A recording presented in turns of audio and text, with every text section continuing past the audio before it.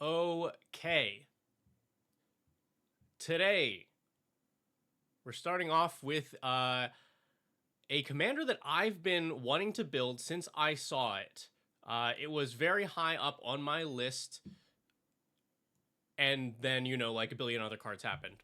I'm still working on my own list for this deck, but this was submitted by Moj, Emmett Sulk of the third seat, not the one that everybody thought was going to be super broken, and then I've never seen anyone play.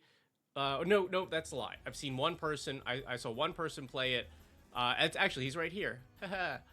Emmett Sulk Unsundered was the one that got all the hype, and I've only seen one person play it, and they played it in CEDH, and it was okay. But no, we're talking about the one that I think is more interesting.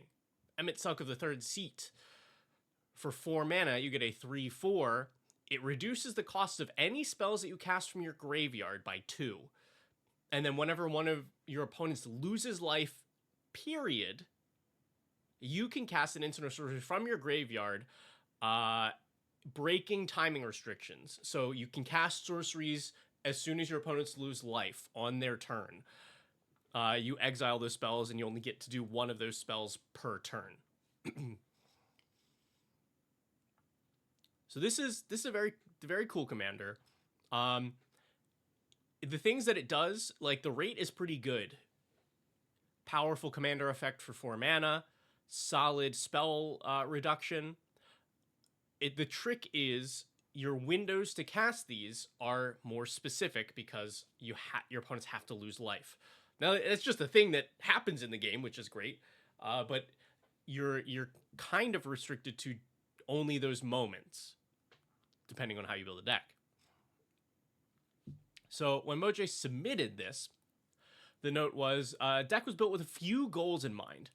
1, almost never interact with the board.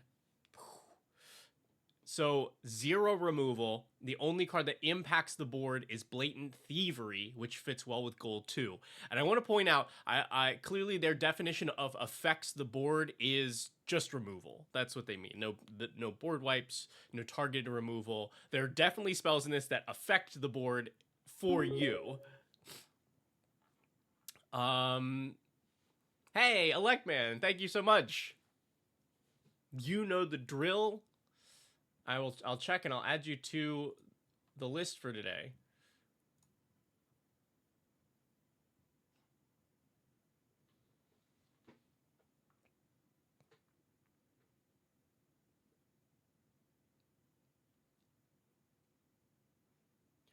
All right, and I believe that I've got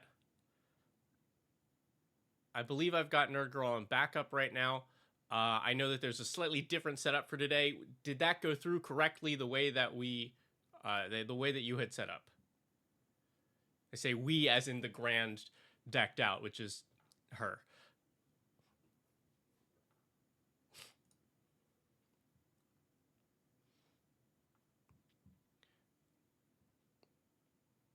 But yes, I have you and received, Electman. Okay, so right, Moj's goal 1, no removal, which is a nice thing to be able to say when you sit down with your Dimir deck, to be like, hey, just a heads up, I can't touch your stuff. Like I have a single spell, that's it. So just keep that in mind, because it helps to buy you a little bit of time, a little bit of grace. Goal number 2, cast a bunch of big, dumb, idiot, blue and black sorceries. I'm reading this word for word. Cast a bunch of big, dumb, idiot, blue and black sorceries from the graveyard that just cause chaos, especially on other players' turns. Examples include, and here we can just point these out right now: Traumatize, mill half of one player's graveyard at instant speed, Cruel Entertainment, which it's a lot of words on the card. It means that 2 players control each other's turns. And Profane Transfusion, swap 2 players' life totals.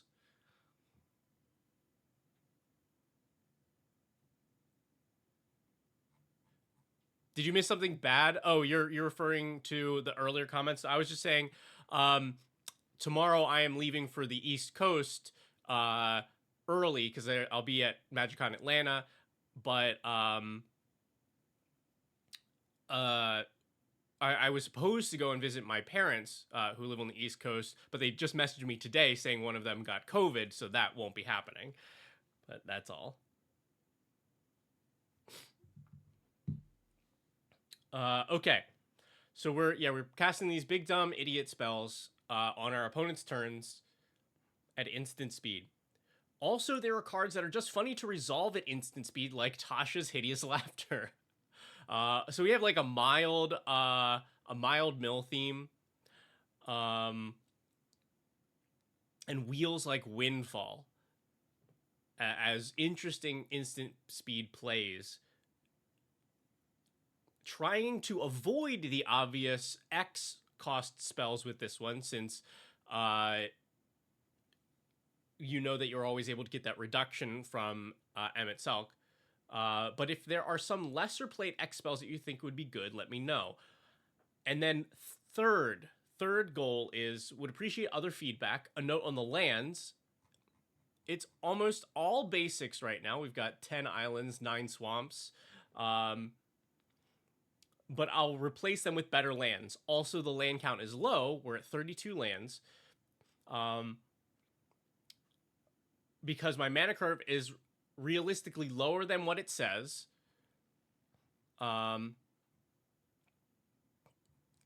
Let's see, where's our yeah, here we go. Average mana cost is 2.08 and 3 point. It's 2 and 3 without lands. Realistically lower than what it says it is, thanks to the big discounts that you get from Emmett Selk, and there are 13 mana sources in addition to lands. Okay, let's break this thing down. I'm really happy to get to look at one of these decks since I have this on my short list to build myself. We've only got 8 creatures since we are very instant and sorcery centered. We have some of them help us to set up the Emmett Selk trigger when our opponents lose life.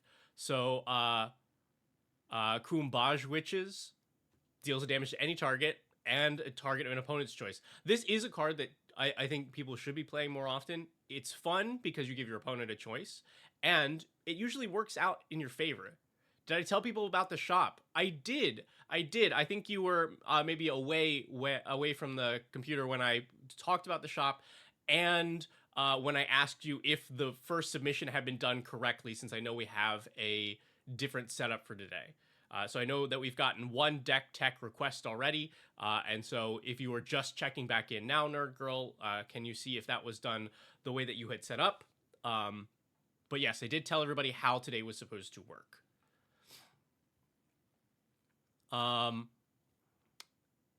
We have Kumbaj Witches.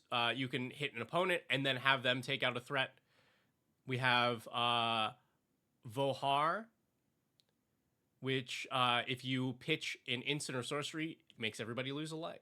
Each opponent lose a life. That works out great. And then Scrawling Crawler dings opponents for 1 to make sure that when they draw a card, so you're certainly getting that trigger at least once per player's turn, and this makes me very happy. Tim the Enchanter, or the old Prodigal Sorcerer, is it the most efficient? No. Is it cool? Yes. This will allow you to hit your opponent for 1 and set that up. Yes, Nerd Girl, wanted to check. So that donation, I believe, is the one that was for the request for today. Is that the correct way to do that? Or because maybe I don't know if it is maybe more obvious or less obvious where the correct thing is. I did state it at the beginning of this, though.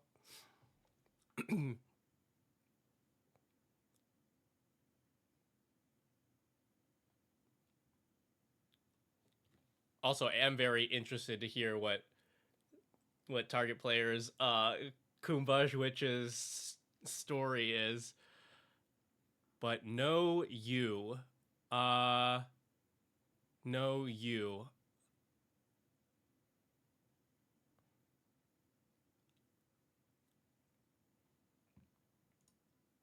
Okay. Also, I don't know if that's not the way that we were doing before.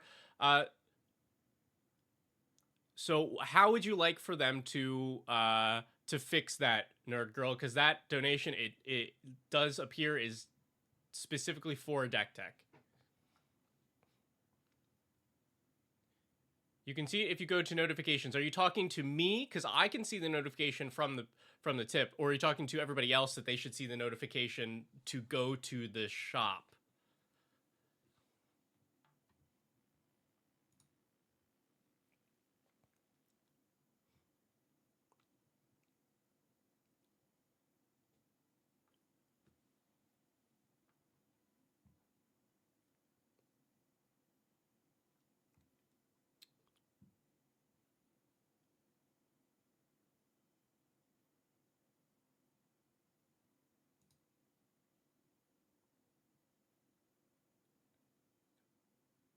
Yes. Okay. What is there? Is there a specific thing that you would like for Electman to do to adjust that, or are you? Do you have it on your end?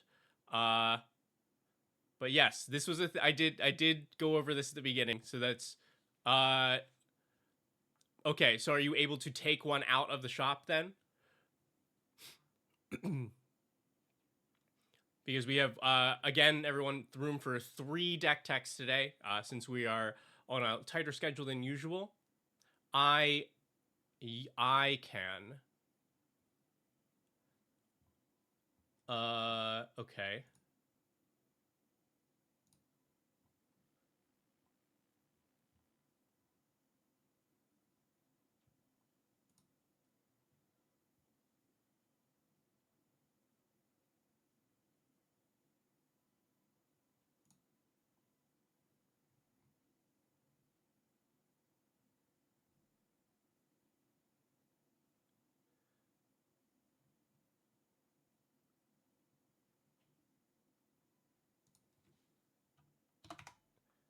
Okay. I'm also going to I'm going to adjust the other thing that I saw as I was scrolling down, which says 2 decked out members will do a deck tech. I'm pretty sure that's just me now. All right, and then save changes.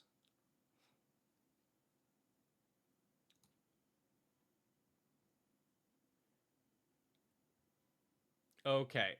And then oh, that's there.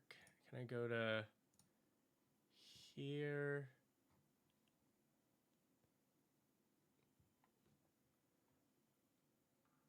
Did you have a deck tech on today? I did not see one on the list.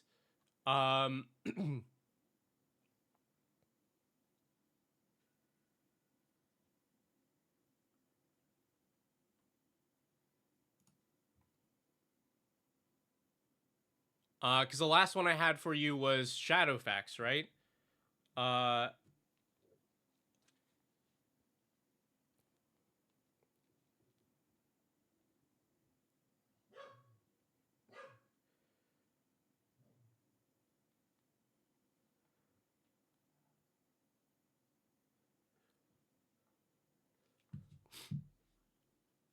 okay. Did you have one submitted?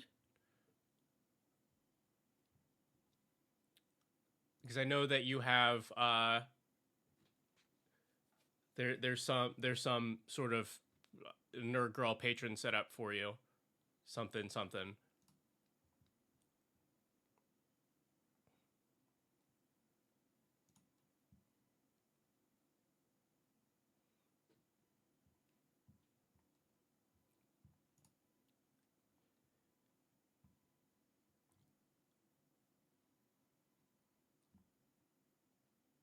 Okay. Ooh, I'm sorry to hear that.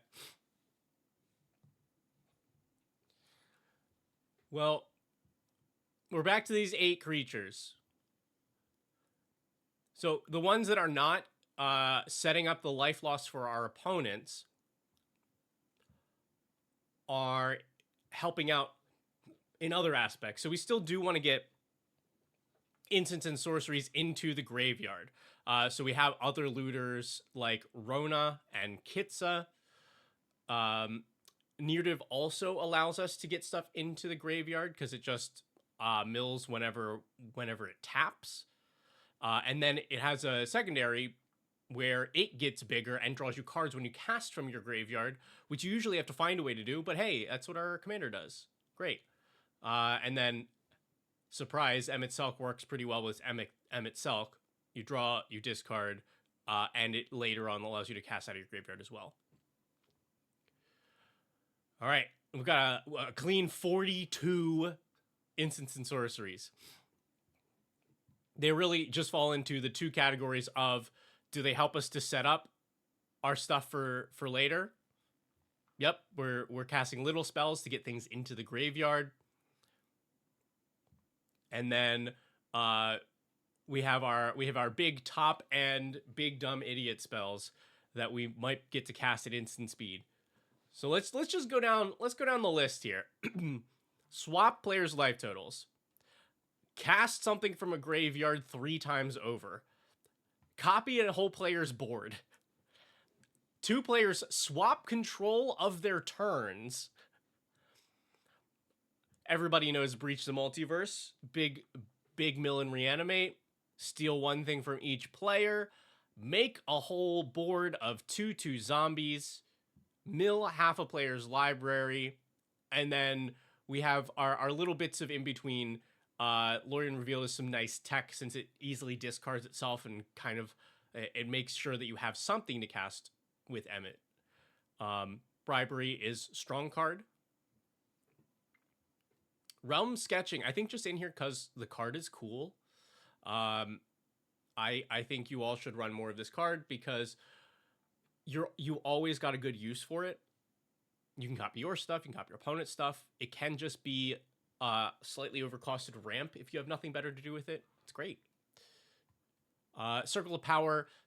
So this produces a wizard token, which you can also use to ping your opponents, so to set up the Emmet Selk trigger. Nice.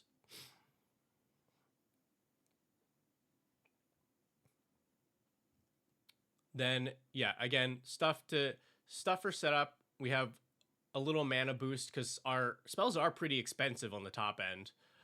Things to protect us, like preventing all combat damage, phasing out our stuff, fading out our stuff. And then, you know, your typical counter spell suite. Boom, boom, boom, boom.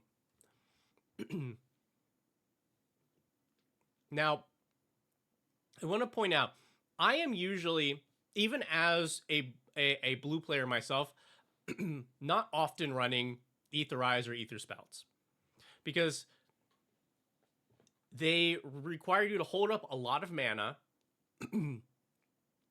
to stop 1 player worth of thing. You probably don't have enough mana to do another super relevant instant after you've cast one of these. So if your next opponent goes, all right, then I'm going to swing all my stuff at you, and you play your Aetherize, then the next 2 players are free to do what they want. So they're not auto includes. However, this deck wants to hold up mana always. It's always waiting to play stuff on opponent's turns, because that's how Emmet Selk works. And it reduces the cost of these from the graveyard. So that already gets rid of 2 things that you're worried about. Paying a lot of mana, and the game plan in general leans into this. But as a bonus, all you have to do is discard these cards. And then it is public knowledge. Every one of your opponents sees, oh, there's an Aetherize in their graveyard.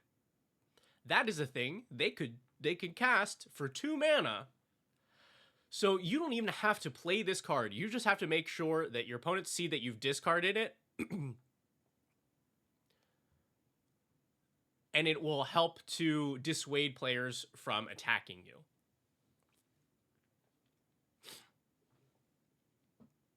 Why you say, why not Aether Spouts? I mean, that also is right here. We have both.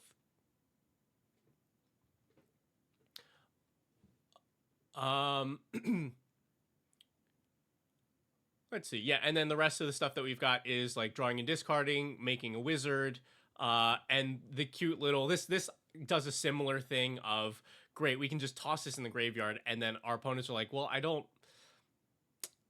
it doesn't make sense to attack, I guess, if my whole attack can get redirected. Artifacts, ton of ramp, so much ramp. Soul Ring, Signet, Collector's Vault ramps, Signet, Felwar Stone, Jet Medallion, Sapphire Medallion, Talisman, Cryptolith Fragment, Thran Dynamo, Mind Splice Apparatus, sort of. The only other things in here, Black Mage's Rod, Wizard, does damage. Barbed Wire does damage each player's upkeep. So we're getting Emmett Sulk openings. Then we have enchantments. Black Market Connections is a card. Forsaken Waste, another one. Each player loses life at upkeep. So this one, we make sure that we've got those openings. It's also funny. Is there an updated? Yeah, there's not an updated text for this. If Forsaken Waste is the target of a successfully cast spell, that spell's caster loses 5 life. I just want to. I'm just curious. I want to know what the current text for this is. Forsaken Wastes, was that it? Yeah. Okay. Whenever this enchantment becomes a target of a spell, that spell's controller loses 5 life. That's funny.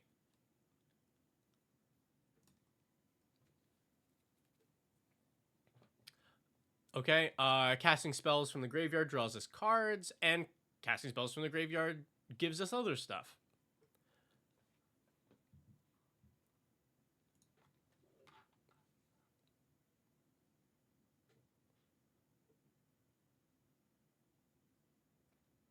So let's talk. We have these 3 goals. Not blowing up the board. Cast Big Dumb Idiot spells at instant speed. And then this talk about the lands. Let's get the lands out of the way first. So we're running 32 lands. Bunch of basics, which we will not talk about for now, because it sounds like Moj will be updating this with stronger mana base, which you don't honestly even really need here. You're in 2 colors. You have an even distribution. You've got, like, this is fine. But the reasoning for this low land count is there are all of these mana rocks. And the curve is actually lower because we're casting these spells at a discount. No.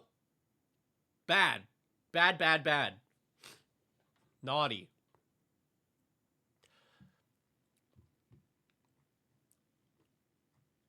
Because 32 lands is less than a third of the deck. So that means we are likely to have missed a land drop by turn 4. You start with 7 cards. Let's say 2 of those are lands. You by turn 3, you've drawn 3 cards.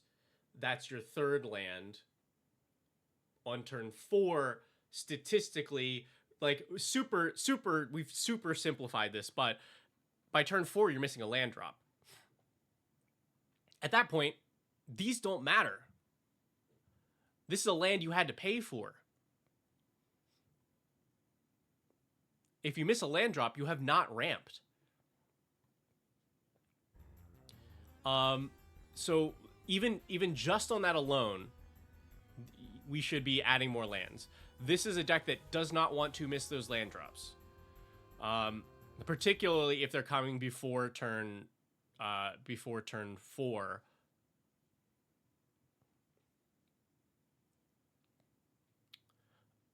The other thing to consider here is we are casting stuff at a discount because of our commander. But our commander lets us do this constantly. Why would we not want to cast more spells? The more mana that we have, the more spells. I've mentioned this before, but there's a misconception for decks that draw a lot of cards. Like this one draws a decent number of cards, or has access to a lot of them, because we're looting to get them, and we have access to our graveyard. That you don't have to run as many lands because you'll just draw them. No. It's more important to run more lands in those decks, because getting to see a bunch of cards means that you'll always have things to play. Think of it on the other end of it. Like, sure, you may draw more lands than you're able to use, but it's not only lands. You are guaranteeing with your card draw that you always have things to play. You do not want to miss land drops, because the resource you have a lot of is cards. The resource that you don't want to be missing out on is mana. But yeah, yes, there is the high tide with a low island count. Yeah, it's not the greatest, but if we say 10, 11, 12, even if it's only providing like the same that a dark ritual would, that's okay. It doesn't have to be incredible. Elect Man, we have not hit the cap yet. We only have yours, but just as a heads up, the format for how we do this is changing. You should be able to see in the shop the item to get.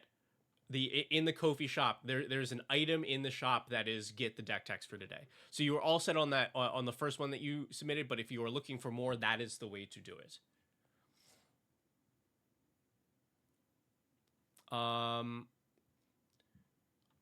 Okay. What happened to my music?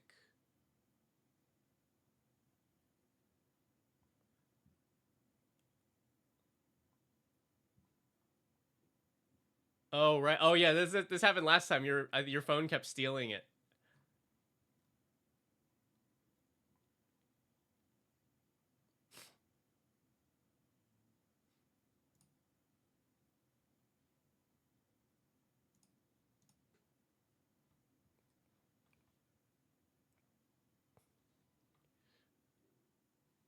Okay. So yes, this deck should just be running more lands. At least an average number, if not more than that.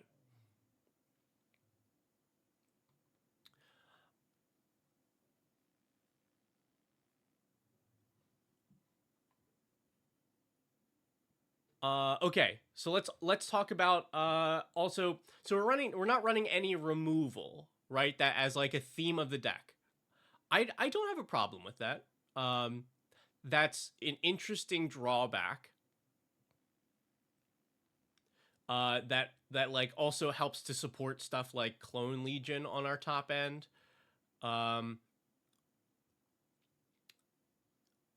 You do have to kind of figure out like what do you do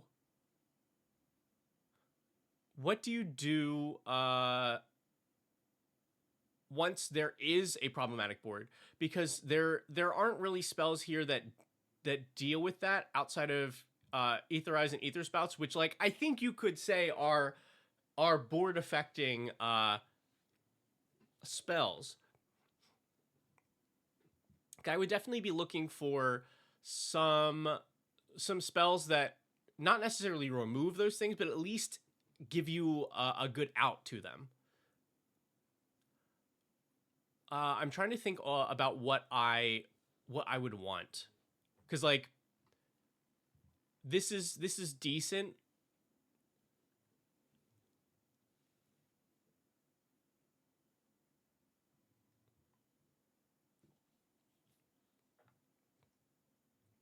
Yeah, I'll think about that for a second, but I think it's a thing to consider here. They were looking for some other suggestions for big dumb idiot spells though.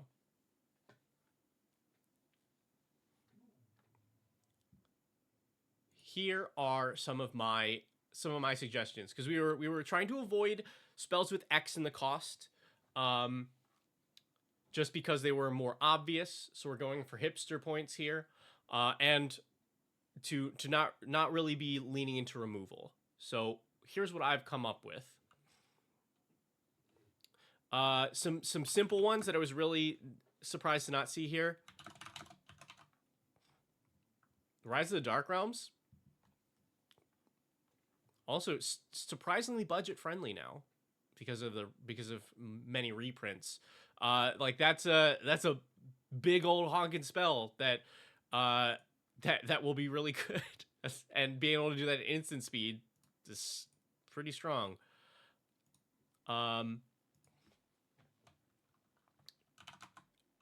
Not as nice on the wallet. Seagate Restoration just seems like a really good card for this deck, since it's both a big old spell and a land. That's pretty straightforward. Oh,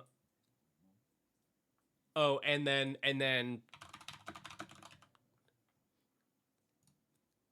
so these were the obvious big old spells that I could think of. Enter the Infinite, draw your entire library, put one back. It's cool and flashy, and doing that like at instant speed is real silly. But those are like, everybody knows about those big old spells. What about Great Intelligence's Plan? Draw 3. Opponent chooses to either discard 3 cards or let you cast a spell from your hand for free.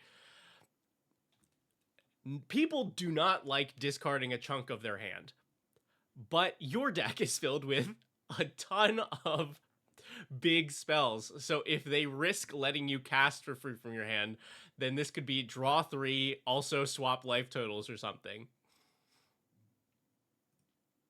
Also, very budget friendly. And you can blame it on the opponent when they make the wrong decision. It's like, I gave them the option. They let me cast for free.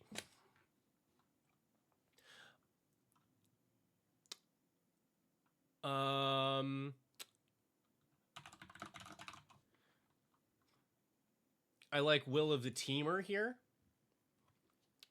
This cares if our commander is on board, but that's kind of the plan, is to cast spells when our commander's on board. So we can make a token copy of anything, but also turn into a dragon and draw some cards. Now, the draw is usually not going to be that big, since our largest permanent is like 4. But this is always going to be cast when our commander's out, and I think draw 4, make a copy of anything is pretty great. I like this spell.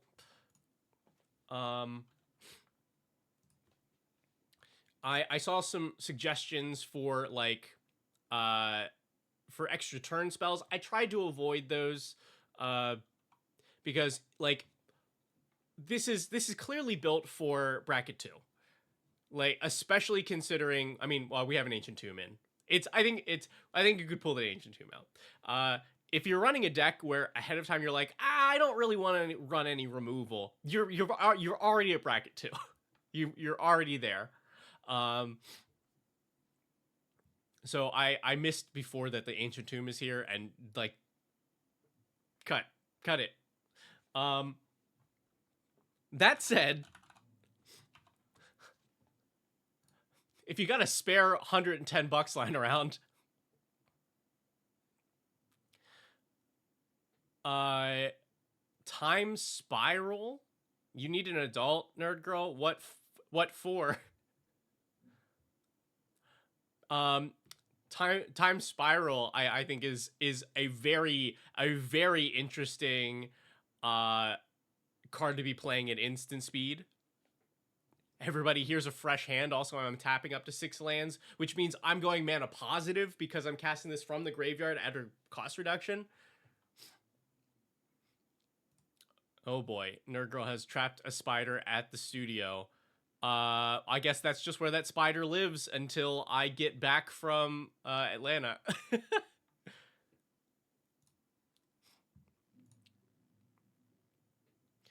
All right. Any other deck techs between now and yours? There are two. We've got two, and then let me actually put yours up on the screen. But yeah, that's what we've got lined up for today.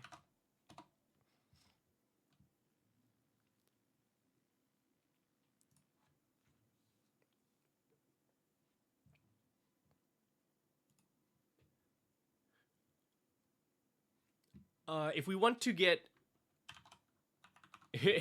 real mean with this, you could run Repay in Kind.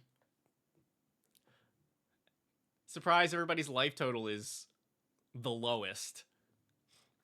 This also seems like a really funny instant speed card to play because it makes combat very strange.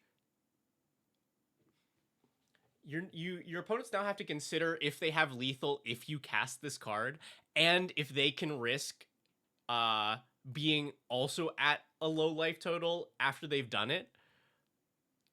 I think this is very, very, like, this is totally what this deck wants.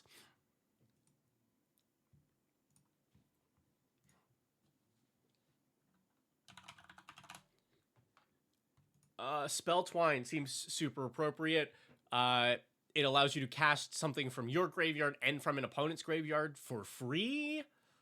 It's just more of what we're doing, but also hitting our opponent's graveyard.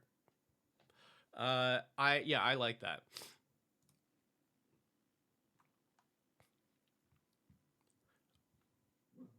Now I have to point out, I think you have to make sure that your table's okay with a card like this, because not controlling your own turn in whatever form that it takes is a thing that can be super tilting and can be really fun.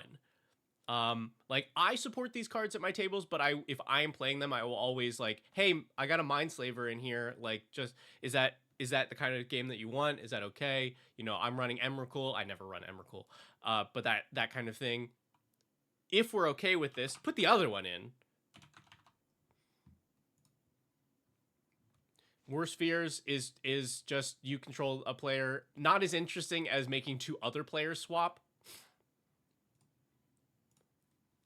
But we've got it in spell version.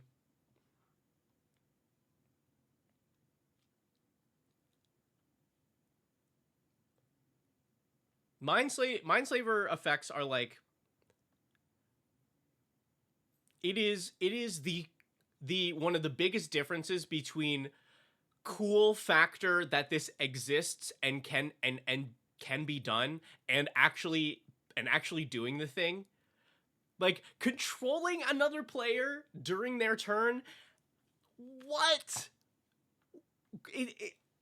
Is there any other game that lets you do that? Because that's so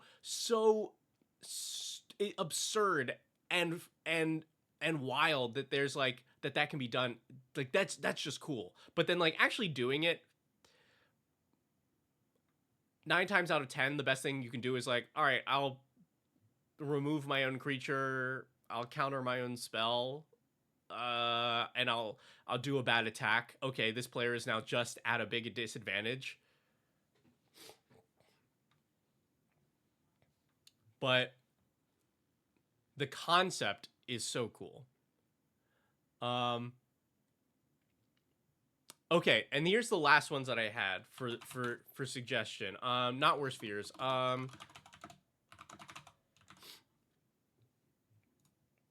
Hunted by the Family. You choose 4 creatures you don't control, and then the controller chooses for you to either make a copy of it or to turn it into a 1/1 with no abilities.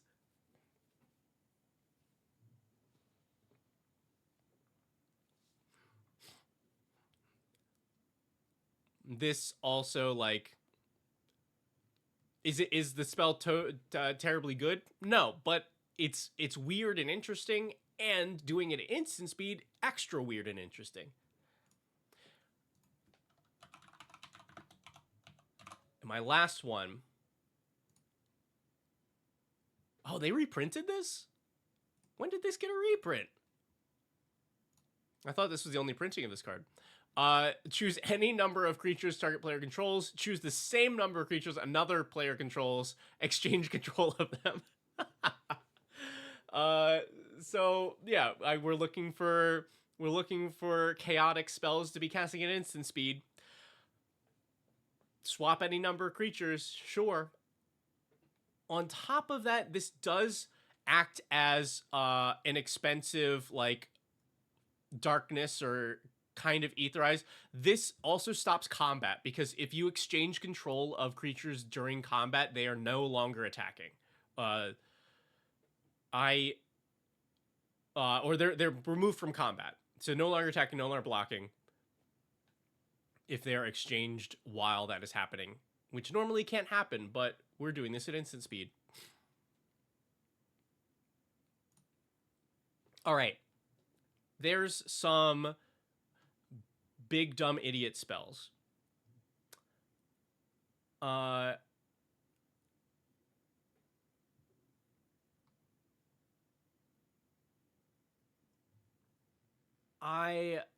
talked about lands.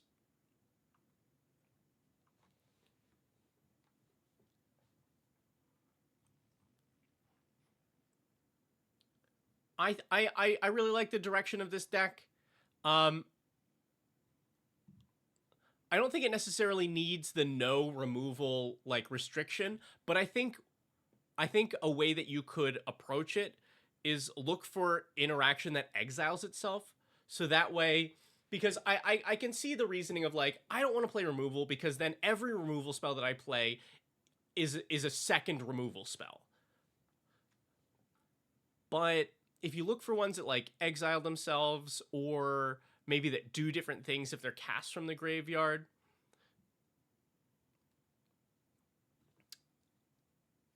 would be a way to include it.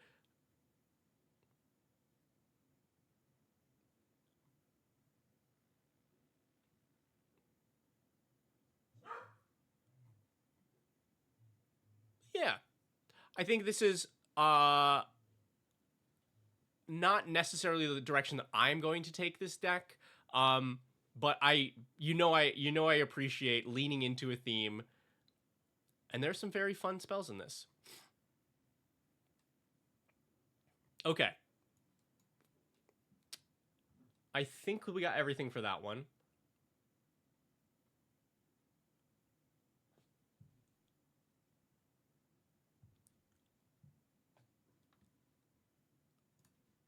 Let's head to an old classic. This is a Prosh deck submitted by Dead. Prosh. This is still one of the most popular Jund commanders, but this came out a while ago. Was the first printing the actual precon, right? Yeah. Commander 2013. Bob the Princess, yes, I agree that the mana rocks that untap during other players would be very good. But we can't be adding mana rocks. We just said we have to cut back. This commander, Prosh, has been around for a while, but still gets the job done. So 6 mana for a 5/5 flyer. When you cast it, you make a 0/1 kobold for every mana that was spent to cast it. So it scales with commander tax. Did you spend extra 2, extra 4? You also get that many extra kobolds.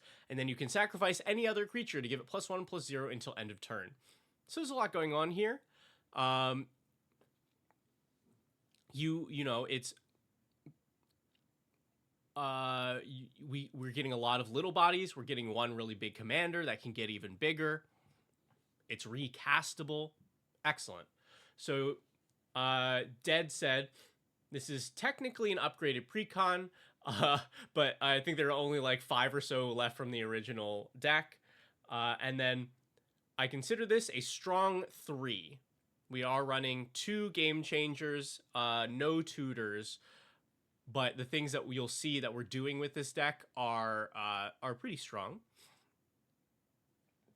Looking for 3 to 5 cards to replace, and I had some suggestions, and then stopped buying cards around a year ago, so prefer suggestions from before that. And then food chain is missing on purpose. So if we take a look at food chain, not in the deck. Was this was, yeah. Okay. Food chain, you exile a creature you control, you make mana equal to its cost plus 1. This goes infinite with Prosh.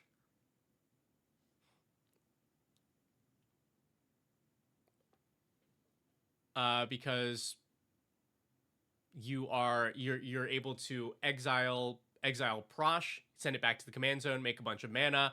Also exile the kobolds for the to pay for the extra tax, and so you keep recasting, making infinite casts, infinite kobolds at the very least, and infinite creature mana because of the extra kobolds. So yes, this is purposely not in there because of that. So let's take a look at this beautiful deck. A full suite of 1 mana dorks.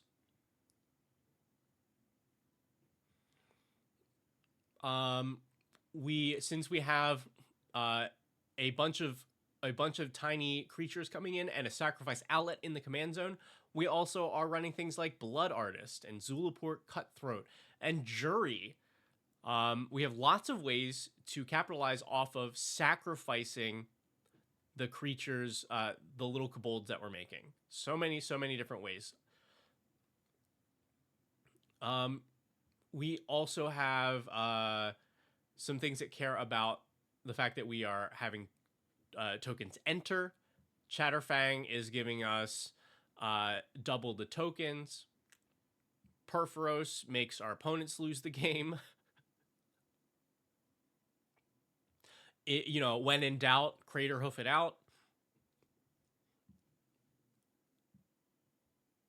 And then also, like some other things that care about our tokens. We have a handful of haste enablers. We have Enduring Courage, which I think is so good here. Hastes Prosh and Pump, haste all of the kobolds and gives them +2, so they are actually relevant in combat. Bloodsworn Steward, also Prosh haste. And then I feel like I've not seen this in a commander deck for way too long. Goblin Sharpshooter is excellent.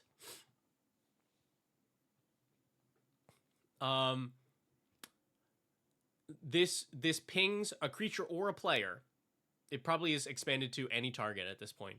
But untaps anytime any creature dies. I don't know why I don't see this card played more often. I just haven't seen it for a long time. Let's see. And then, Robert Prince, would you agree this is a 3? It feels like it would be a 4 with a lot of the individual cards that are in it. Remind me. We'll get back to that once we've gone over the full list, because I want everybody to see exactly what's in here before we make that judgment together.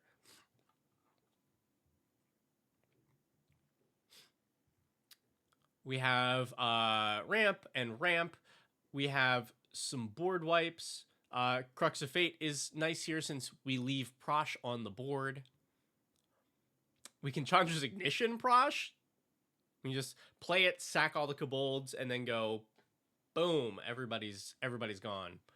And then also taking advantage of very large power. Refill the hand. Seize the Spotlight is interesting here. This card I think is great.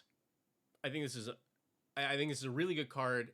What you get for the rate is strong, and it's relevant at most any point during the game. So I don't fault anybody for running it, period. I don't know necessarily what it does for the deck here. Because if we play it early, what we really want is the card draw and the treasures. But if we play it early, players are less likely to have creatures that they like don't want you to have. And then later in the game, we want to be gaining control of creatures, so that we can sacrifice them to Prosh or our other more expensive sacrifice outlets. But at that point, they're probably just going to give you a card and treasure.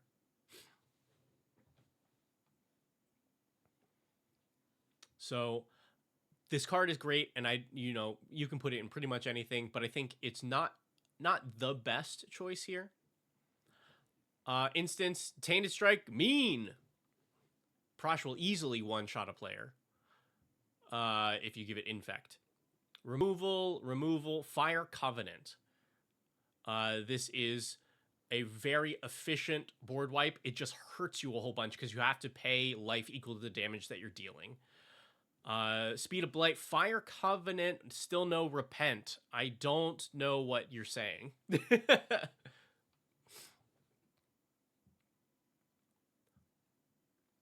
Artifacts, it's ramp and haste enablers. That's it. Ramp and haste enablers. Easy as that.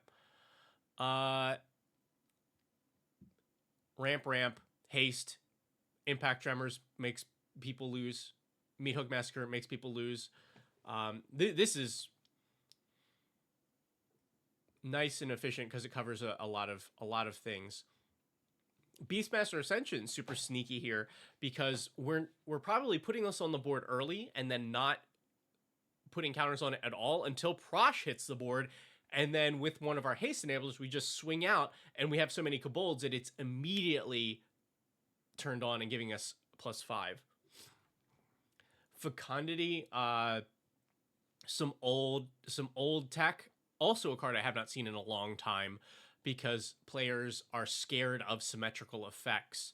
You get so much more out of this than most other players, but it is symmetrical. Whenever a creature dies, the creature's controller draws a card.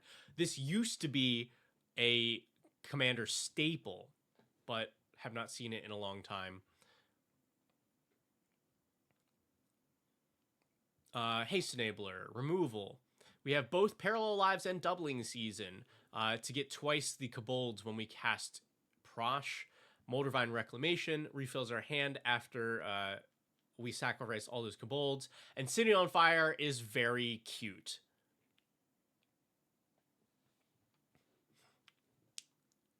We are not casting this before Prosh. We're easily casting this after Prosh.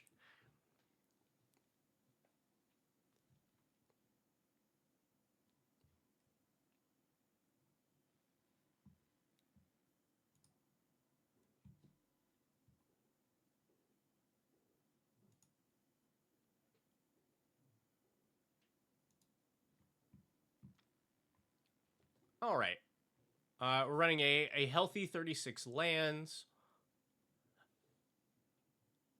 Okay. So let's go over some cards that I would cut here, and then some suggestions for what you could put in their place. We already talked about Seize the Spotlight. I would put this on my cut list only because it does not quite work into our game plan. It is just a good card and it's not holding this deck back at all. But I would cut this. I would cut Bloodsworn Steward. Now this was a note that Dead included as well. Would probably cut some of the haste enablers because they don't do much else, and they're often drawing more than one. Yeah, that was also my experience playtesting this deck. I think this is definitely the weakest haste enabler in this deck, only hasting our commander and costing 4 mana.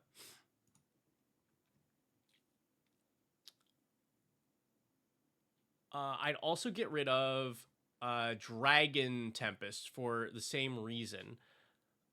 We don't have a lot of creatures with flying. This is really only hasting our commander, and the second part also doesn't really matter.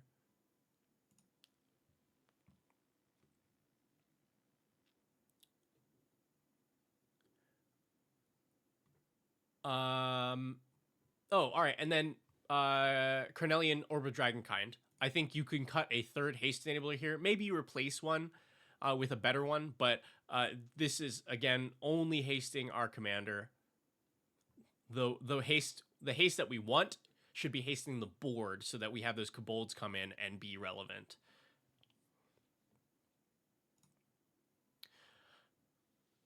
I would also cut some of these rocks. We have a lot of ramp in this. I believe the number was over 20 pieces of ramp in the deck. You don't need that many. To me, the weakest ones were the signets.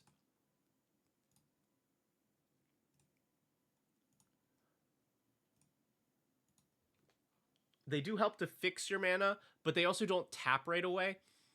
So, like, getting a Talisman of Impulse or Talisman of Resilience that can tap for green immediately allows us to cast one of, we have like, what, 6 or 7 one-drop spells? Yeah. That's a big difference to be able to ramp twice in a turn. I would replace, like, Indulgence with a, like, Nature's Lore or something, but we don't have to get that specific. I just think that the signets here were the weakest. And this one I know it might be a little surprising. I would cut Blood Artist here. We do have this sub theme of, like, draining our opponents out because we're sacrificing our kobolds. But if that is what this is used for, I think this is the weakest of those effects in the deck. Zulaport hits all of our opponents. Mirkwood Bats is double duty. It cares about them being created and sacrificed. Mayhem Devil allows us to hit creatures as well. I think Blood Artist is pretty weak here. We're also not super focused on destroying our opponent's stuff, so we're not getting that that extra bit out of it. I think the other effects that we have that do that thing are fine enough for the deck. So that's 8 cuts. I think I'll pause there. What could we add here? I'll start with the straightforward ones that I would usually see in a deck like this. Skull Clamp. I mean, we make a bunch of kobolds. That one's easy. This is also a way to crunch them up, get those death triggers, and draw some cards.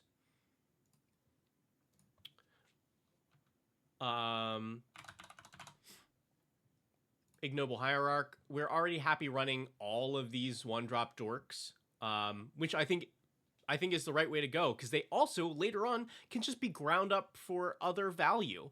I really like the ramp being on creature bodies for the most part, and I was surprised to not see the Jund one here. Like, we also, like, we have an the option to kill with Prosh commander damage. So this one, the Exalted, is even relevant.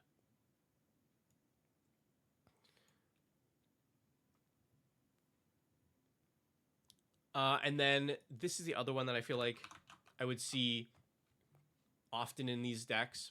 Mahadi. At your end step, you make a treasure for each creature that died this turn. So it makes the Prosh turn really like free, essentially. So you can play Prosh, sack all the kobolds for whatever purpose that you want, and then at the end of the turn, you're making all of that mana back.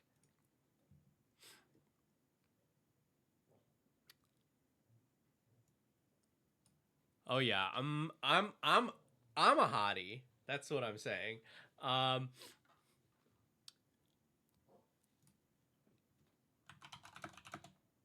don't know if this card is within the time frame where Dead was still buying cards, but we certainly benefit from haste enablers, and having one in the mana base is so good. This card is so good.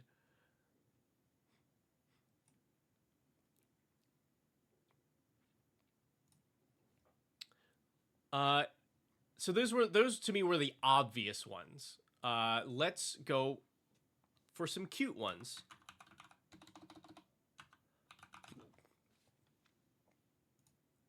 Lagomos. I like this card. It's like for tutoring in brackets 3 and lower. I like tutors that are either specific or make you work for it. And this one is perfect. I can tutor for anything just by tapping. And it's reusable. But you have to have 5 creatures die in the turn. Which you can do maybe multiple times. But you're certainly going to be able to do it the turn that you play Prosh. It also provides a little extra with making a 2/1 elemental to sacrifice every turn. I like this here. Hall of the Bandit Lord, also a good way for a haste enabler. It was a little trickier for me to recommend it in a 3-color deck. But yeah, it would definitely be within the time frame of before a year ago.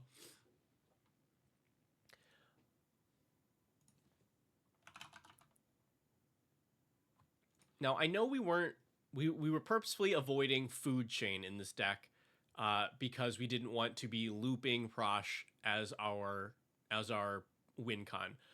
But I think we can get a little Food Chain as a treat, right? If we run Burnt Offering here, then we can sacrifice Prosh to make red and black mana equal to its cost. This helps us to... Had a hair on my nose.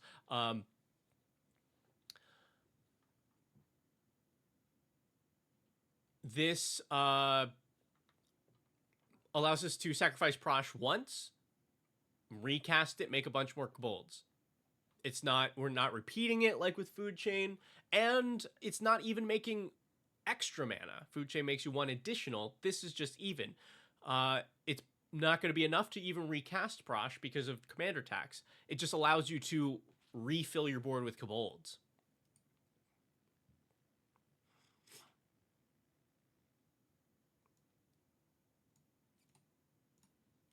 Am I actually... Is Metamorphosis better here? When Metamorphosis, add mana equal to its casting cost +1 to your mana pool. Any 1 color. Okay, so I would say this also... so this gives you an extra mana, but it only lets you do mana of a single color and only for creature spells, but either of these do the thing that we're looking for.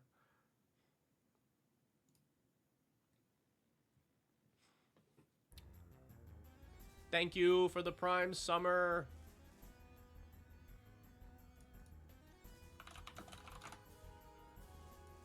I like body count here. This is Spectacle for 1 black. Draw a card for each creature that died under your control this turn. We probably have Spectacle easy because of effects like Sharpshooter or Cutthroat, Mayhem Devil, or just hitting them in the face with Prosh. And we're already happy to run like Moldervine Reclamation, which costs 5. Why not refill our hand for 1? This is I think a super underrated card that people should be playing more of. Like, Spectacle is so easy to set up, and this is an absurd amount of card draw for that. And then here's the Nerd Girl special.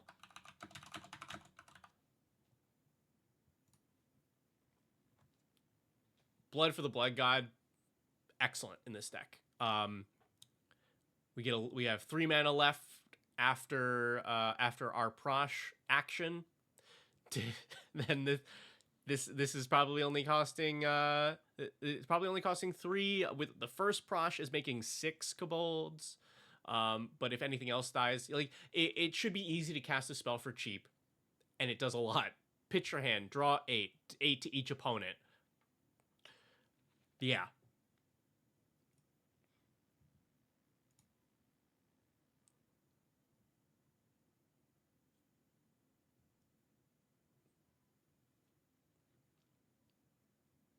Yeah. This to me, this is such a nice example of what your like the average commander deck was like 5 years ago, maybe more.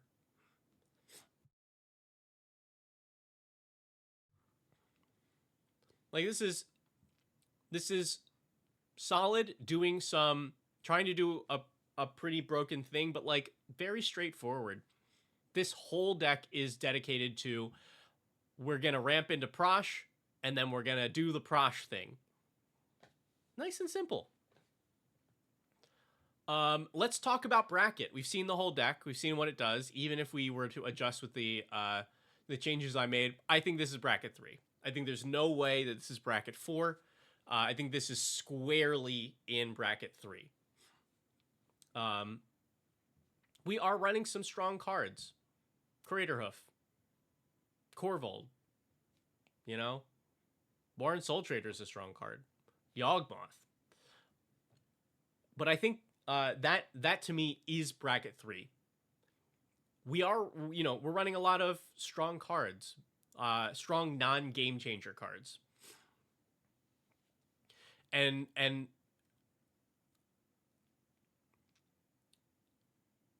that's I think for me bracket 3 is like I'm running cards that can contend with a few game changers being in the game. Like Yawgmoth is not Rhystic Study, but if I know that I'm only seeing a few cards of that power level, then this hangs. This totally hangs.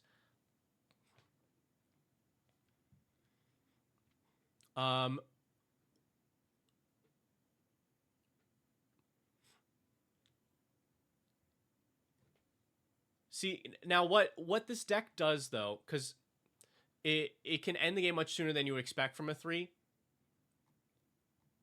I don't think so. I think it can try.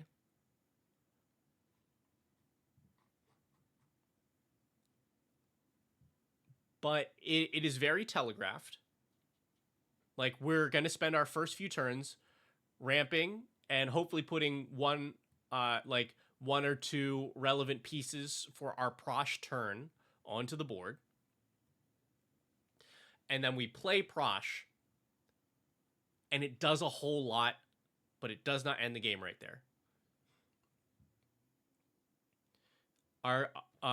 From my experience from just goldfishing this is that when it does the Prosh thing, if it does it like on curve, it does a bunch that is not game ending.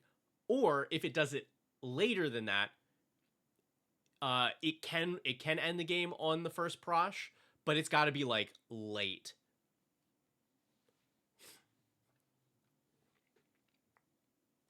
I really don't think that this deck is full of those kind of wins, because the of what you have to make choices along the way of, am I ramping, am I putting a relevant piece on, and I think it needs like at least 2 or 3 things like that are supported by the by when you cast Prosh to actually end the game there.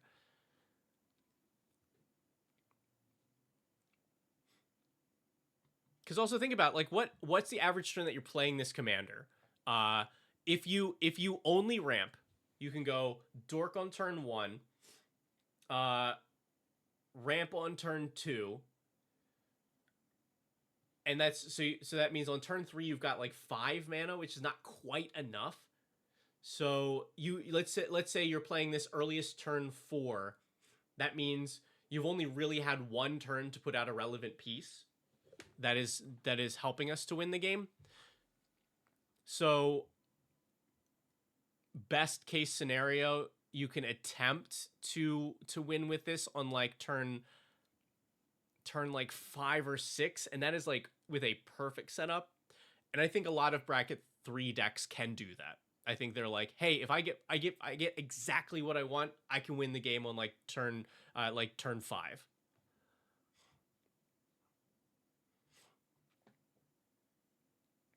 But I think this has a lot of powerful cards that do not equate to a win that fast.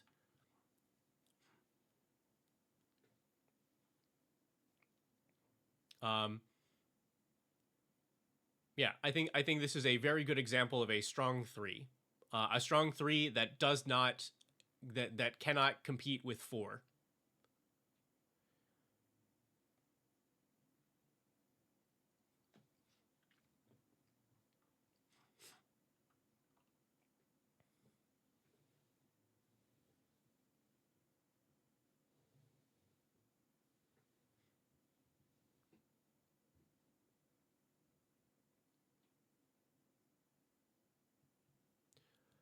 Yeah, and I do think it's important to point out that like this deck might be able to end a game on turn like 5 or 6, but that is the Christmas land. You have not touched any of my stuff. I have gotten exactly the cards that I wanted.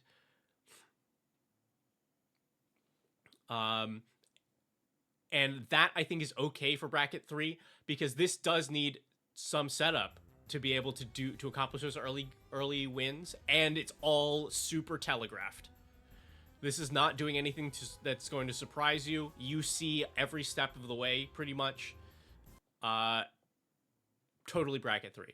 Targ, there is still space. There is still space. I believe we have 2 slots left for today. And Glass, thank you so much for the resub.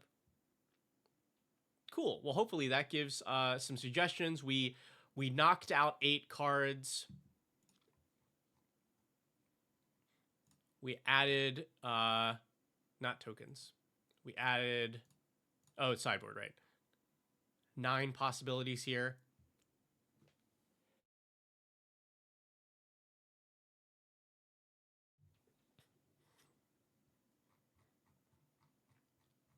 Yeah. It's interesting. It's like looking at a time capsule, a commander time capsule that randomly has, you know, like Duskmorn and MH3 here and there.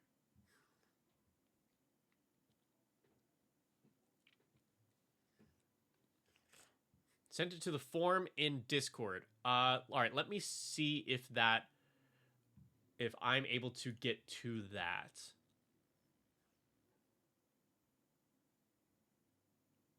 So I also don't I'm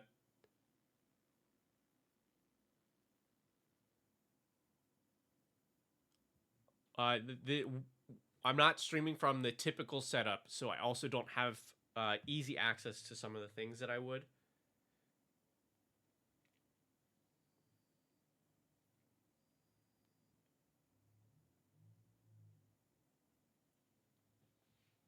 But that we might be able to make that work anyway.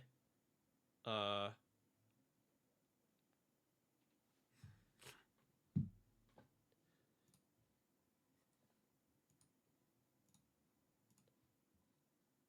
just need to figure out how to get to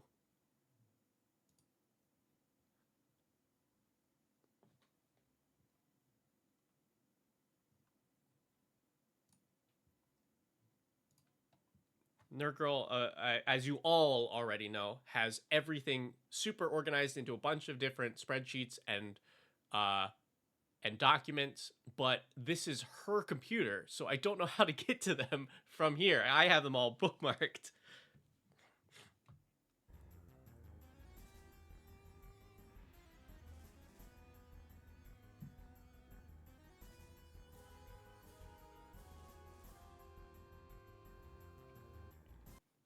But hello, everybody.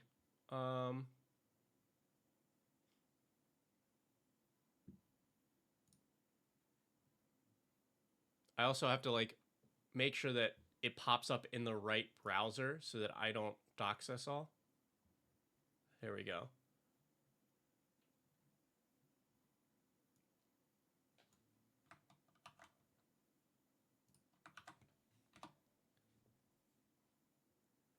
Okay, yes.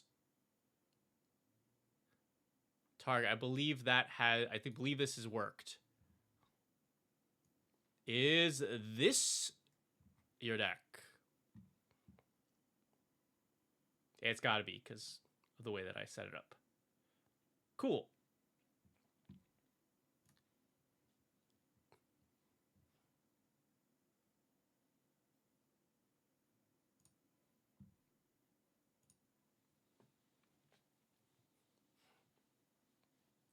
I could have my bookmarks on her computer, but normally her computer is not the one that is here at the streaming setup. It is just, we're in this whole transition period of things being shipped here and there so that we can set the studio up. But I think we got it.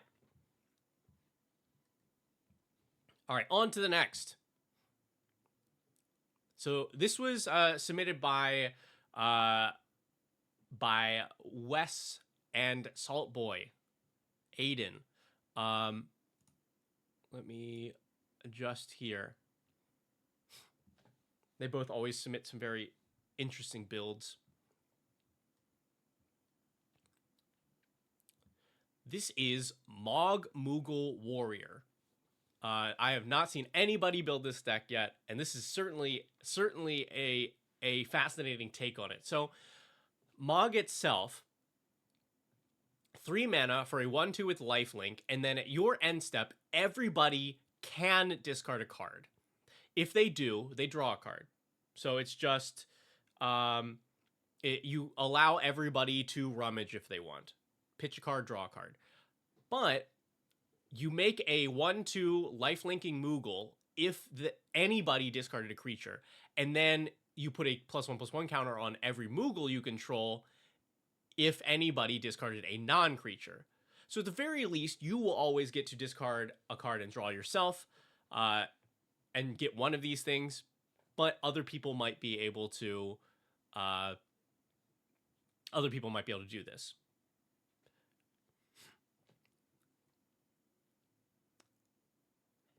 We're going a different direction with this deck, though.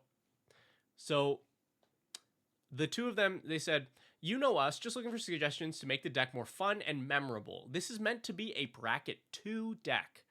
Aiden made the deck as a challenge to make Reanimator work in Boros. This is a Reanimator deck.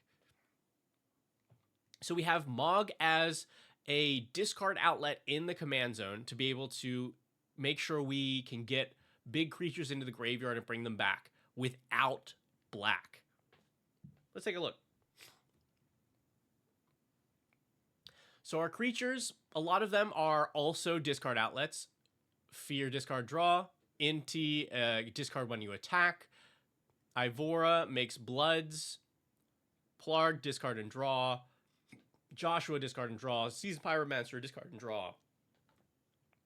Veronica discards and draws. And then we also have reanimate targets, going all the way up through like It That Betrays. Rhea, I like here as a way to continue to reanimate things. Yeah, like, you know, some other heavy hitters. Avacyn. Akroma, what a classic card to me. Like, this used to be the end-all, be-all of top end. But yeah, a lot of stuff. The Angel of the Ruins is nice here since it plane cycles, automatically gets itself into the graveyard. And then our in-between are just like cards. Battle Angel Zatir, Mangara, and then Karmic Guide is one of our reanimate options. Sarah, do you all only review Patron decks here? No, we open this up to anybody. You just go to the Ko-fi link and you look in the shop. If there are any spots that are left available, then we can do that. I believe there are 1 or 2 spots that are still on for today. But yeah, that's how we do it.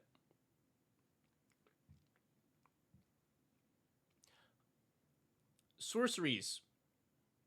So this is where we get our actual reanimation options.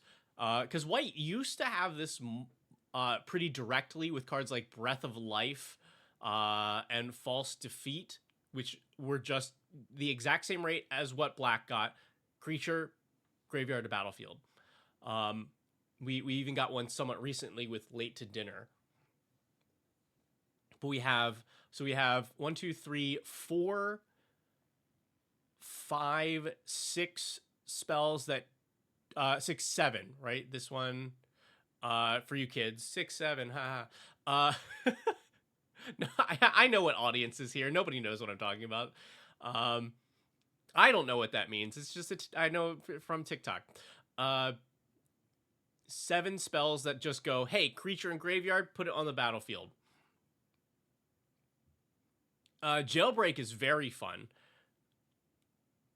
You can reanimate something an opponent has in their graveyard, and then you get anything from your graveyard back that has a lesser cost. The bonus here is this only costs 2 mana.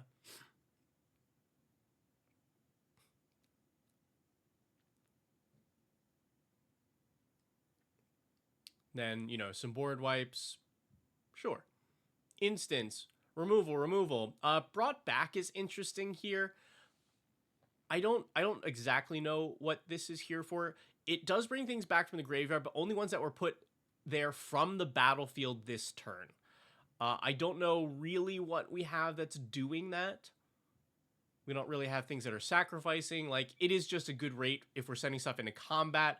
The only one that I saw that has specific synergy with it is Karmic Guide, since it sacrifices itself to its echo cost at your upkeep. The rest of it is just, interaction. And then we do have 1 instant speed reanimate with Miraculous Recovery. Artifacts are ramp. We have some discard synergies here.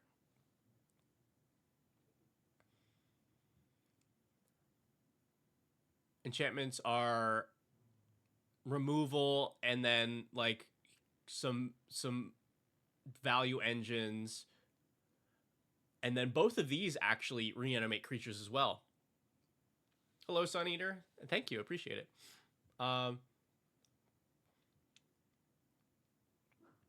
Then we have some lands. Cool. Let's talk about this idea in general. Because we're doing reanimate in a non-black color. White does get this ability, just not as easily. And we're using Mog in the command zone almost entirely for its the ability to discard and then draw. But let's think about how this actually plays out in game. So you have Mog on the board early. You say, everybody discard a card. If you want, you can draw a card. Maybe some of them do, maybe some of them don't. But you do, because you are trying to reanimate your big stuff. You toss out your It That Betrays into the graveyard. Everybody sees what's going to happen on your next turn. And it's your end step, because that is when Mog triggers.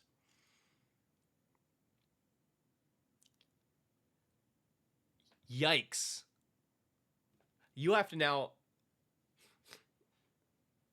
Your opponents see you as a threat because of the potential of what you can do for a whole rotation before it gets back to you and you do the thing. Now, sure, you've got some other discard outlets here.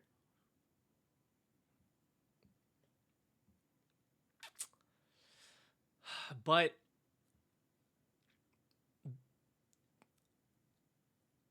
the majority of them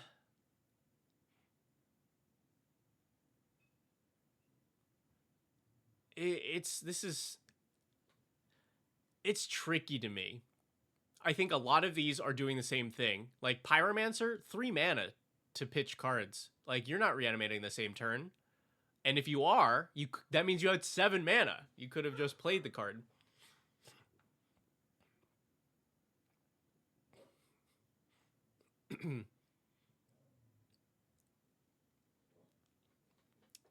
So I would like to see I would like to see a shift in this concept, because I think you can make this deck a little more of a surprise. If you switch the commander to like Plarg, if you switch the commander to Plarg, this gives you an instant speed discard and draw in the command zone. It also even gives you like a different option if you get one of your other discard outlets and you don't need it, then you have Augusta. There's additional upside on it has a second ability that nobody cares about. But I think I'd rather have this as my discard outlet if we're not leaning into anything else that Mog does. Or Joshua. If we're okay with playing this game, like heads up, everybody knows everybody knows what you've got. It's telegraphed. Then I'd rather Joshua. We're discarding cards and drawing that many when it enters, but we have this big play of transforming it that we can constantly do. And the backside reanimates. Once we get to chapter 3, it returns something, or creature cards, plural, that equal mana value 6 or less. And then it resets and does it all again.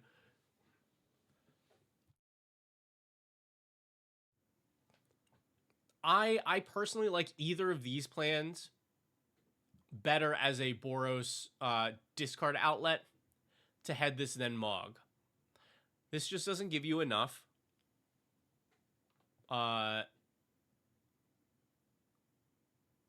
With this game plan, I think. So, like, yeah, there's I think a big difference between having Plarg out at my opponent's end step going, great, and now I'll pitch It the Betrays. Untap, reanimate, go. That's there than there is for something else. I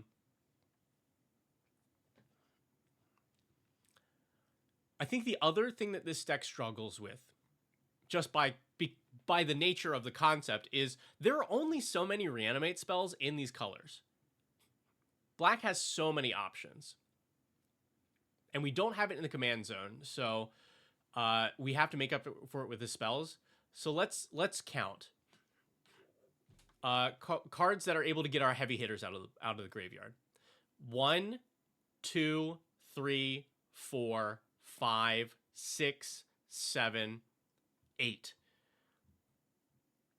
8, 9, 10, 11.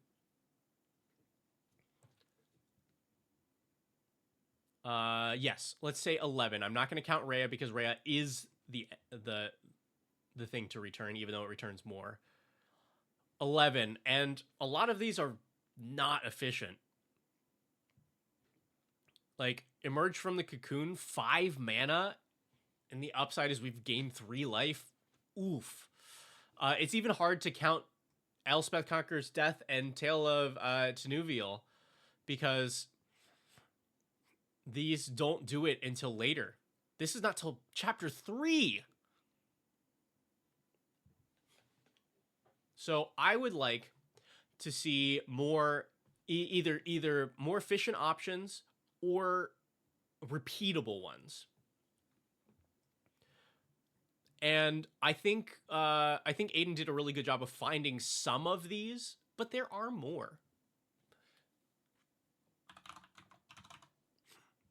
Wow, did not spell that well at all.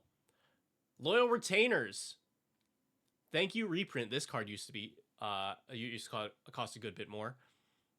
So I think this is the most efficient that you can get. And for like a straight up reanimate effect, it does not hit all of our options here, but it does hit a lot of the big ones. Rhea, Avacyn, Akroma, Gisela, and some of the smaller ones for only 3 mana.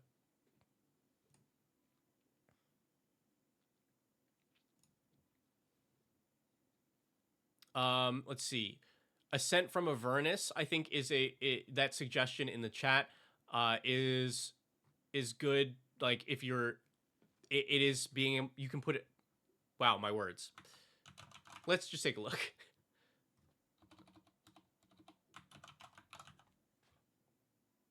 Ascend from Avernus. There we go.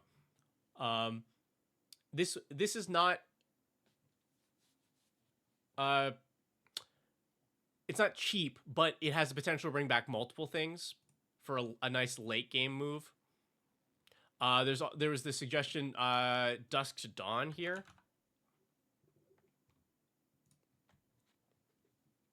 This is pretty okay. It's rough that it hits. I wish that the breakpoint for the board wipe would hit would dodge some of our important pieces. And it brings back creatures with power 2 or less from the graveyard. I think I'd be happier to have that in a deck that can like support it a little bit more.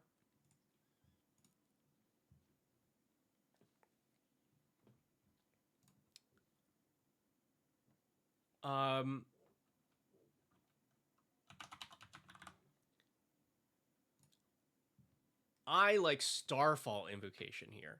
So this is a board wipe and reanimate right after if you gift a card. So this solves 2 of your problems of the earlier turns where you're trying to set up your discard and find a reanimate. This clears everything out and brings you your big thing back that you pitched.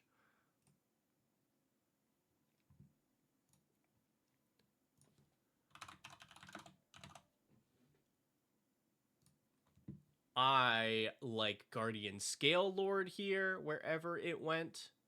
Here we go. So it itself, not the worst a reanimate target. It, even if it just backs up and puts the counter on itself, it becomes a 4/5 flyer with a relevant attack trigger. But this is also repeatable reanimate. So when it enters, if you can put it on something that's of a decent size, it can bring something back, and then it continues to bring things back that might be useful, like our pieces here: Pyromancer, Joshua, Veronica, etc.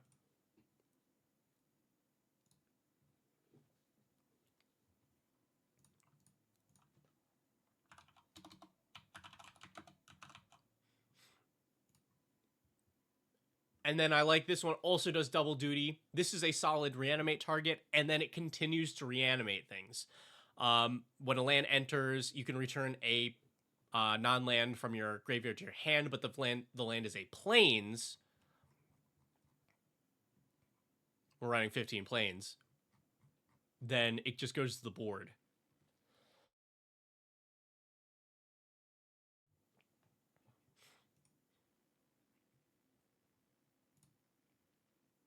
See, sneak attack would be pretty solid here. It depends. Like, I think the card is just straight up good for in this deck. It depends on if you're really dedicated to the theme of reanimate. But yeah, sneak attack is great because it gives you a way to get value out of those big creatures immediately, and then they end up in the graveyard so that you're able to reanimate them permanently.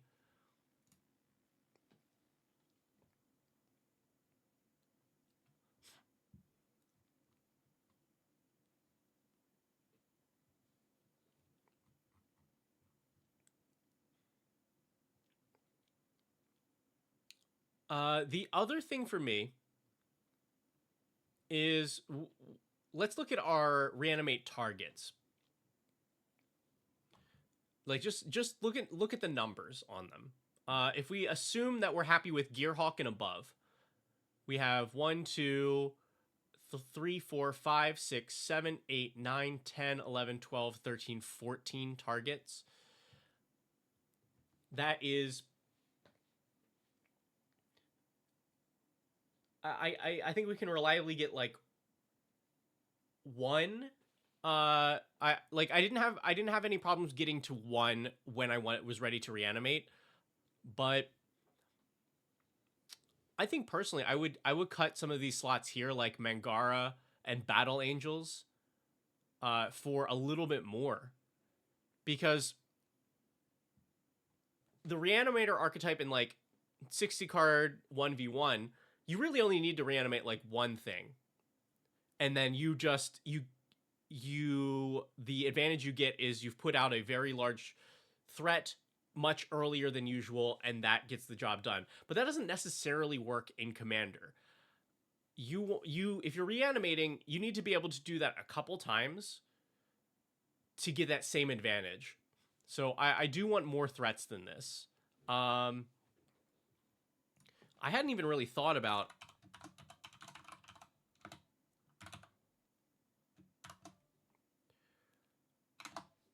what you could do here.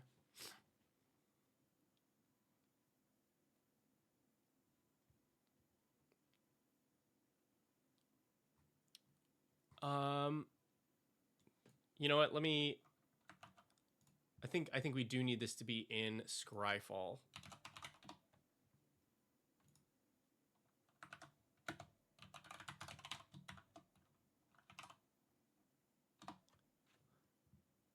All right.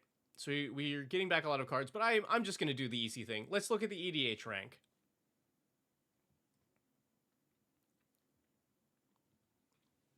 We're aiming for a solidly bracket 2 deck, so I think we're going to avoid Elish Norn. But yeah, give me like Dracuseth. You know?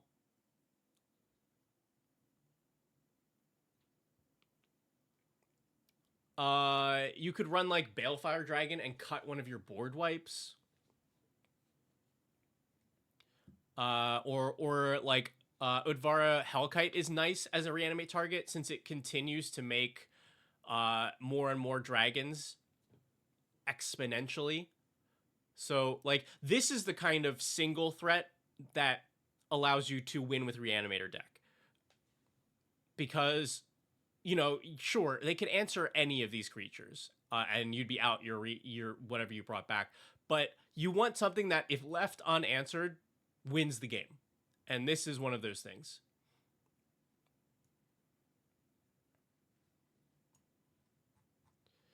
Yeah.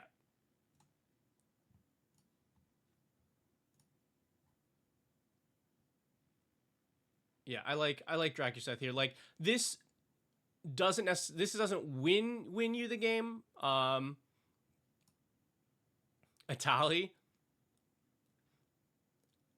I mean, we only can run the original Atali here, and that's I think it's just a fun card. So that would make for a good reanimate target. Also, Zetalpa is a better card than you think it is if you're cheating it out. Like, yeah, exile exists, but it is it still says, hey, that's the only way you get rid of this. Like, this is the deck you run Zetalpa in.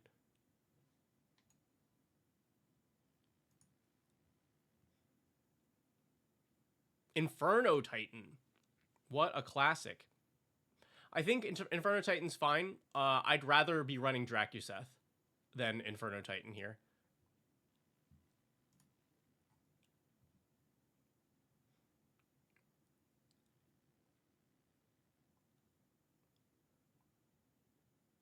Yeah, or like, ooh, like Triplicate Titan.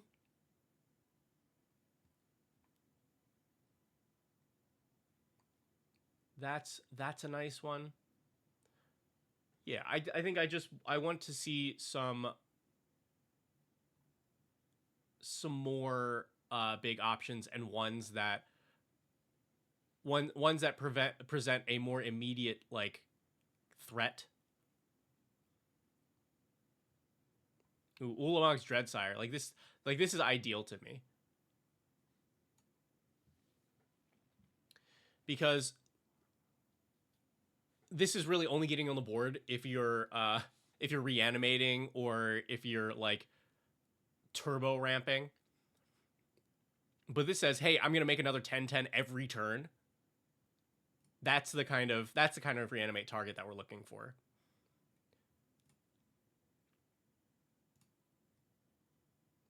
That's the ideal.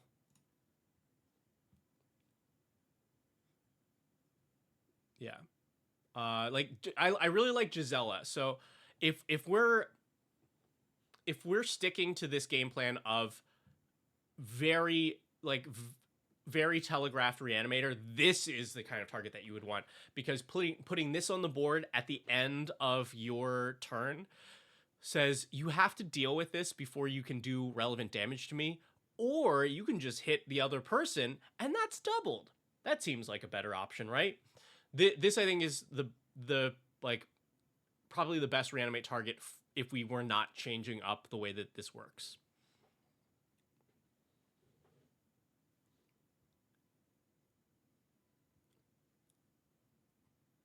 But yeah, this is a fun idea. I always love take archetype and move it out of its best colors and see what you end up with.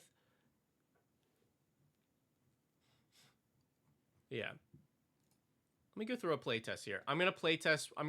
Uh, just so you all know, whenever I playtest decks, I will if Soul Ring shows up, I just remove it and pretend as though I didn't get it because that is not a helpful goldfish unless you're in CEDH. It's like, yeah, your deck will work. Surprise, surprise. When you draw a Soul Ring, we'll keep this hand. Draw Plains. Turn 2. Talisman. Turn 3. Let's see. I think all we've got here is Mog. We don't have an immediate reanimate right now.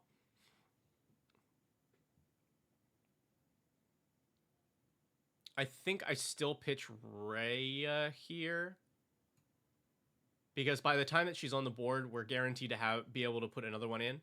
So that will make a Moogle.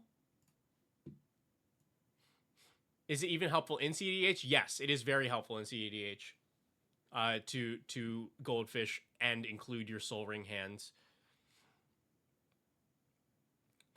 Because oftentimes you will be mulliganing for those cards, or and the access to all of the other fast mana. Like that is a thing you should you'll get consistently enough that those goldfishes are relevant. All right, so we're on turn 4.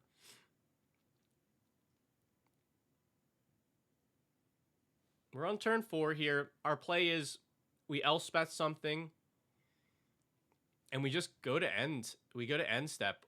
We toss out. I think I don't want to toss the Ip that betrays yet because we are still a ways away from doing the thing. I think I did miss that draw, Dogboy. Thank you.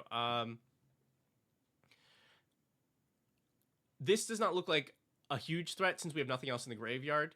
This players will be like, oh, blah, blah, Eldrazi, we need to kill them now. So I think you are not as scary in that case. We probably either toss Gisela or Combustible Gearhawk, depending on how scary we want to be. I think I toss Gisela here because Gearhawk is playable if we hit a land on the next turn. We draw, we make another one of these. On our turn, we draw. Oh, that's tough. Well, we do have the reanimate. We emerge Rhea, and now we're moving. Let's do one more. Soul Ring, get out of here. Let's see. If we draw, we'll play Plains, draw, Mountain Ivora. Make a blood. Turn 3, we can Radiant Summit.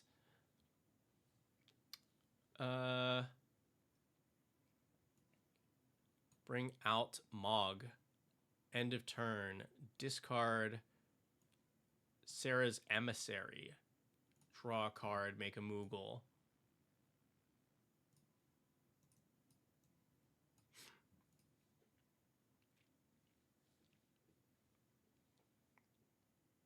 Okay, untap, turn 4. Yeah, see, it looks, because we're struggling to consistently have a reanimate, a spell that helps us to reanimate here. Like if I crack this blood, and I'll pitch a Chroma and draw. We're now 3 mana. Play like Boots. And then our last thing is we'll toss like a land. Hey, and then we got to reanimate spell. Okay. Yeah. Very fun bracket 2. Good concept. But yeah, I think switch up the commander. Plarg or Joshua I like better. Give me some more reanimate targets and some more consistent ways to get to a reanimate effect. Love it.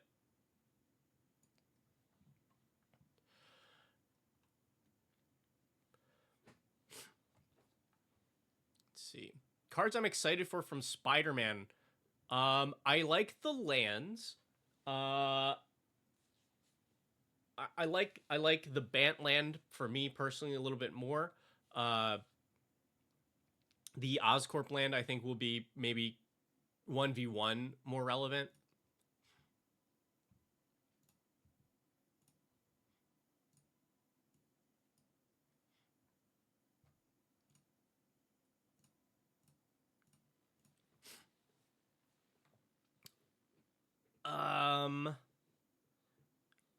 There's definitely like some interesting ones to build around. Like spoilers, I've built some of the decks already, and they are a good time.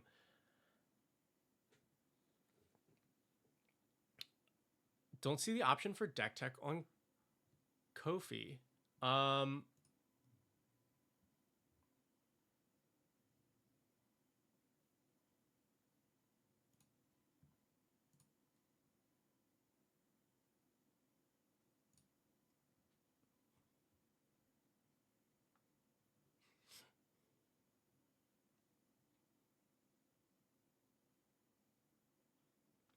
Yeah, it should say deck tech for 918.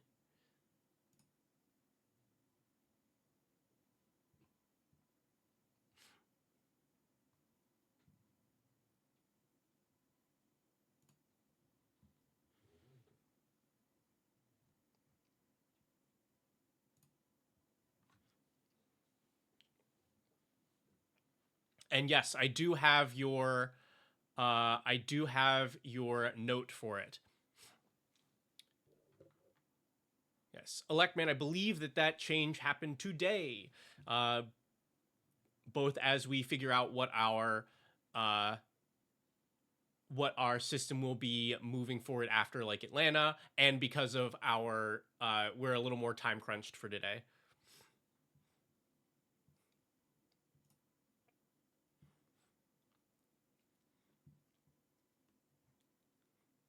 But yeah, this is Baator Ancestor's Voice. This is the pre-con Baator from Tarkir. 5 mana for a 3/5 with flying and lifelink. And also, thank you again so much, Electman. I assume that is one more that I'll be adding to today's rotation. This Baator 3/5 flying lifelink. At your end step, you put a number of counters on a creature equal to the life you gained, and you return a creature from your graveyard to the battlefield equal to the life that you lost. So you were looking at, we were trying to gain and lose life here. Now, with the submission, Electman said, it's a work in progress. The tags are relevant, which I made sure to copy over the tags. Goal is to focus on what Maud would call the life yo-yo. Yes, because we're trying to balance gaining life and losing life. If we need to pick one, pick loss. But we don't want it to be life swap. Totally good for that. I think you can do both of those things within this deck for sure.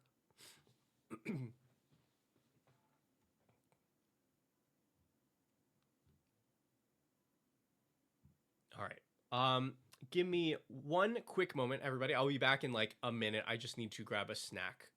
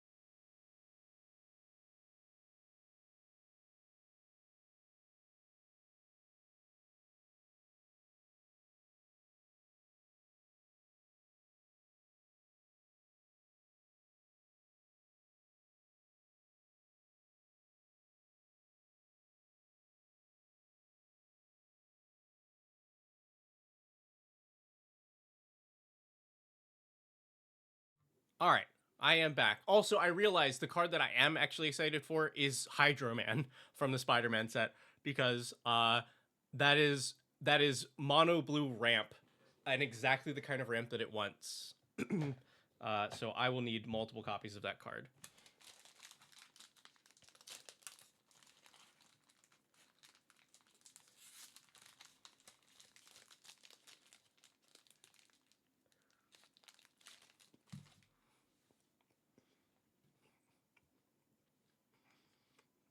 All right, let's take a look at what we got here and then figure out what we can do.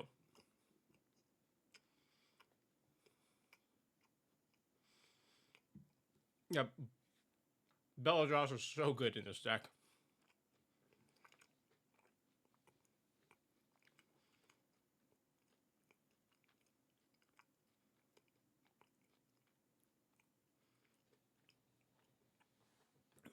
Oh, that totally works.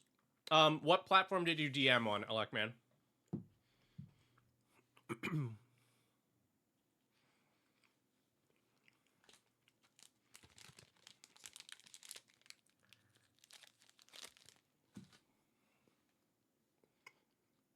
Cool. I should be able to get it anyway.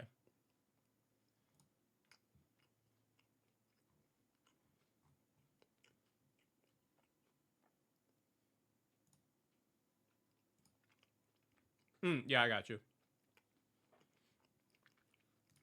All right.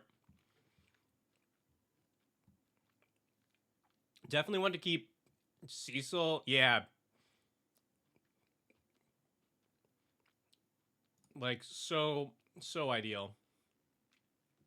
And Halaya is a nice new addition to this.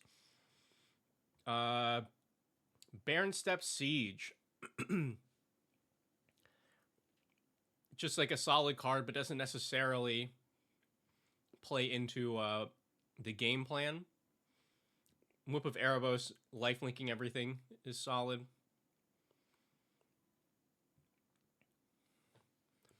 Don't want to flop a ton of big boys like Beldross all the time, Reanimator style, but then having some is fine. Yeah. I mean, ideally,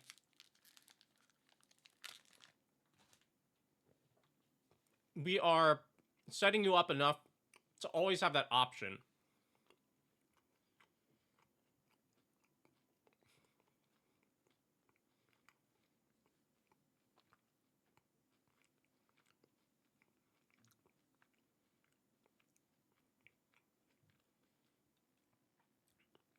Yeah. Well, I won't cut this until we've taken a look at everything, because maybe there's some hidden synergies that will work out for it.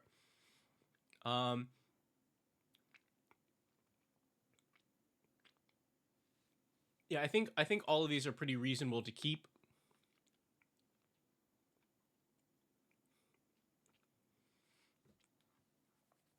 Yeah, everybody's also sleeping on these wills. You all the will of the Tarkir clan cycle, they're all really good.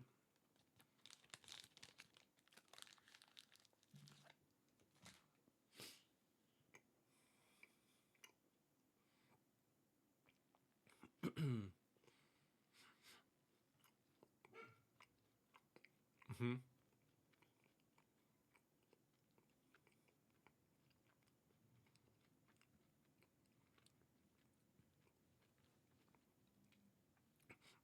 Yeah, Stargaze is weirdly good for this deck because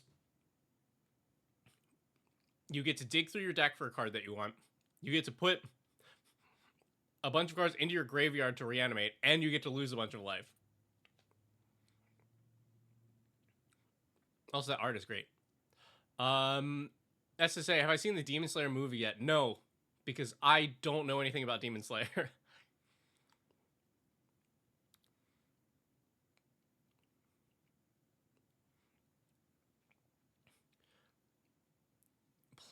Picking Mardu creatures and playing creatures that sack themselves to enable the Edict effect and recur it at end step with Baitor. I see. For the siege. Yeah, I think you're cooking too much there with a commander that already wants you to figure out how to consistently lose and gain life and have things in the graveyard. Yeah, I don't know anything about Demon Slayer. Oh, well, wait, maybe though. Maybe I think I started watching a little bit of this, um, with a previous partner. Um, that's the one where it's like the kid and his sister, but the sister's like already mostly possessed.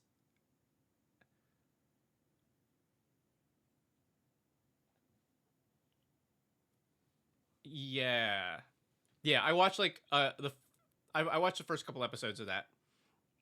Like I liked it, but it was definitely one of those things like if you're watching it with your girlfriend and then you break up, you don't continue to watch the show. I'm really bad at watching anything. I'm really bad at watching any shows or movies without another person.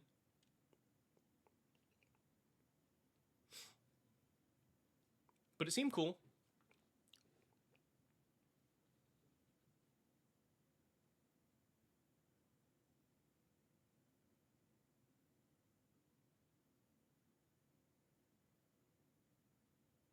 Stop what? Oh yeah, nothing happened. Nothing happened with League Girl. I'm terrible at watching things.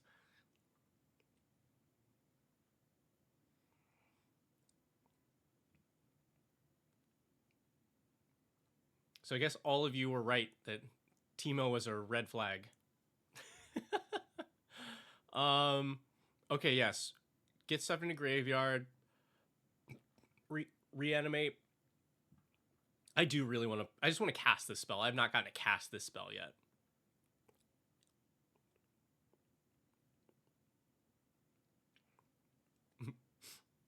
Yeah, look, that's what it is, right? Like if you're watching a show, you started watching a show with a person that like with a romantic partner, then you like don't tend to go back to the show, at least not for a while. Okay, I think we've seen pretty much everything here. Some basic removal. And we got some lands. Okay. Let me see what you're considering here.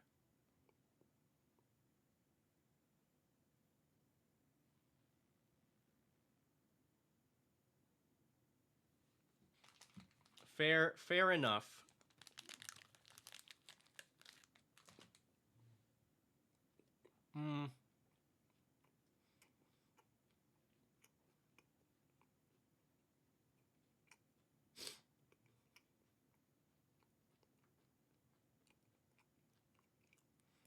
EA's Rec and YouTube Shorts? Okay.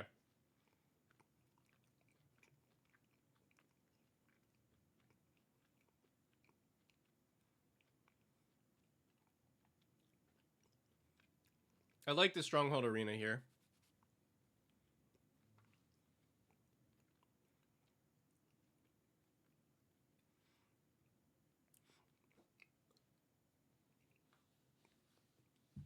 Arch Enemy Shard's a little tough. That's a triple black spell in a 3-color deck.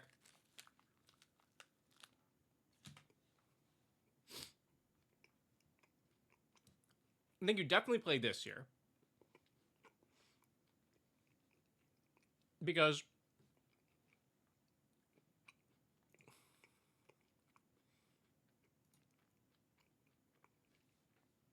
it does all the things that you want. And you can even play it straight up with no kicker, and you're still happy with it.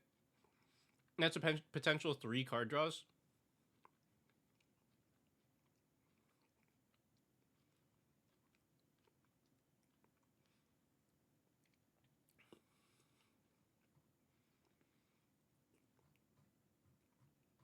Okay.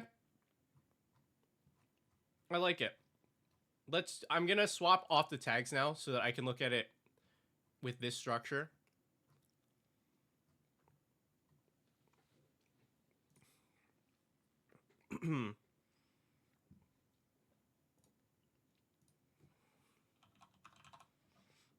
Now, I know one of the cards that I liked for this. There's a card that lets you discard and gain life, I believe.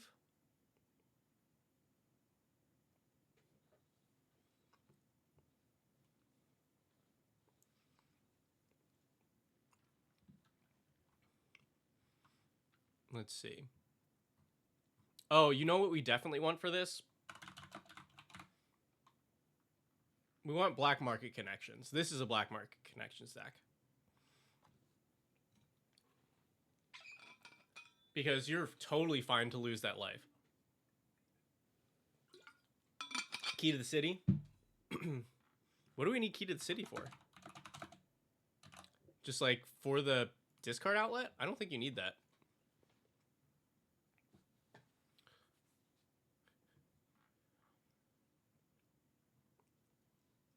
Yeah, personally, I don't think that you need this, but because we're gonna make up for it with other ways to get things into the graveyard.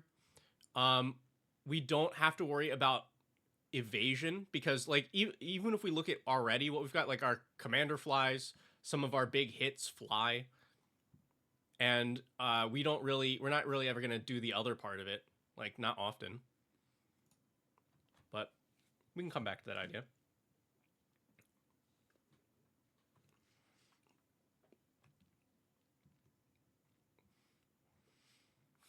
Okay. Do you have the kids? No.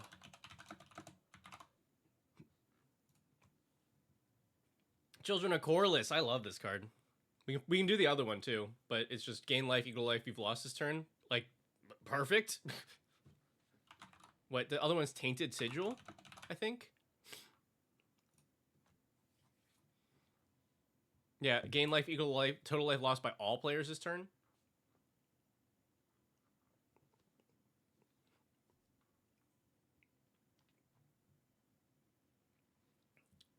Um. Oh yeah, let's. Because I'm just like all of the stuff that you have. We want there to be like some life gain or life loss attached to it, ideally. Um.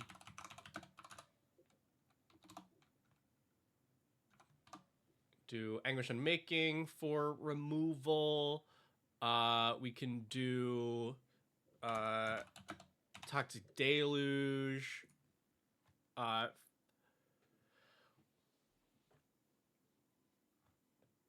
um,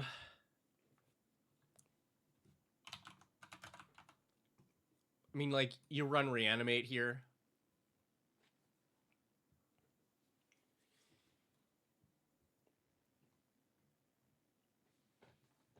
Mm.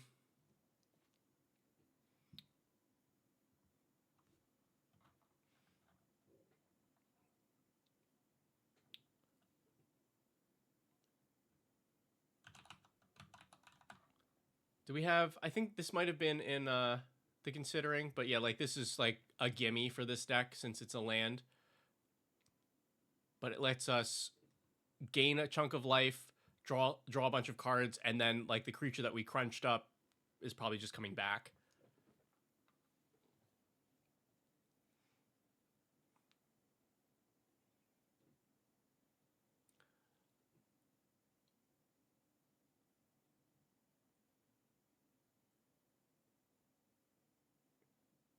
Hmm.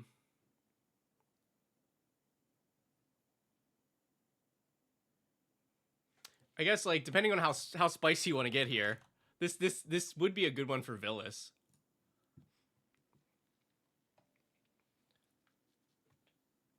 Like excellent reanimate target and still has synergy with the deck as a whole. That's pretty good. Um,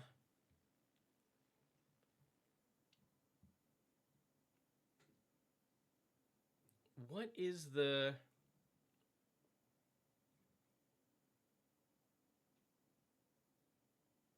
putting it in, adding a bounce land? Yeah, I mean, I think for this deck you run every MDFC that you're comfortable with, right? I like those. I like the fight one, bridge works.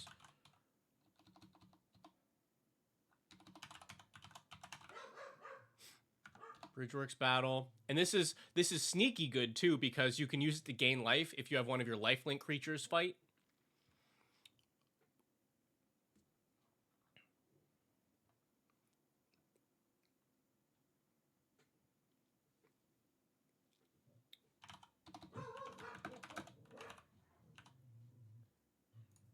Yeah, Fell the Profane, of course, super playable.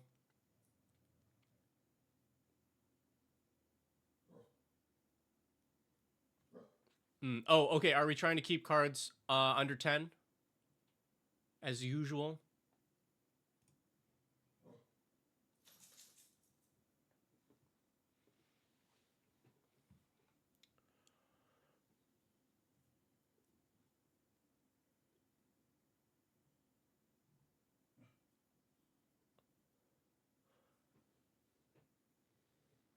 Let's see.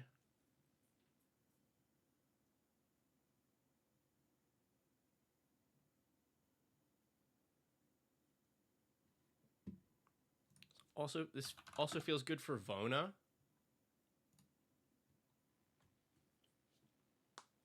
Repeatable removal. Losing the 7 is also kind of good for us. That's a Belladross just by itself.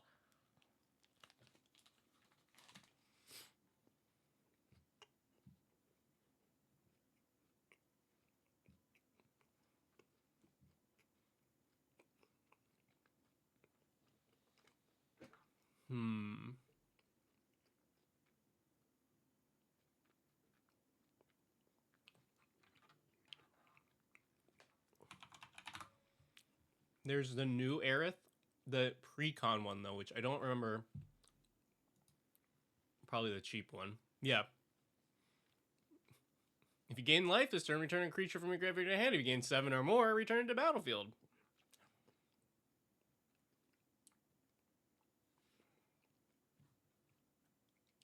Oh,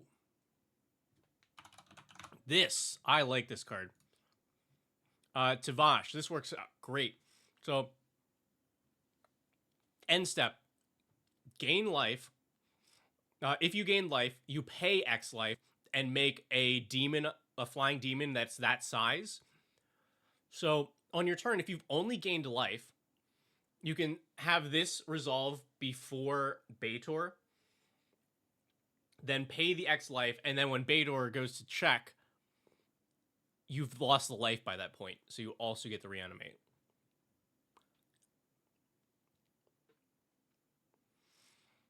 What's the...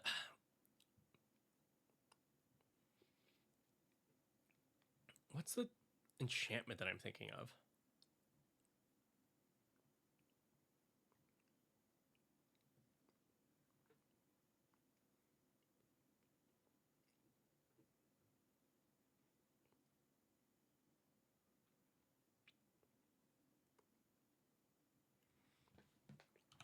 This is not it, but Flip Sorin is great here. It's cheap to get on the board. He has a big butt for some reason, so survives a lot of stuff. Extort, very relevant because that's an easy way for you to gain 3 life for whatever spell that you want. And then when he flips, which should be easy in this deck, you still have extort. You can make foods. He can deal damage equal to the amount of life that you gained this turn to any target. So you can use it for all kinds of removal or going face, and in a pinch, you can hit yourself in the face for the life loss. And then there's also gain control of stuff.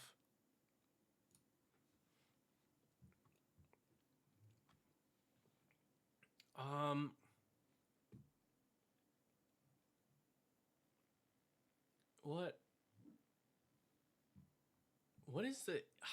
I don't know why I can't think of the enchantment name.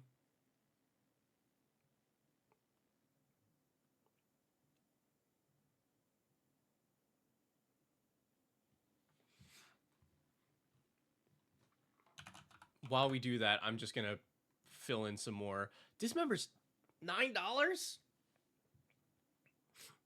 All right. This I don't. This is not worth $9 to me, but I'll leave it there for you to consider. But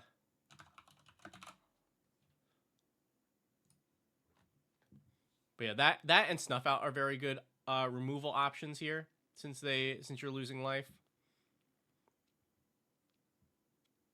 Yeah, like I would drop this D-Spark. Like it's good, but I would like to have life loss or gain attached to everything that I do so that I can just play the game, and then Baitor is like, cool, here's your bonus.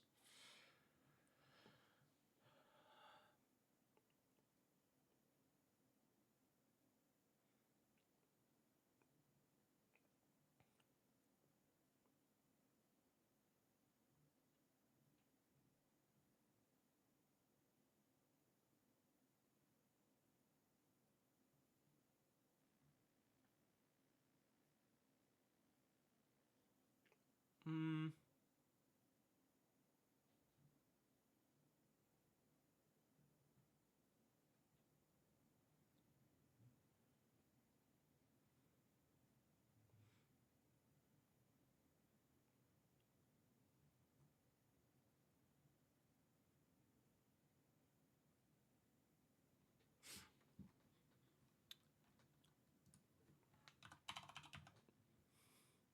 You can definitely consider Greed. I think this is a really good budget option. Like, fill up your hand, reanimate something big. But there's like a reverse of this card. There's like, it's like discard and gain life. And that's the card I can't think of.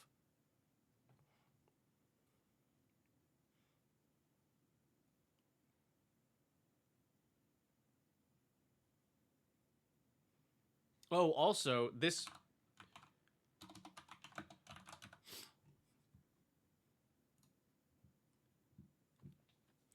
I wish the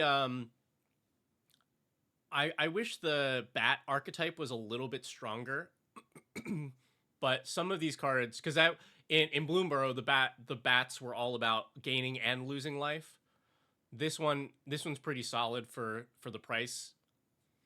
It's only 2 mana, and you can reliably drain your opponents and make bats, and it even has a bad greed effect attached to it.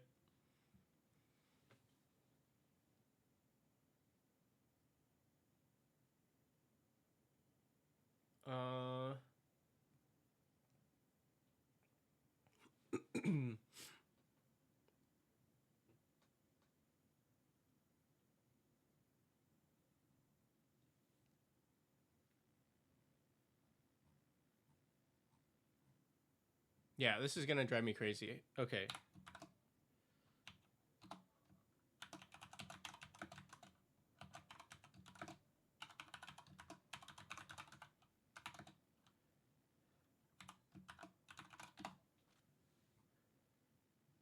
There you are. Peace of mind. Discard a card, gain 3 life. Simple as that. Just exactly what you're looking for.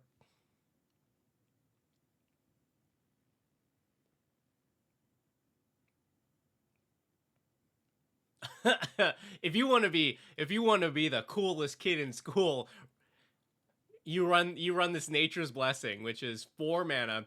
You can discard a card and pay 2 to give a creature banding or first strike trample or a +1/+1 counter.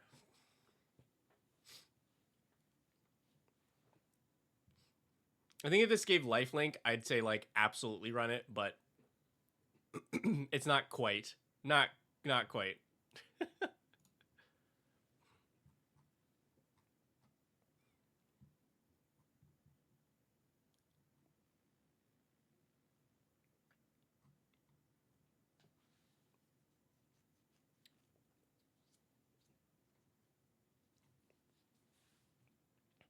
Now, I think you will have to make a decision on how you want to get creatures into the graveyard for the most part. Because you can focus on mill, and then I think you focus on mill. Or you can focus on discard, and then you focus on discard. Just because the synergies will be a little bit different.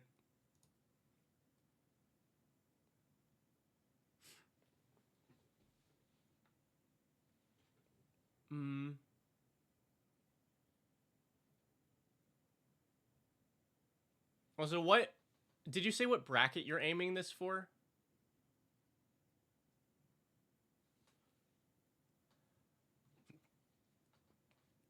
I don't know actually what like game changer I would put in. Probably like Bolus' Citadel, but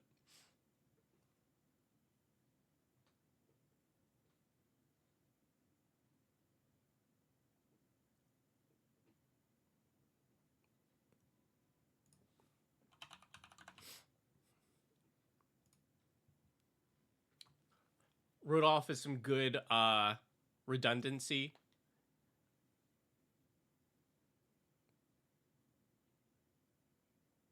Go to Hanithia. Bracket 2. Okay. Discard focused. So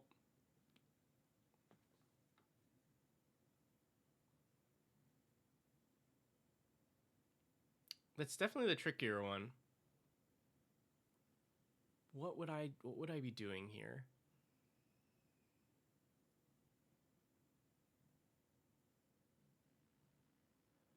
Discard outlets that I like for this that have some synergy.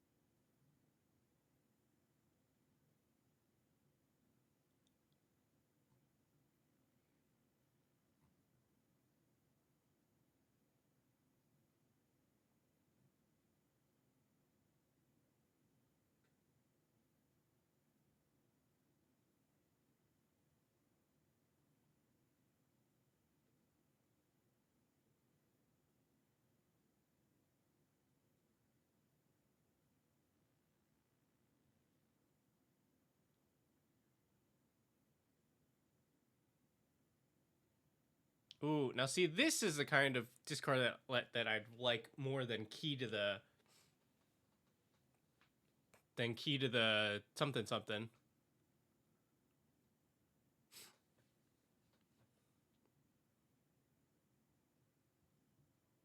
Because this is like making something unblockable is not super like important for this deck, but making a food definitely is. That's life gain at any point that you want it. It even has a secondary relevant ability. That's a discard out that I can get on board with. Hello, Cecil. You are in this deck. Torgadon. Oh my god, hey. Nice. I'm glad that the Aardbert deck is working out for you.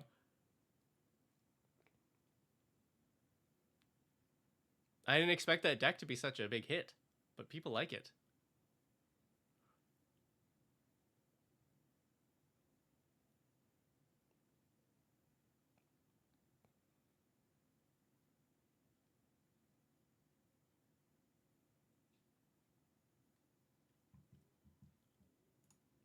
I think Nerd Girl stole my music again.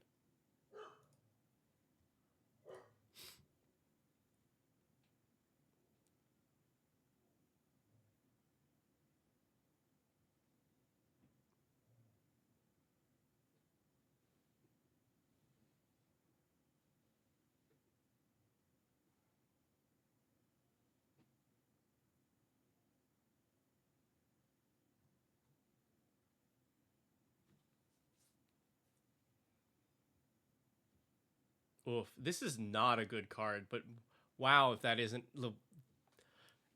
a pretty good effect for you.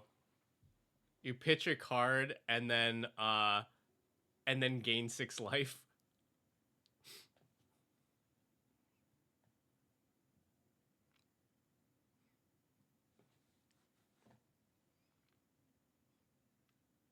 I don't know if I can encourage you to play this card though. This is this is not particularly good, but I'll put it in the deck list.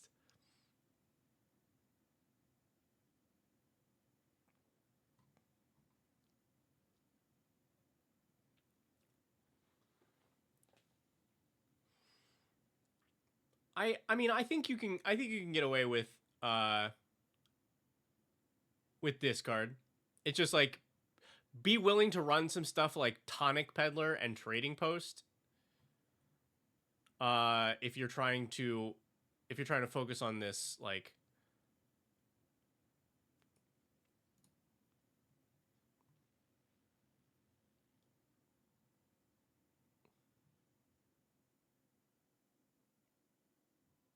oh hey.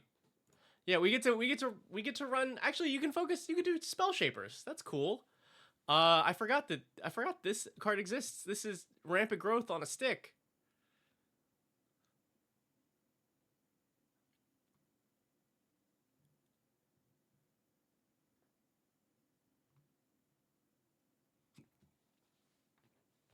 Yeah, it's fine. We're doing Spell Shapers. What colors? We're in Abzan.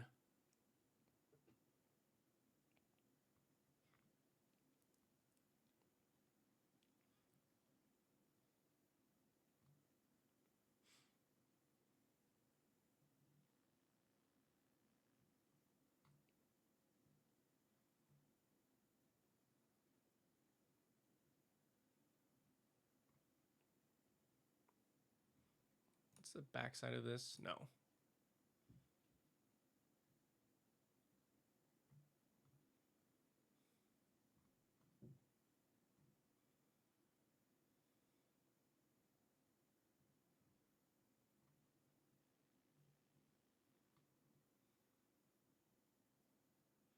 Yeah, we just like look for, because you don't need a ton of discard. You just got to make sure that when you have a big thing in your hand, you're able to get it to the graveyard. So like similar to the life game we're doing, as long as there's some attached to it, Dark Deal.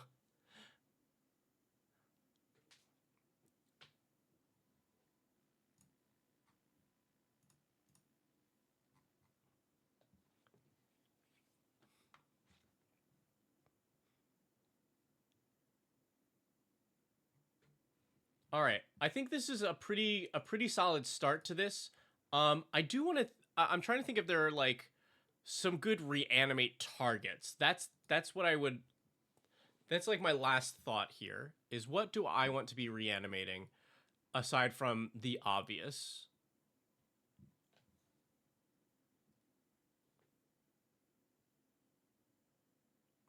Let's see.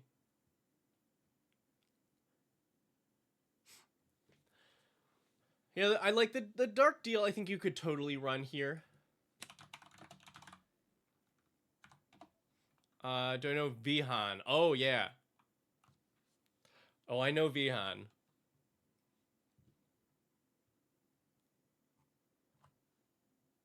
Uh. Oh, you know what? I remember this from the game that we played with this commander. Like double life gain is pretty good for this, but putting it on a body that can be reanimated is especially good. And this, I believe, was in that precon.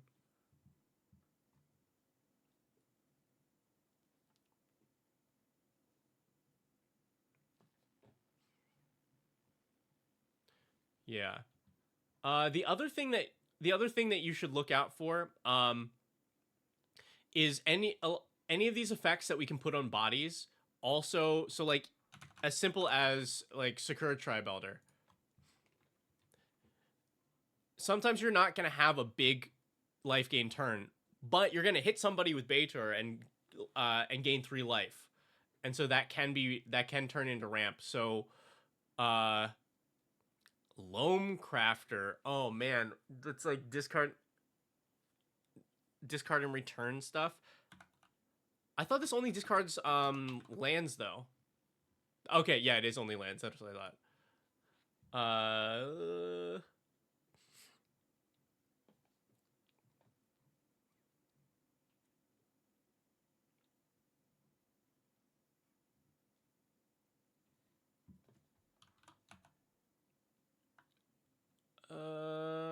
What is the card I'm thinking of that has Nyx in the name?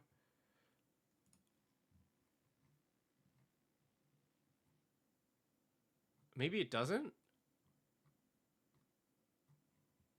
What's that life gain guy? I'm like trying to think of the. Is it like it's like a Paragon maybe? Nykthos Paragon. Thank you.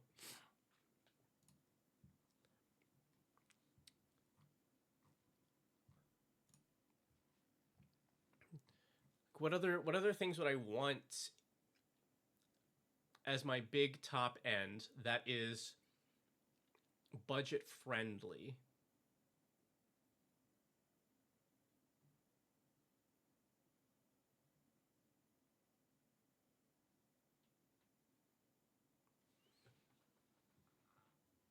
Yeah, we were just talking about Plarg, but we can't run it here.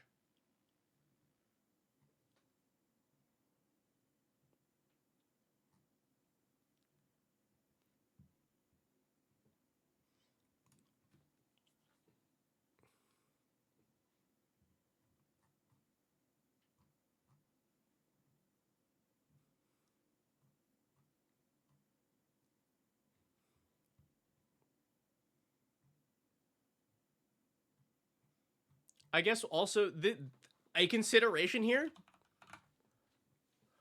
How do you spell this? Two R's, 1K. I think this is a very fair Crick deck. You're in 3 colors, and it is in the 99.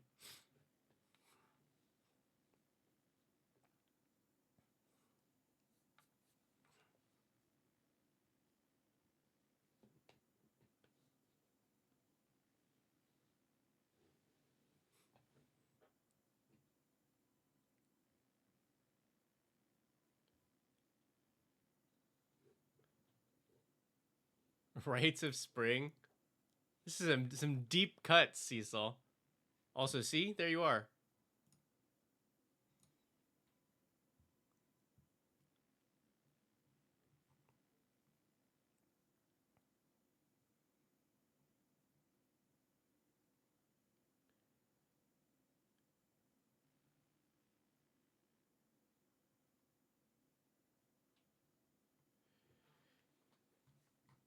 Yeah, I mean, you can also, like, you can always just shortcut it. Run Buried Alive. Artifact gives you life equal number of cards in hand. Yes, but Venser's something, but I don't think that card's good.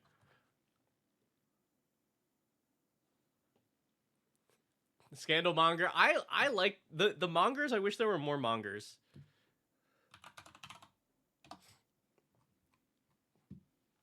It's funny because Spirit Monger is not of that.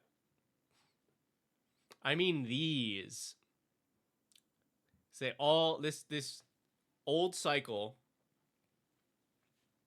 They were all 4 mana 3/3s, one in each color, that had an ability that could be activated for 2 mana by any player.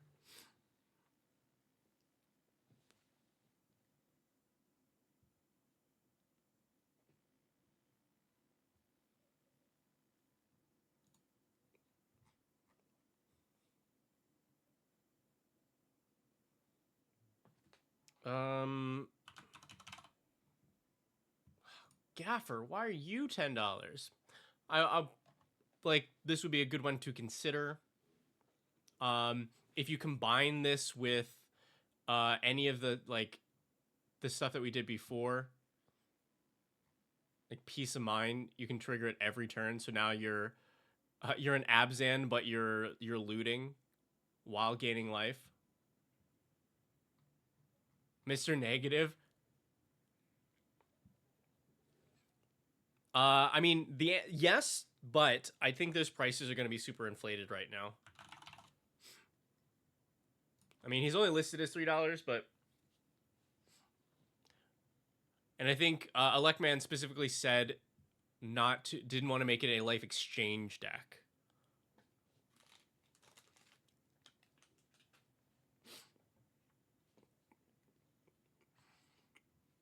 Red, I think we're gonna end it. We're gonna run into the budget problem with that, right? No, Endstone. Sick. I've been trying to find more ways to play this card.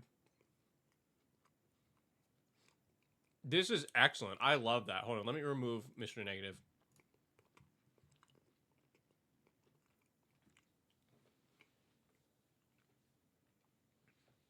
So I do think that one of the things this deck will struggle with is card advantage.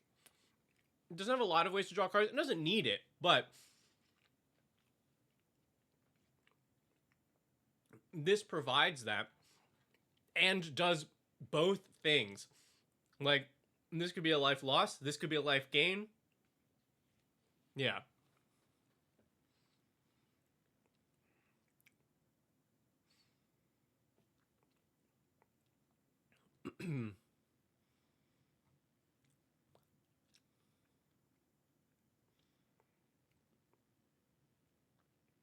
Yeah. I think the last thing to consider here, I mentioned this a little bit before, is utility stuff on sacrifice bodies. So it can be as simple as, like, Spore Frog to give you time to build up your thing, or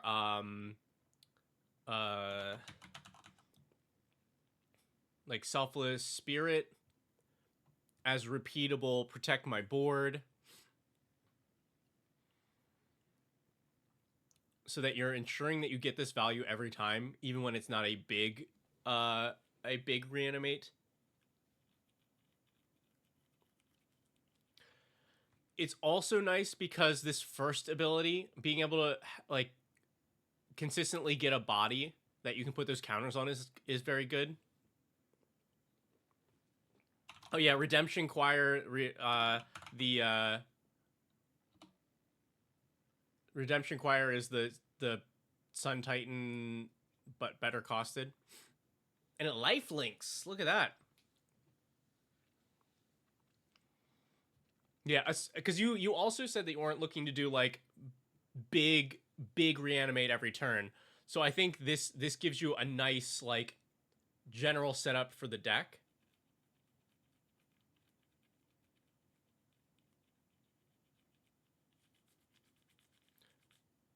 Oh, Dogboy. You can honestly, you can just put the link in the chat. That's fine.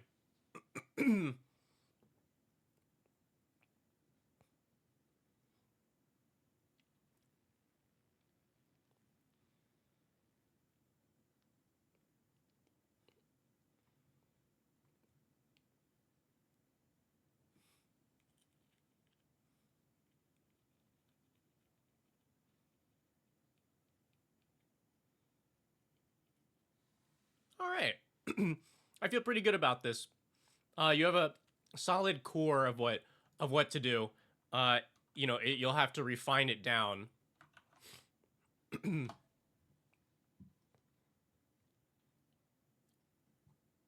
But you have a lot of gain and loss. You have your discard outlets. You have some utility during the mid game. You have some big moves.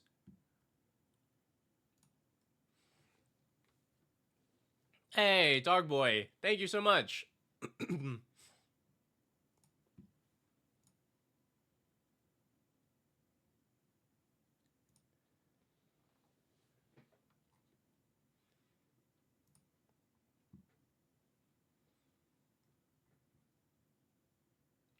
Yeah, when you drop the link in the chat when you are ready.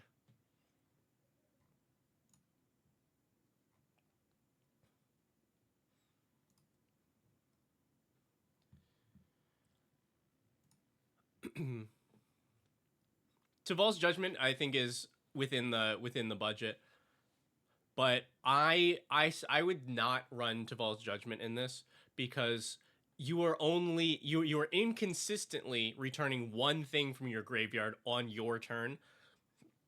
If this had more ways to do multiple things like that, then I'd run it. Cool.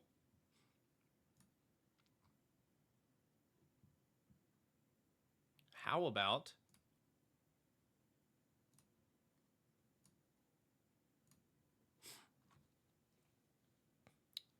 we take a look at... Oh, wait, I should duplicate this.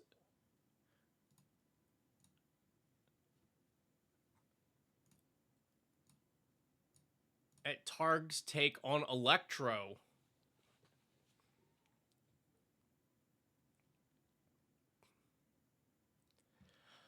What a card. What a card. Oh my goodness. So, it's 3 mana. 2/3 flyer. You don't lose your red mana at ends of steps and phases. You make a red whenever you cast an instant or sorcery, and when it leaves the battlefield, you pay X and deal X damage to target player.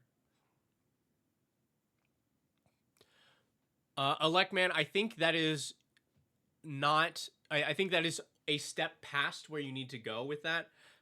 You don't need a discard payoff. The putting things in the graveyard to reanimate is the discard payoff. If this was focused on the discard synergies, then definitely, yeah, you'd run something like Monument to Endurance. But the discard is the supporting thing for what the deck is trying to do. So you don't want to look for things to support the supporting things.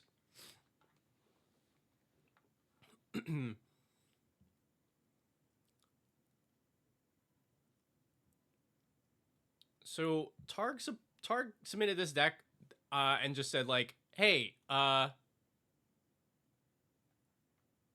give you a message box after the purchase. Okay, cool. Just like, what vibe check the deck, you know? So let's see what we're doing here. I have not looked at a full deck for this guy yet.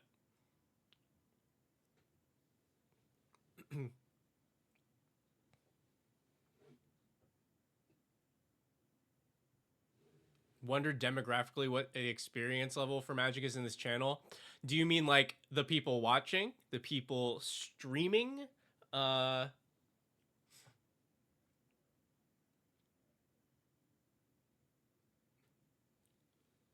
see. All right, people watching. Well, especially considering this is a Commander deck tech day. Commander usually experience level is a little bit lower than other formats because you can play it casually. But this is people that are willing to look at deck techs for Commander, so that then bumps the experience level up some.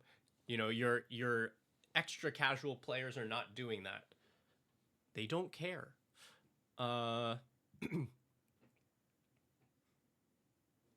and also like we're getting a bunch of good suggestions from people, so that's even more credit to the overall experience. All right, and that gave me enough time to notice what it is that we're actually doing here. This is a Dragon's Approach deck.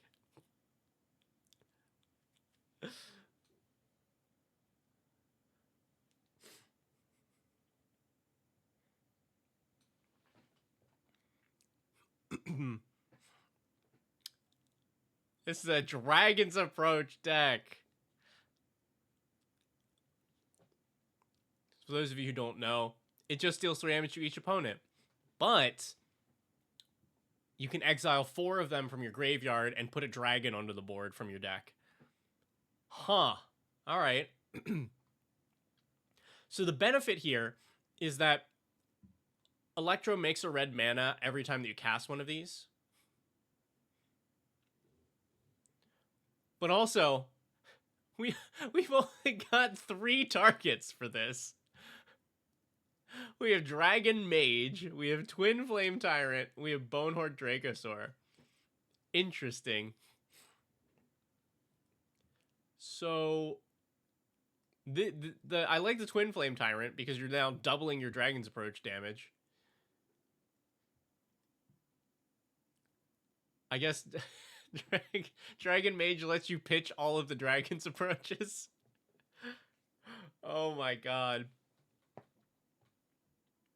You have 0 dragons in your approach in your Dragon's Approach deck. What changelings are you finding?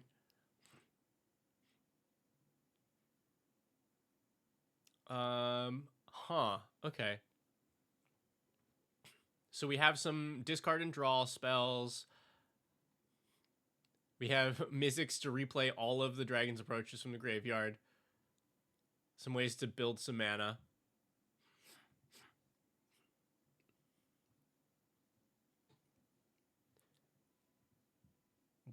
Make mana, discard and draw, discard and draw, discard and draw, make mana, discard and draw, discard and draw, discard and draw.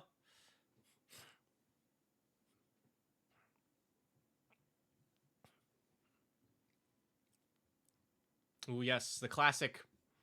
We gotta have some of that any number tech. Spellweaver Helix, your Dragon's Approach, cast another Dragon's Approach whenever you cast a Dragon's Approach. And of course, Thrumming Stone. The OG combo. Although actually, this might not be the OG. Well, it's the one that people think of first. But I think Spellweaver Helix came out before Thrumming Stone, because Thrumming Stone was Cold Snap. So this would have been the card before that. And it's not important, because also none of these cards existed. No, Relentless Rats, I guess, existed before that. But Spellweaver Helix doesn't work with the Relentless Rats. So what I'm too deep in the historical tank right now.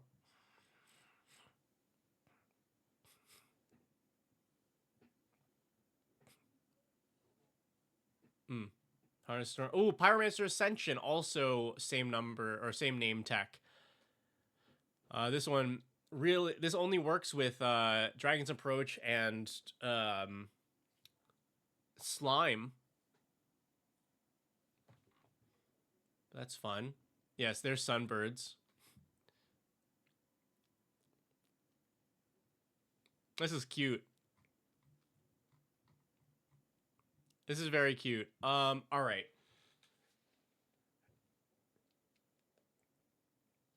I think this is very fun. What I want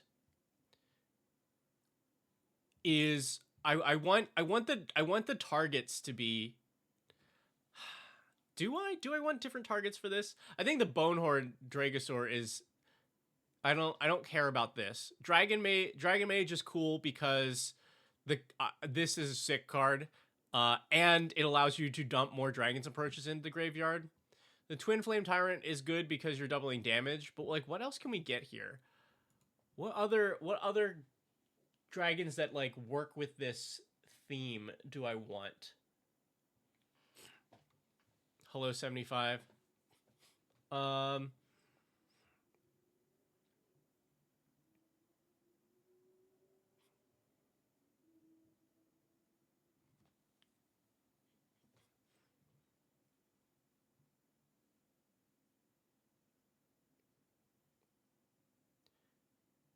Oh, and I want to be able to recast all of those dragons approaches. Give me like I want a Past in Flames or one of the enchantments that lets you cast from graveyard.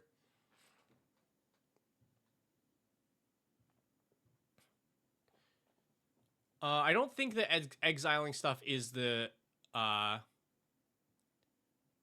thing.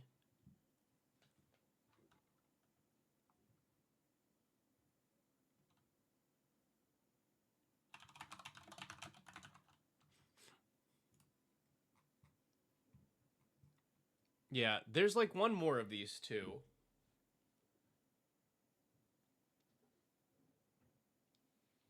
But I like Return the Past here better than Past in Flames. Because this you like Past in Flames is here for this one turn you can recast everything. This is, hey, I can just always do it.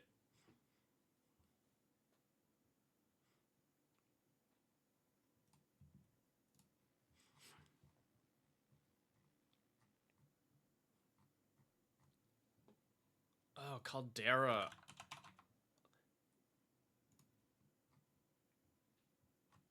Yeah. This is that's what we're looking for. Thank you, Dog Boy. That's what I want. I want dragons that lean more into the theme.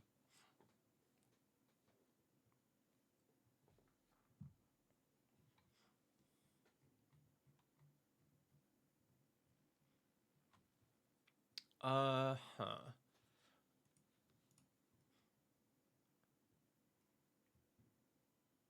We have rebate.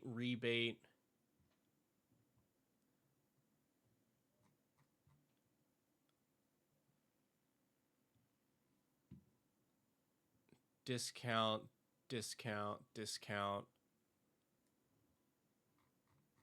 A backdraft like discards, right?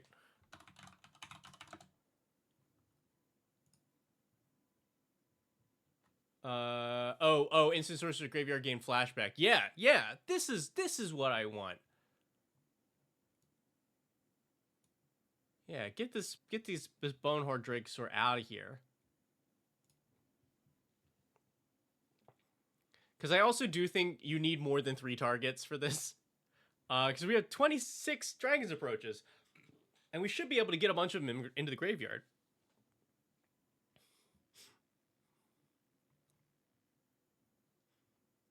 I am curious. I want to play test this. Hold on. Yeah, three dragons is insane.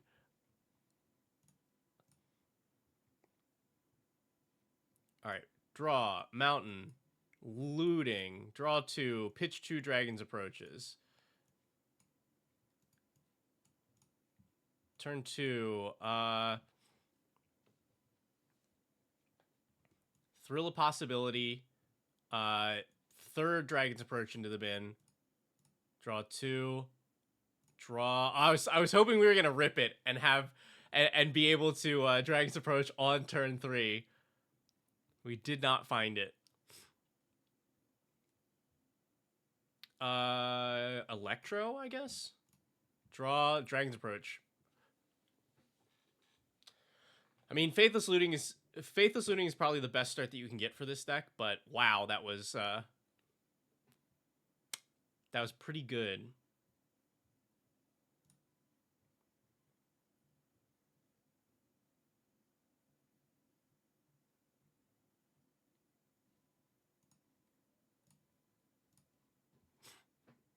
Wow, the Faithless Looting in hand again. 1, looting. Approach to the bin. Turn 2.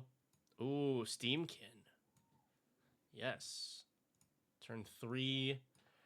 I think we gamble for a Dragon's Approach. Because we now you know what? We don't, because I was thinking that this would make me red mana. It doesn't. I have to play more spells. Yeah,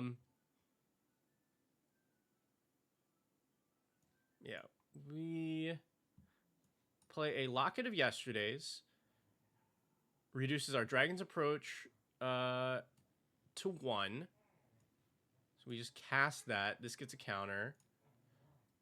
We spent 2 mana. We have 1 left. I guess we could gamble. I don't know what I want to gamble for, though.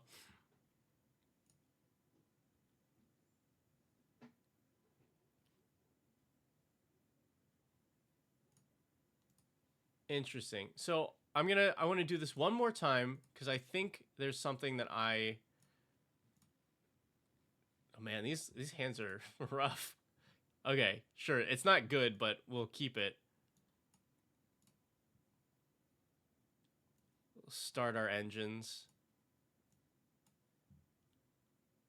I guess we just cast a Dragon's Approach here. Turn 4. I think I really want to... If we... Electric Revelation, pitch a Dragon's Approach, draw 2. Turn 5. Yeah, see, this is...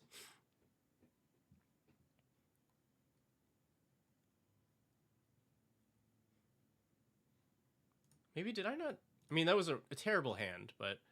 I need to know what this is like when we don't have Faithless Looting in the opening hand. Draw. See, yeah, but also, like, what? Gamble here? I'll put this back in.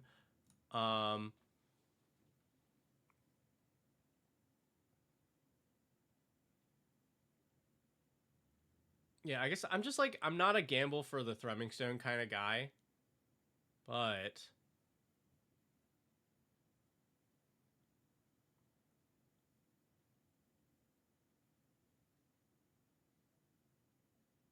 this is pretty good here. Gamble for this. Discard at random. Okay. Turn 2. Nothing. Turn 3.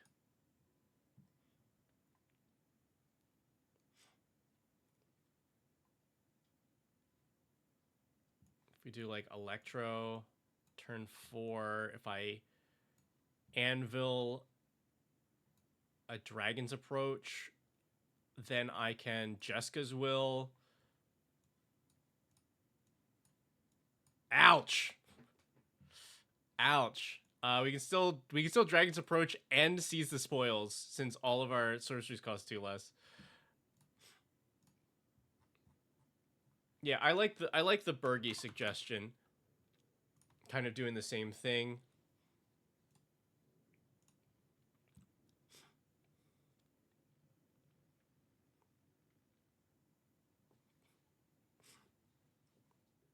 Yeah, that Jeska's Will. Oof. Oof.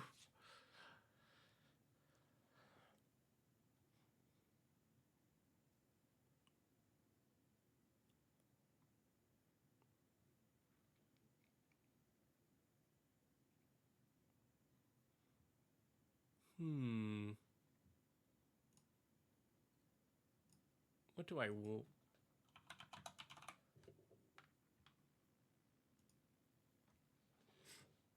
Flip Urabrask? Yes, it would. Yes, it would.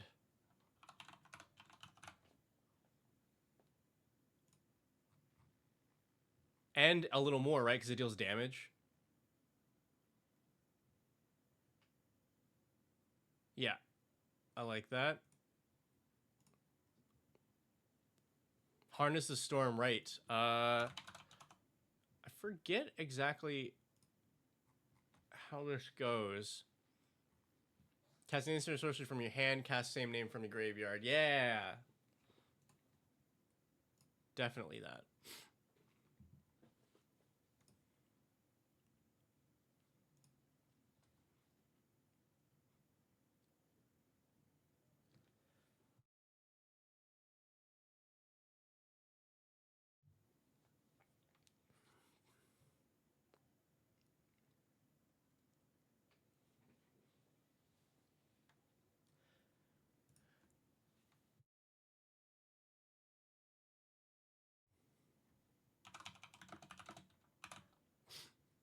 I think I'd also like what I want whatever wheels that I can get for this deck. Like, they work really well, but also you have the problem of just ending up with Dragon's Approach hands that don't do much. The dragon with storm. I guess you could do that. Oh no, you don't want to do that because Dragon's Approach puts it directly onto the battlefield. It does not cast it, so you wouldn't get the storm.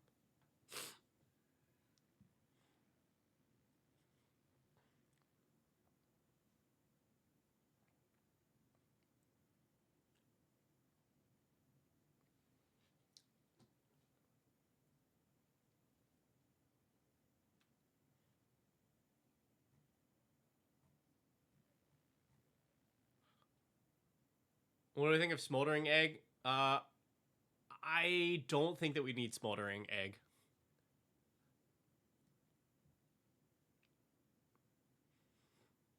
Yeah, we definitely want more dragons. We definitely want more dragons.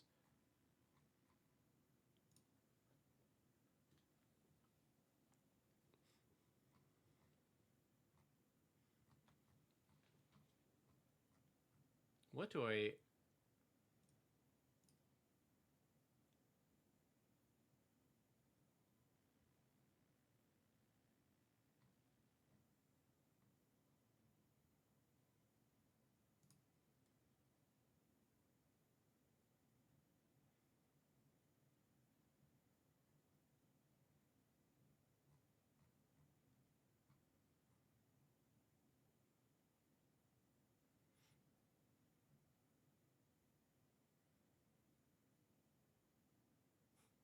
Oh, also, I feel like...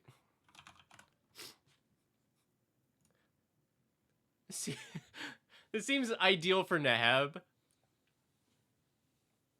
Dragon's Approach is dealing a bunch of damage to all of our opponents, and then we can't lose red mana.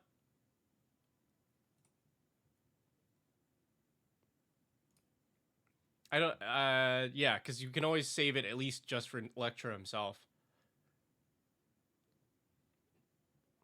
But what dragons do I want? What other dragons?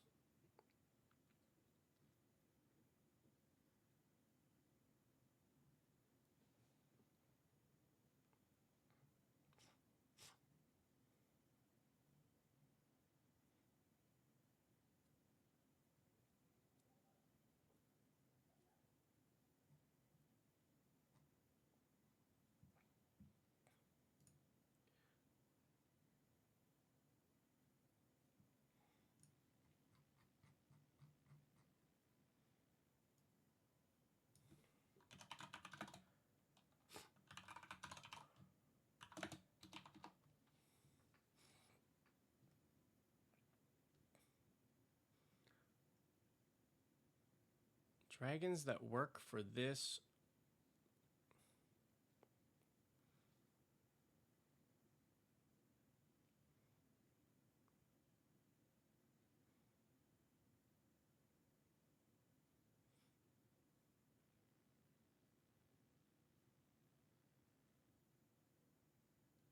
I mean, Bahamut does not synergize at all. In fact, it's worse because you don't have a lot of permanents, but it is a good card.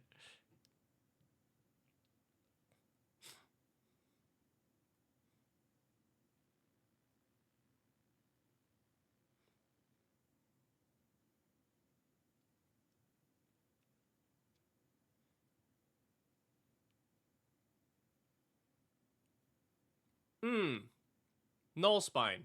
Null Spine, definitely.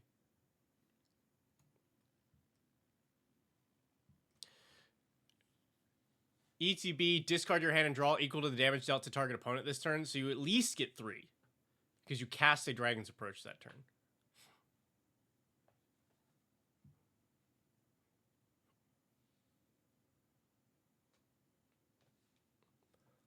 Lieutenant Dragon? I don't think I liked that, right?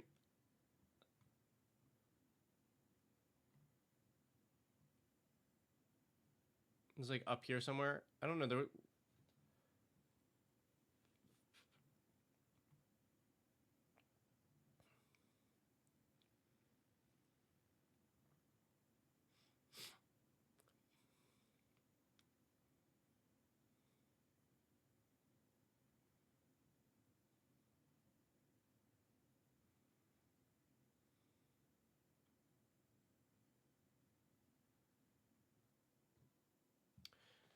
I don't think that mana form is good enough for, but it does go with the theme.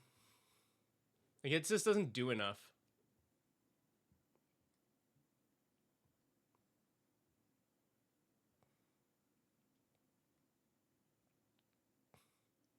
Oh, you know what's a funny one?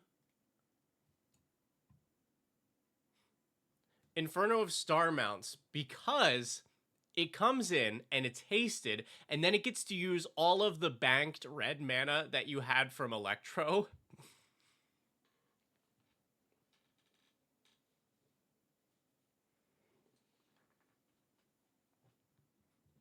So that's, I think, a nice option to have in the deck.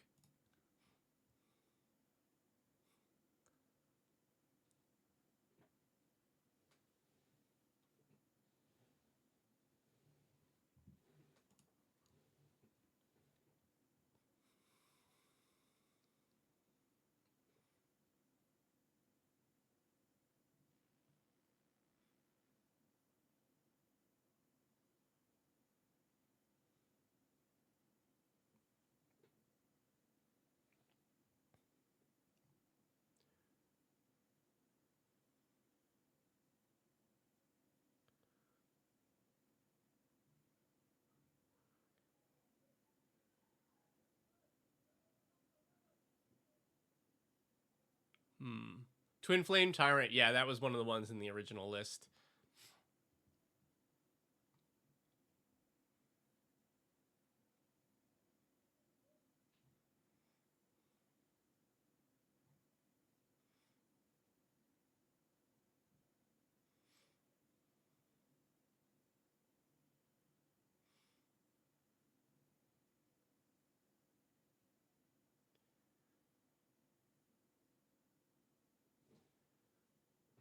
Leyline Tyrant, it is not in the deck. I don't.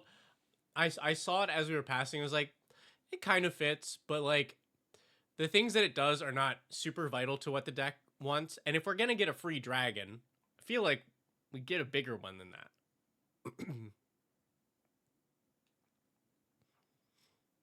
Thunderstorm Warning. Yeah, it's because all these dragons.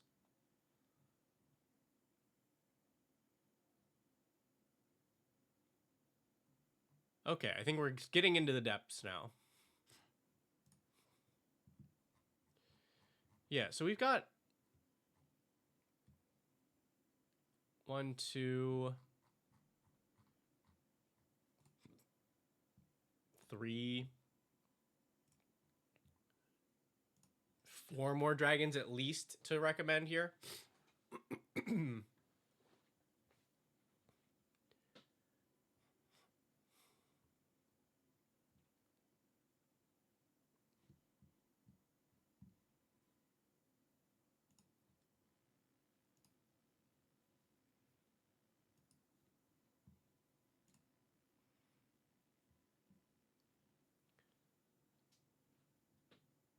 Cool. I like this. I'm just gonna like go through for a couple cuts that I think you could do.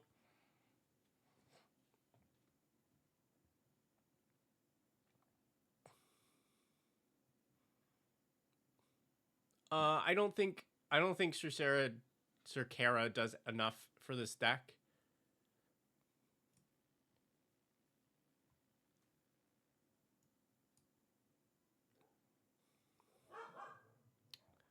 I think same for Kessig. I don't care to add 1 more damage.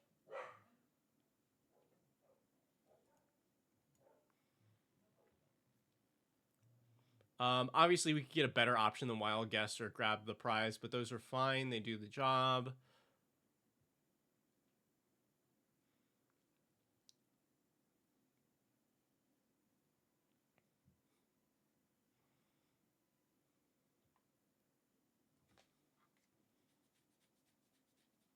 Monument to Endurance. What are we doing with you?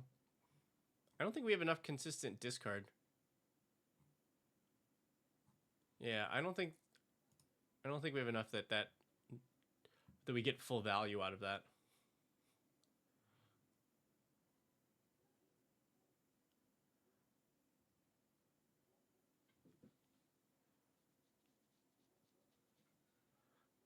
Mechanized warfare for increasing damage. Yeah, I don't think I like I don't think I like that or the Kessig here. I want a bump of at least 2, like Fiery Inscription, but like a damage doubler is definitely better here since we're doing 3.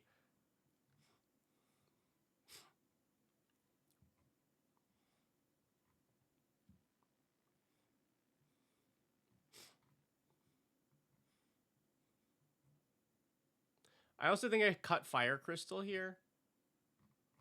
Like, sure, we're a red deck. I don't know. The haste, I guess, is pretty nice. But, like, we don't have a lot of creatures.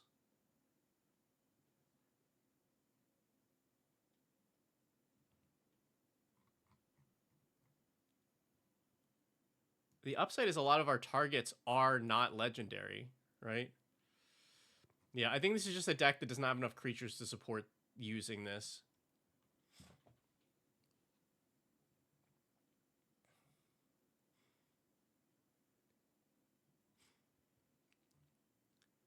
I also don't think we need... I don't think we need rituals. Like, definitely not Pyretic. Seething Song at least gets you 2 ahead. But I'm not super interested in them. Yeah. Like, you know, Mana Geyser, just as well, those are kind of busted. But I don't think we need these rituals.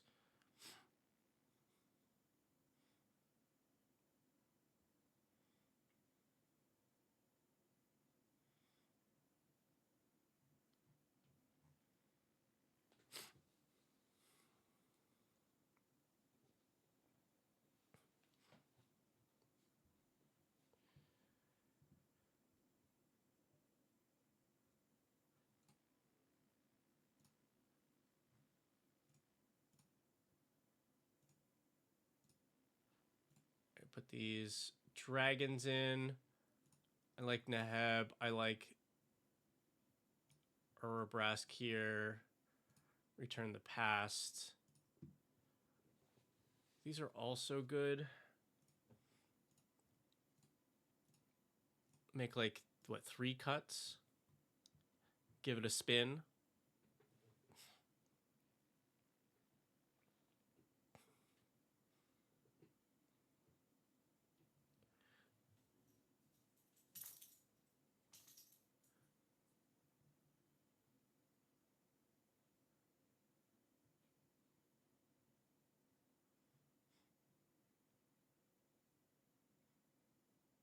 Yeah, you know what? I think I'm off those completely. The Fire Inscription, because like it's only adding 2. The Ring Tempting is not going to matter.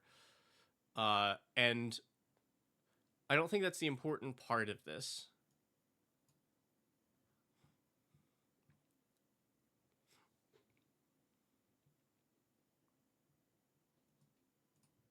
I also love a good Descent into Avernus, but like we're already doing this to our opponents.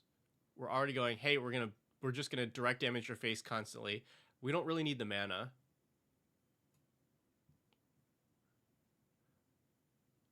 Cecil, thank you.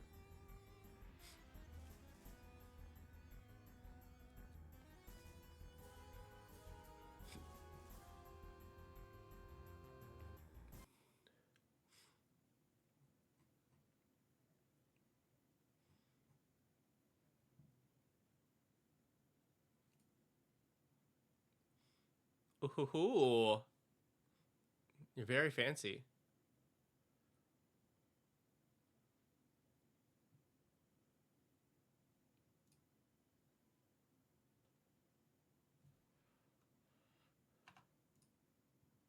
All right, now if we test this out, that's kind of slow, but we'll see where it goes. Mountain, Dragon's Approach. 3 damage.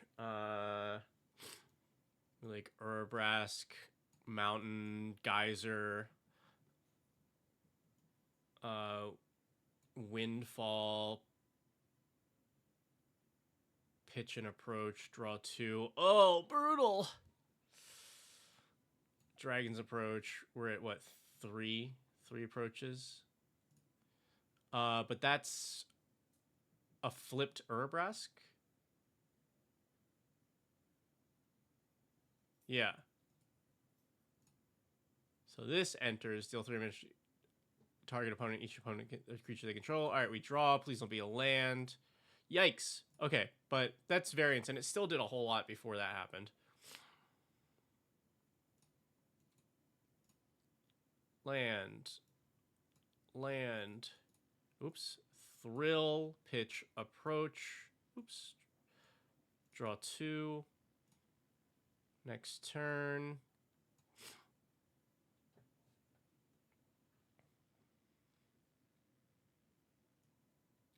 Or we won't play the lane yet, but I'll demand answers. We'll pitch another approach. Draw 2. Yeah, okay, play land. Draw, turn 4. We're looking at, what, 3 of these? 2 of them.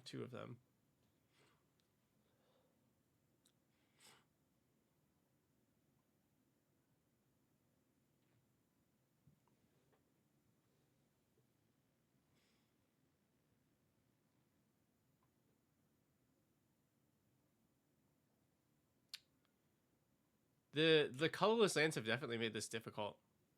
It's weird that we got 3 of them.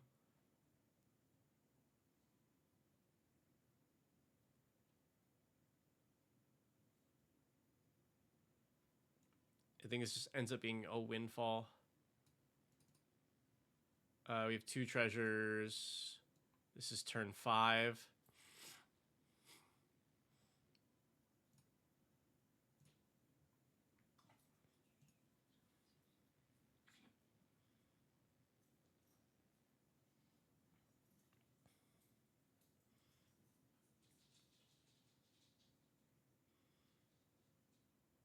Just like wheel.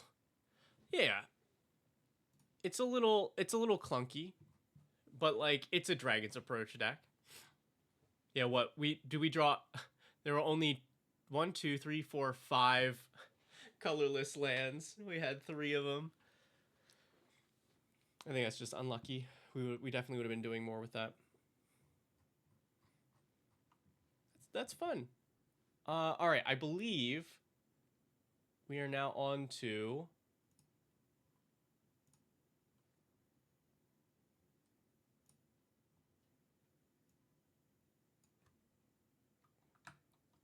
Electman submission number 2. Oh yeah, it's tippy tapping time.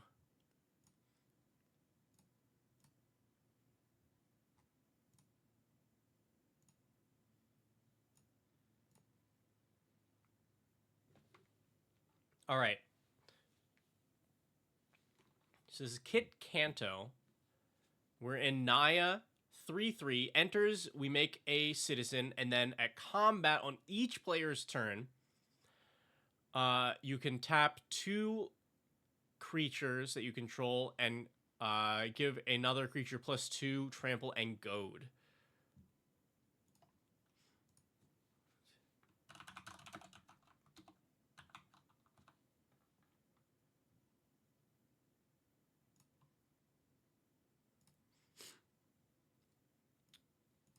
And so Electman says goal is tap and untap synergies. Cool. Commander is meant to help to tap your own creatures without swinging them. And look at the tags. Yep. Okay. Let's see.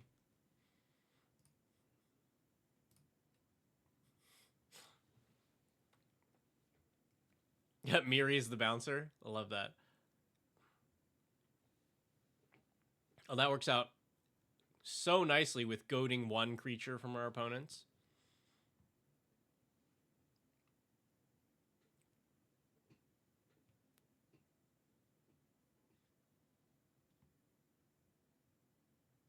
I guess. Yeah, right? Because you can target Miri too.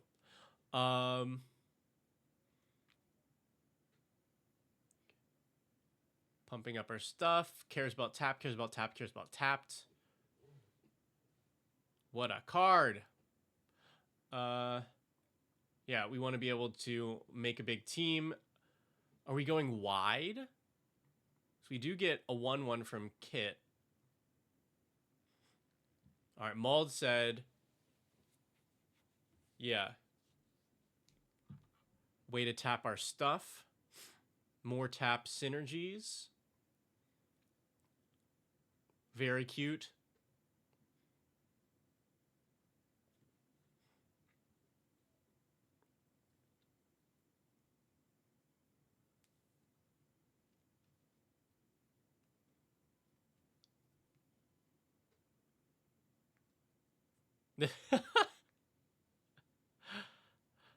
This is funny. This is not a good card.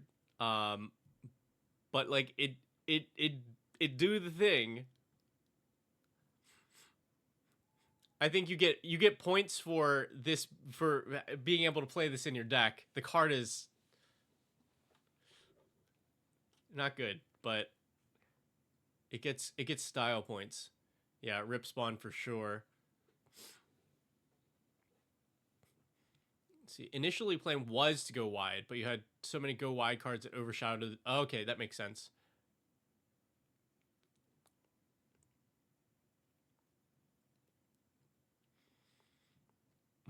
We want stuff. Convoke is a very good way to get your stuff tapped. Wily Duke. Selesnya Storm. That was another deck that I built. That I never built in paper, but I built it on Moxfield, and people enjoyed it. And I was like, don't play this. Okay, goad support. We are making different creature tokens.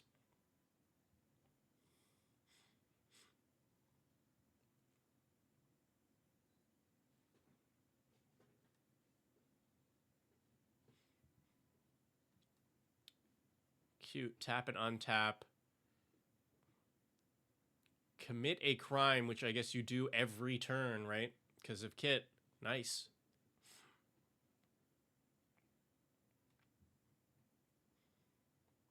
All right, yeah. Here's a little bit of the go wide.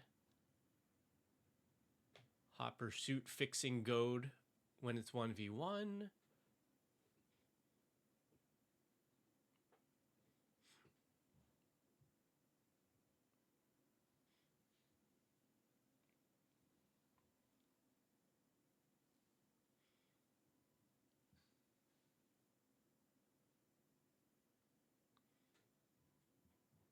False floor, huh?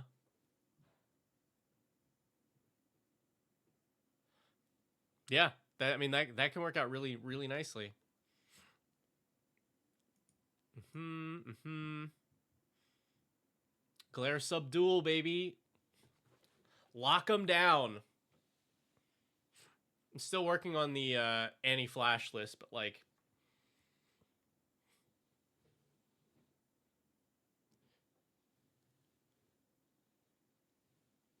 blue has what, oppression, but it's much better in these colors.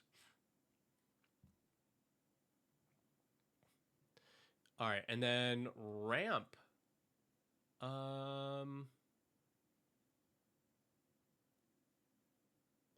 This is not ramp, but that's a nitpick. Okay, yeah, good way to get your stuff tapped.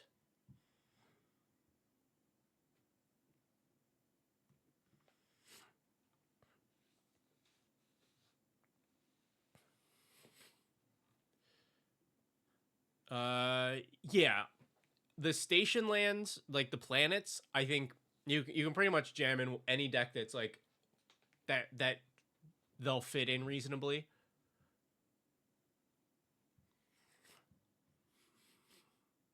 Okay.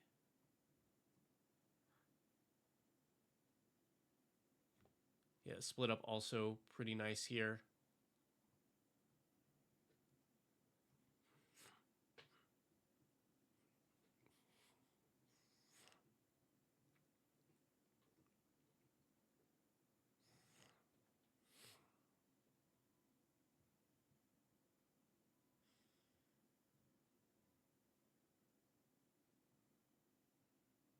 Cool. I think we're getting to the point where we've seen pretty much everything.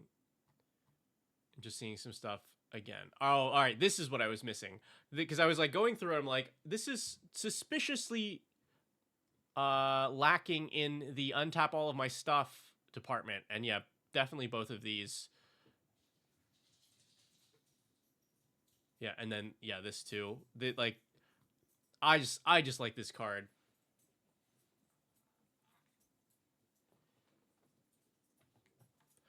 This is like giving all of your creatures convoke and then untapping during each untap step. Beautiful.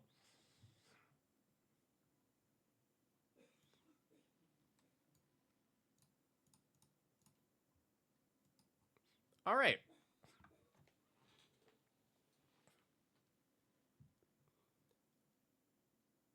This is a good time.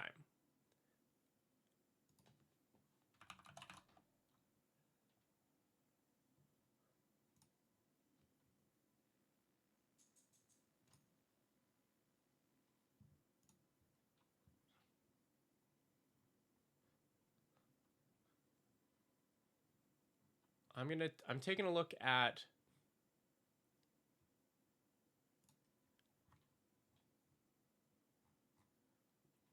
all right, I'm gonna show you all. This is so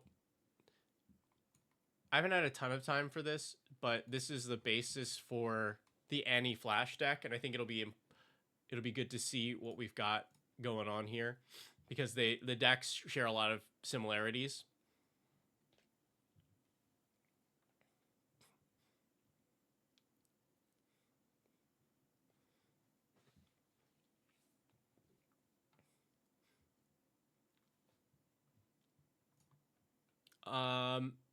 I think you could just run Annie Flash in this. Has irrelevant tap ability and on cast will bring back a lot of your important pieces here.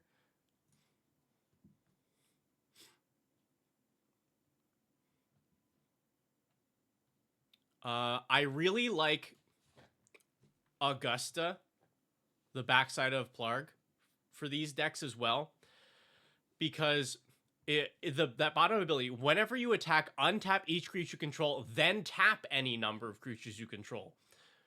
So it's not it doesn't care about its self-attacking. You can attack with anything. Attacking with a single creature untaps your whole board, and then if there are things that if you don't have another way to get them tapped, you can just tap them again.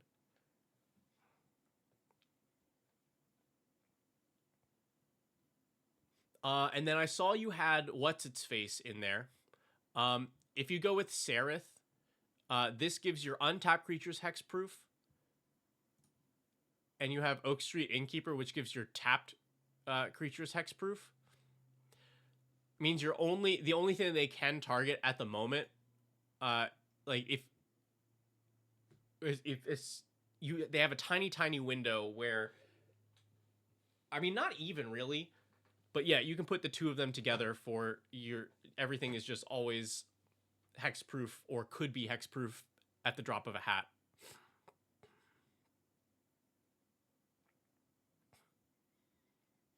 Yeah, highly suggest that. Oh right, I can't do that, but I can do.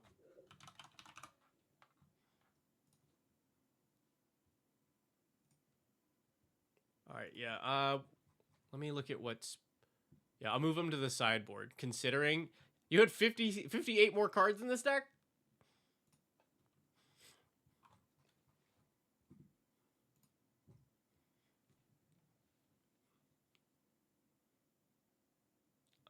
Oh yeah, because this is a lot of like the go wide stuff.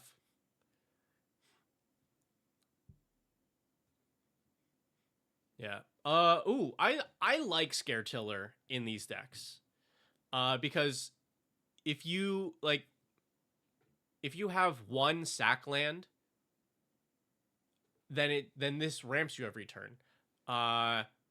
With the potential for more if you're also untapping. Like personally, I like this. Because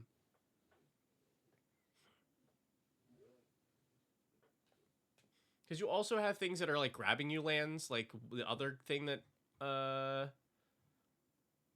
like yeah, cartographer here. Botanist is doing a similar thing.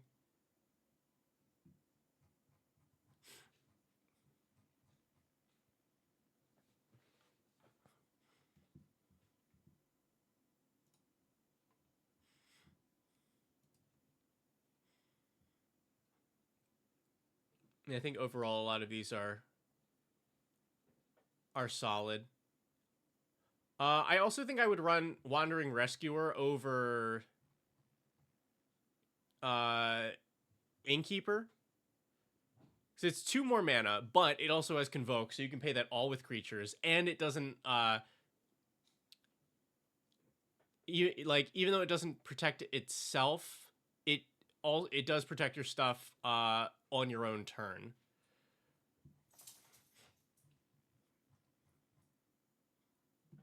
Plus it hit hard. I like this better than the other one. But, you know, there are niche differences between the two. So, I don't think you need to switch them, but that would be my preference. Targ. Yeah, you did. I don't know if did you tell me before, but you weren't gonna that you had to drop out. I'll pop back to it. I'll just show you some quick stuff on what we did. After this one. Let's see.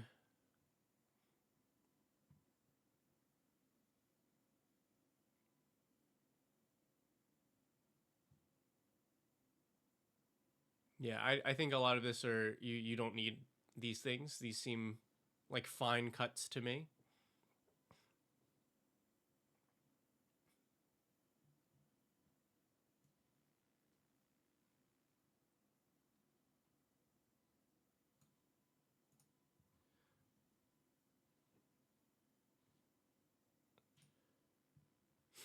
Oh, emergency meeting. Ah, that sucks.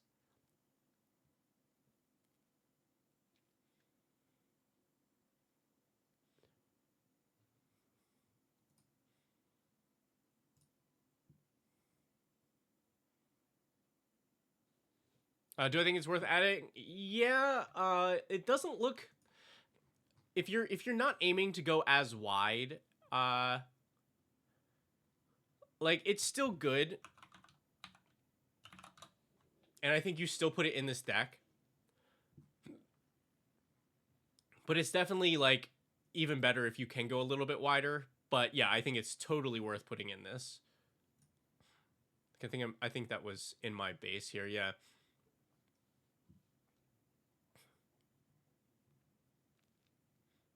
Um.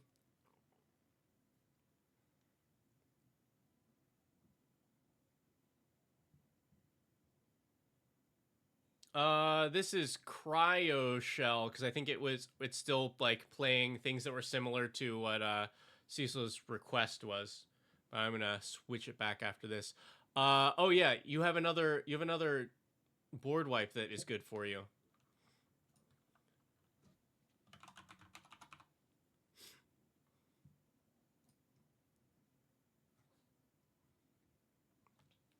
Says this convokes and you deal 6 to each untapped creature.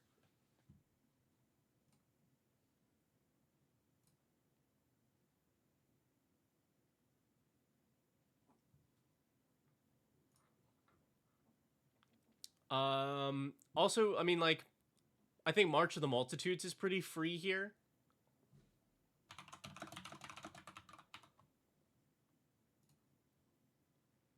Because it's also nice to just, like,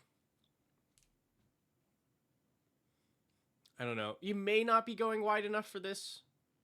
So you need at least 4 creatures to be worth this. Actually, I'm going to move this considering. I think I take that back.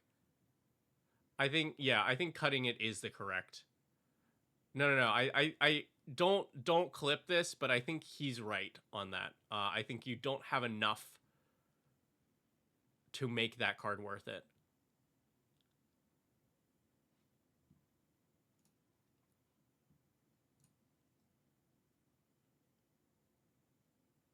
but you can't tell him that I said he was right.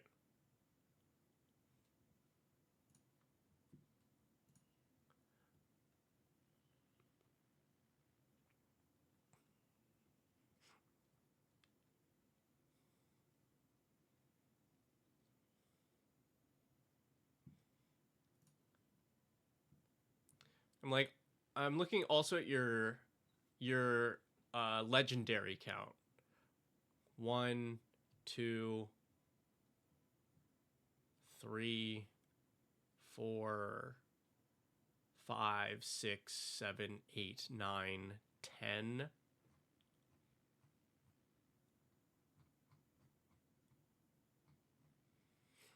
Yeah.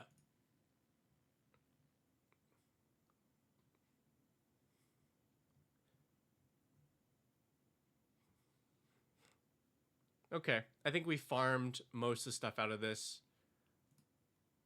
Oh, you can run other Magda. Like that's like cheap both in cost and in mana cost. And that's just easy ramp. And it's fine if you don't even have a payoff for the end bit of it. Like this can be better, especially if once you get to like Drum Bellower on board, then this just turns into an even better mana rock.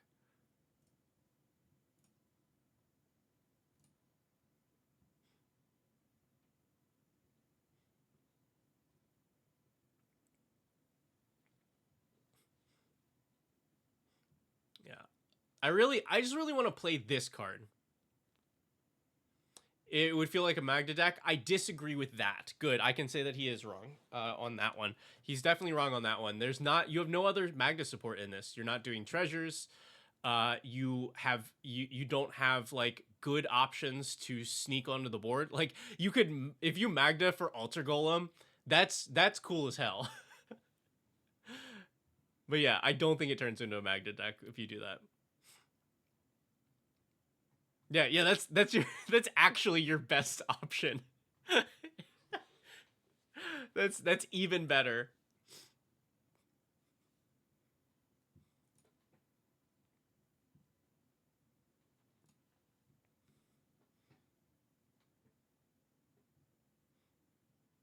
All right. So what other strengths you have with this? That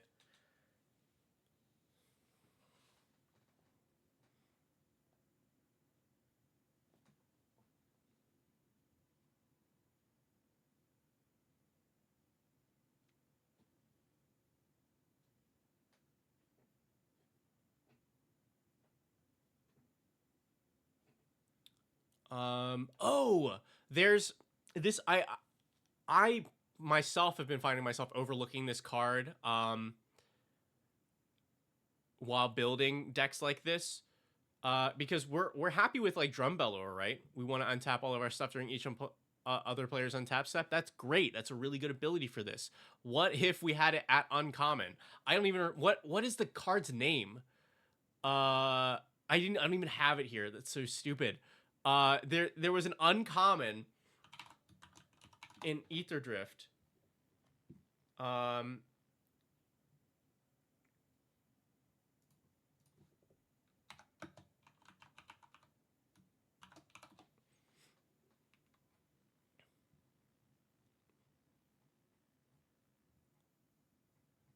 where are you? Veteran Beast Rider. At the beginning of your end step, untap each creature you control, and it gives you a relevant boost the team ability. Mm-hmm.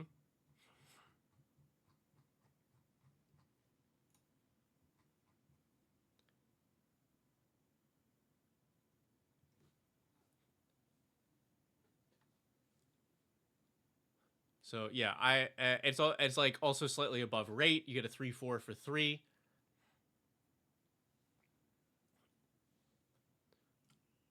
I like that. Um,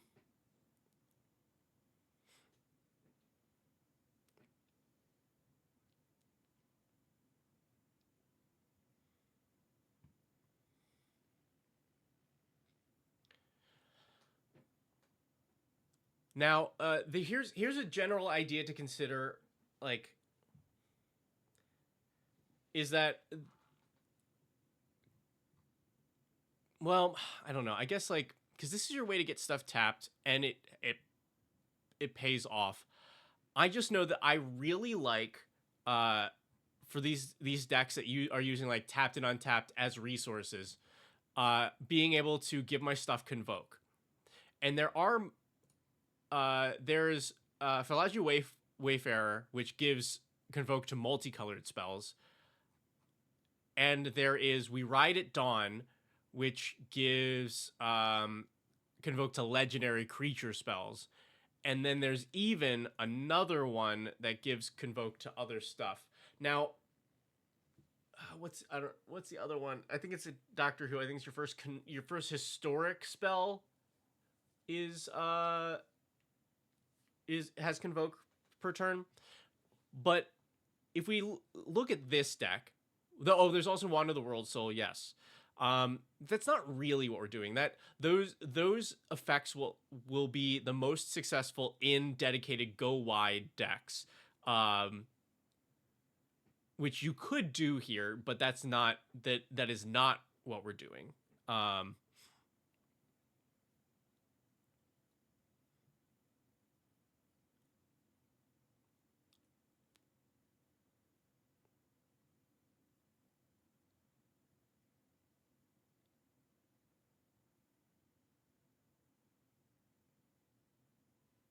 Hmm.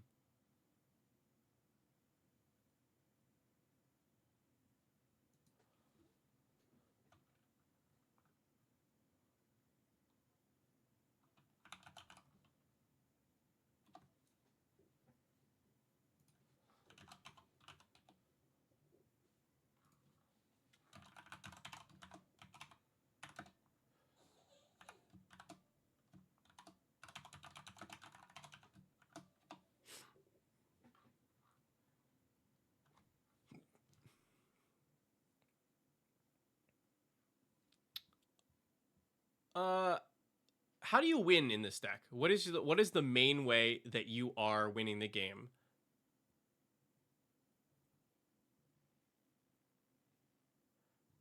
Because this puts together a good like some really solid synergies. And I see there's like this like Titanic Ultimatum, but we're not going that wide. Uh, with that we have Beastmaster Ascension, but we're not focused on going wide. What is your usual path to victory here? Ah,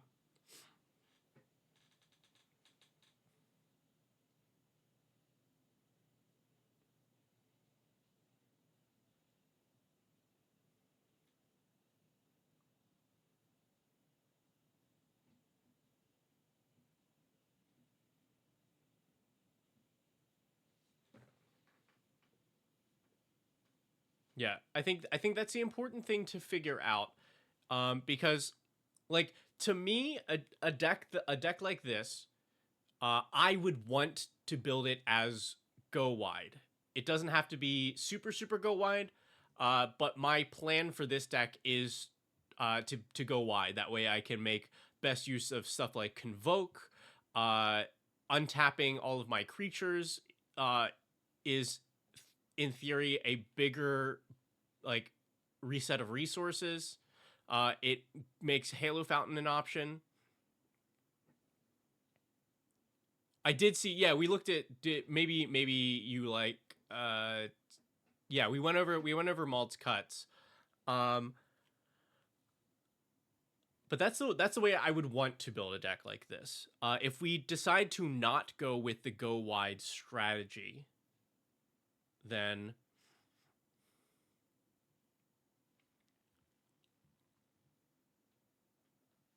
what can we do as our like as our game plan?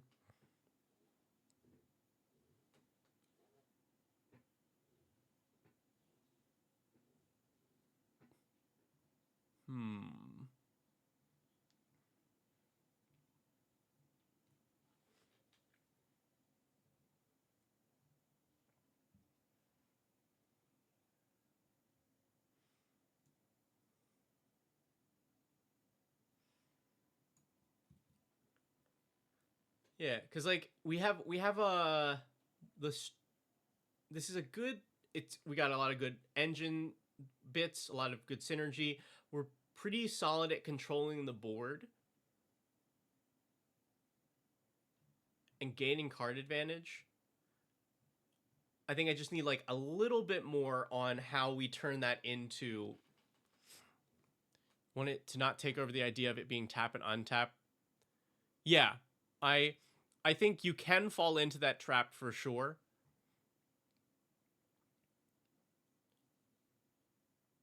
But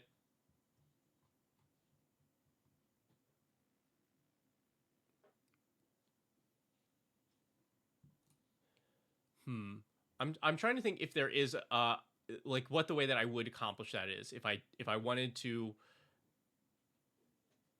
Can I lean in? Can I make it tap and untap without focusing on the go wide part?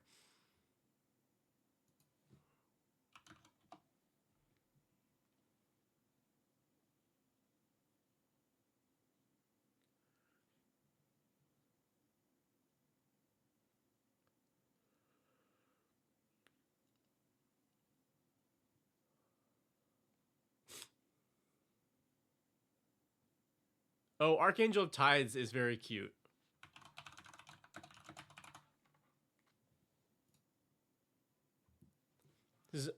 If it's untapped, then creatures, then your opponents have to pay 1 to attack you per creature. But if it's attacking, uh, their blocks cost 1 more. That's a good suggestion here. The triple white is a little rough, but we don't need to play this on curve.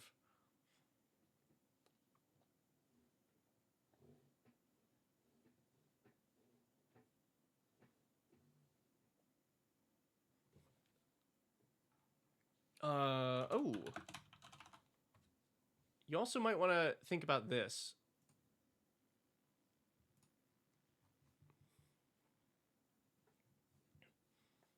Well rested. When the creature becomes untapped, you put 2 counters on it, gain 2 life, and draw a card. Well, it triggers only once each turn, but if you have this and like Quest for Renewal out, then you can draw 4 cards and 8 life and 8 counters per rotation. And even if you don't have that, the card's still fine. You've paid 2 mana to continuously draw a card and make a creature bigger and gain life. But yeah, with Quest or with Drum Bellower or something, then this turns into a whole lot for just 2.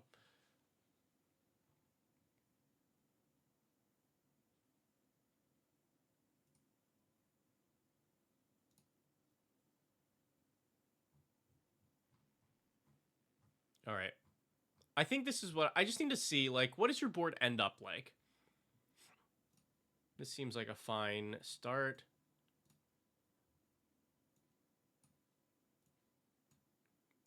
Farseek.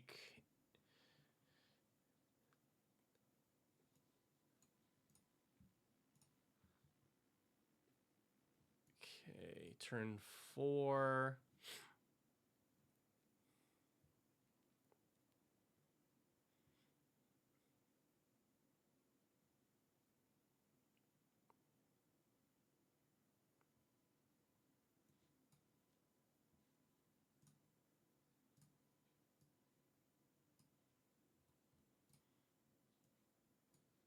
All right, so this is turn 4.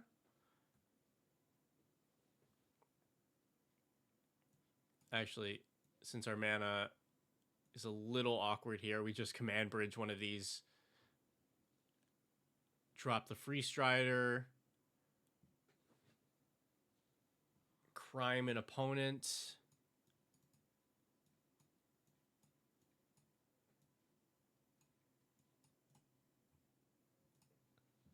No, move all.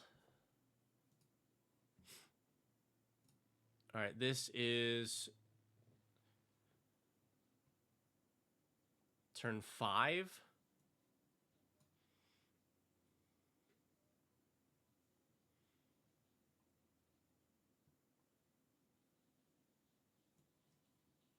Play this, start growing some stuff. And Miri. Okay.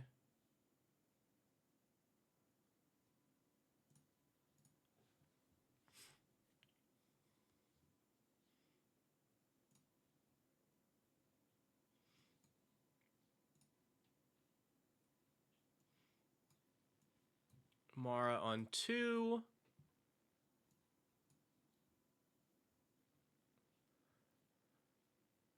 I think we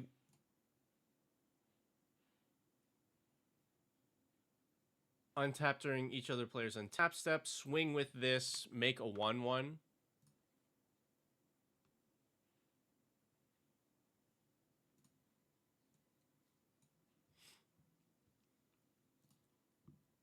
All right, turn 4. Oh man, Pristine Angel. I haven't thought about that card in a while.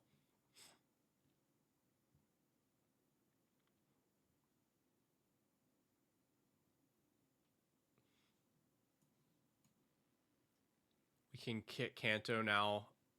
Make 3 or yeah, make soldiers all the way around the table. Okay.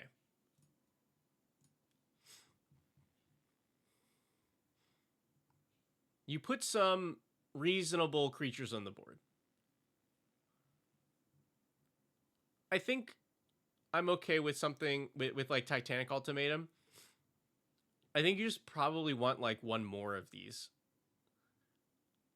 Or a way to get to it. Because I'd be worried that you get stuck.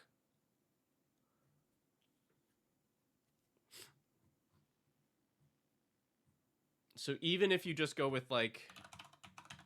Even with just like an overwhelming Stampede... or any other thing that can get your creatures to like... For a big swing, I think you're okay.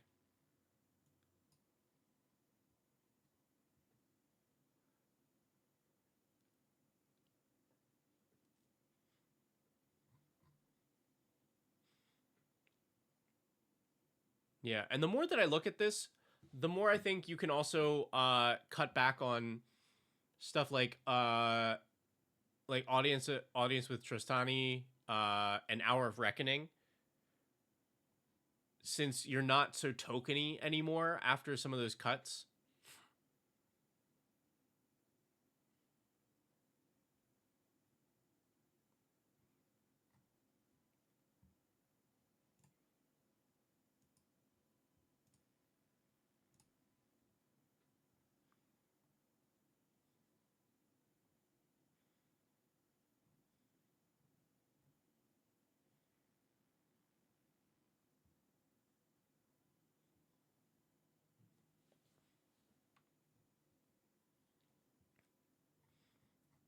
Yeah, like you could totally run like Craterhoof or Moonshaker Cavalry here.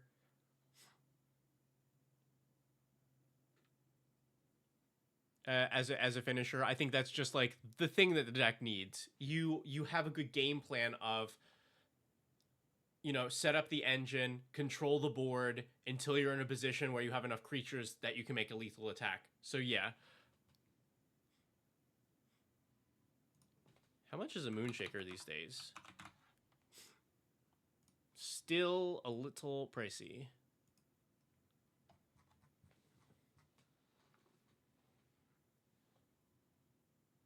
But yeah, how's that feeling to you? Because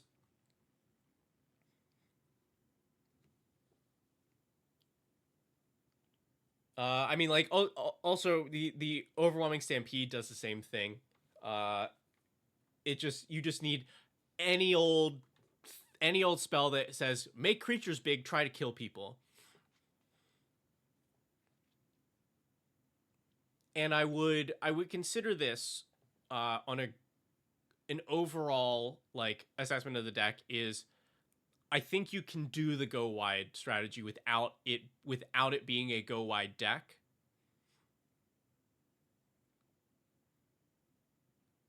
But that is just me. There are many ways to build this deck. That is the way that I would do it. Does this care if opponents' boards are tapped? Yes, there are some cards that care, like our board wipes. We have Split Up. We have something else that cares. False Floor. Cares about what state our opponent's creatures are in.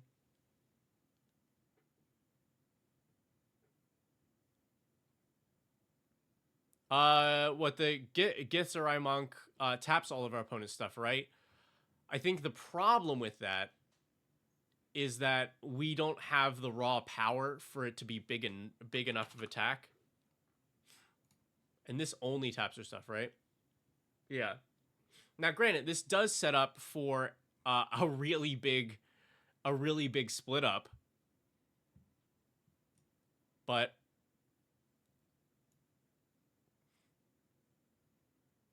I'm not as hot on that because I think we just need creature be big.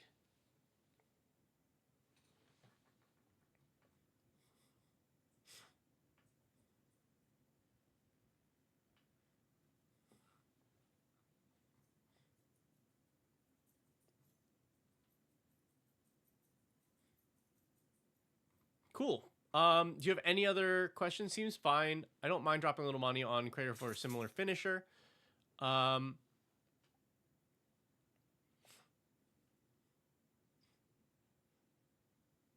Yeah. And also, just for now, like I said, Overwhelming Stampede, it gets the job done. And that is a good bit less.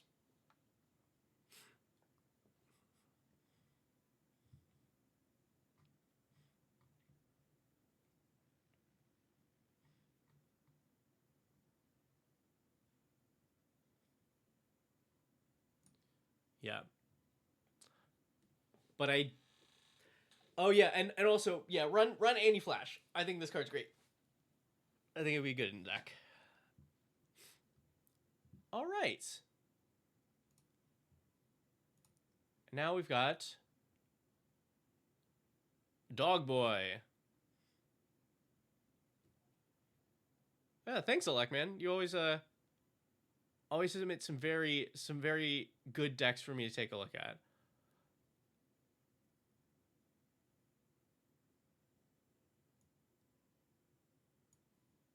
Can you get the link? Yes.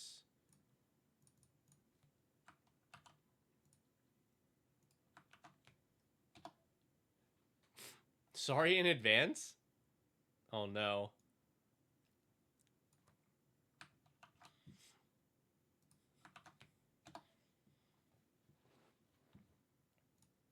Oh, Minstrel.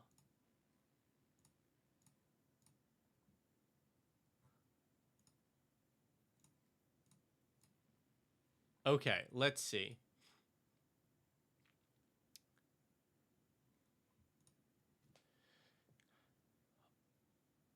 This has certain restrictions. All cards must have white text for its name. The other restriction is the enchantments need to refer to whenever an opponent or player does something. Oh my god.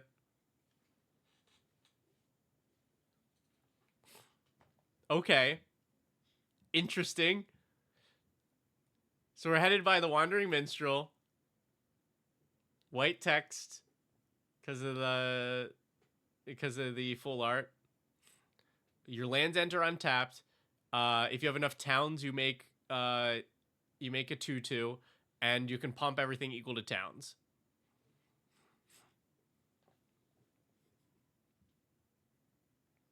We only have 6 creatures, and it's all the familiars and a Painter Servant. Okay. all the familiars, so we're reducing all of our spells, and Painter's Servant for something. Which actually we've already non-bowed ourselves with the Painter's Servant.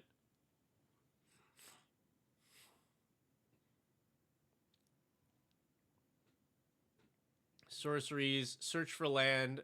Opponent searches for a bunch of stuff from our deck. Okay. Destroy a bunch of creatures. And this is ramp. The enchantments will help. Okay. Oh, we've got text changing effects. And like otherwise removal and things. Bring back enchantments, and here's the meat of the deck. Okay. So I can already see this is a bunch of like color themed things. Compost cares about black cards. Life Tap cares about forests. Okay, so this is like a lot of stacks or tax effects. When will the last deck tech stream get uploaded? I'm sorry if it hasn't been already. I think it's because of our. I will check on that after this. I'm writing a note right now.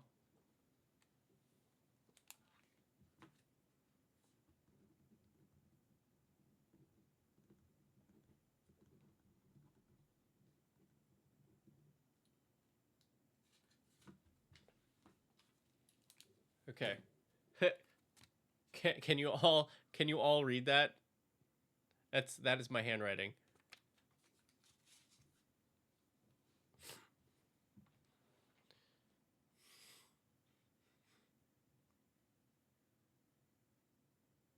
Is the anti-flash deck list public? It's not public because there's only 30 cards in this. This is just like I was throwing stuff together while I was thinking about it. But yeah, it's not. It will be soon when I put it together. If I'm really ambitious, I'll put it together before so that I can play it in Atlanta, but I'd have to do it like tonight. Okay, yeah. Okay, so you're gaining life off of people's stuff. A lot of it has to do with their lands. But you're also like hurting people for things they have.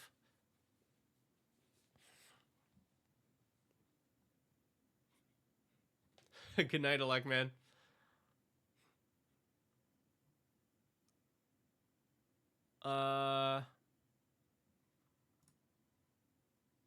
Here, if you all want it, here's the link to it. I just don't want to put it up on the main. I don't want to make it public because it's not a complete deck list. But if you want to see the cards that are in it, you all are welcome to.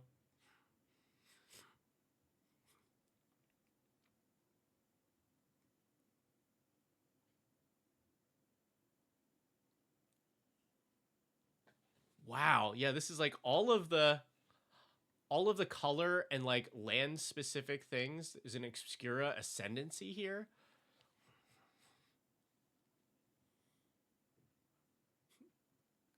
We have this Ancient Oubliette.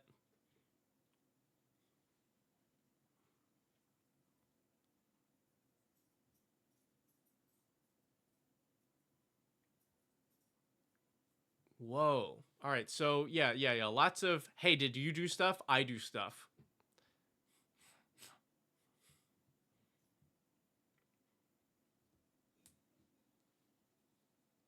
Yeah, because I'm not seeing exactly how this fits the theme or what it's doing for the deck.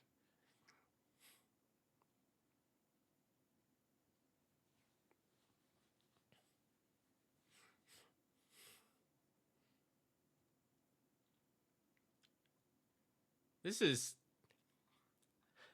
this is quite a collection of cards. Huh. Okay. And then we have Then we have our 5-color land base that's coming in untapped. Thanks, Commander.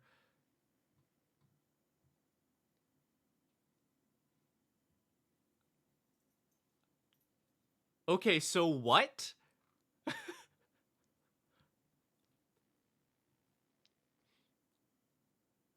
With all of these effects, every time our opponent does something, and then yeah, you use these on the enchantments to switch them to whatever's the most relevant color or basic land type.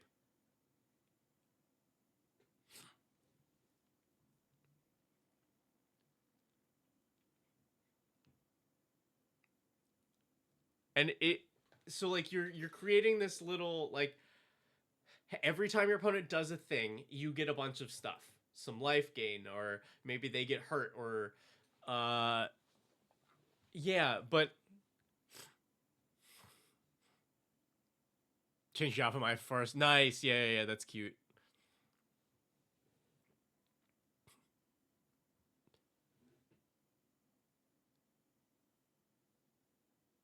But like what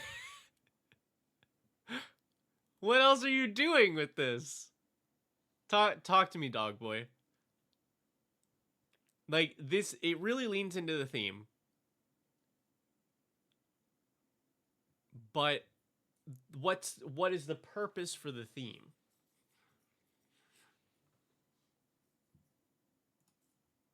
Nerd keeps turning my music off.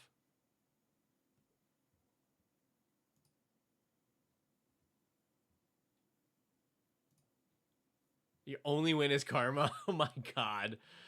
This is the only thing that actually does damage to everybody when because of their stuff. You have Urborg, I assume. You have Urborg. You have to play your Gavamaya and change it.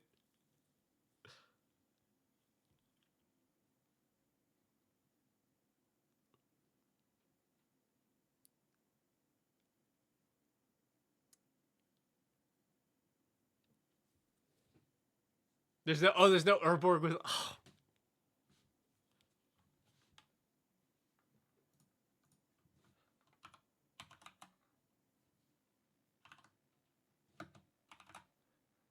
I believe you, but I Dead Marshes. Use Dead Marshes.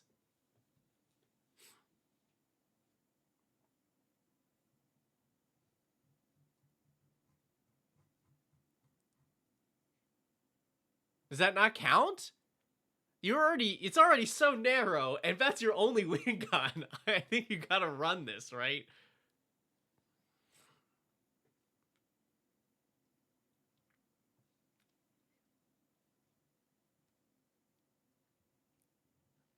I mean, it's only $120, right? All right. So what do you? So what would you like to do here? It's in your consider list, yeah.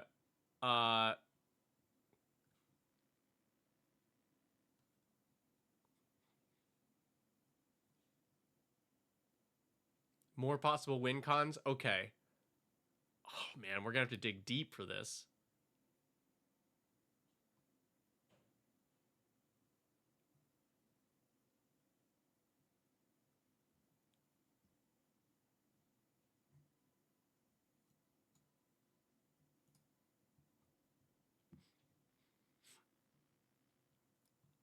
Yeah, I mean, well, Rage Unite that's always an option, but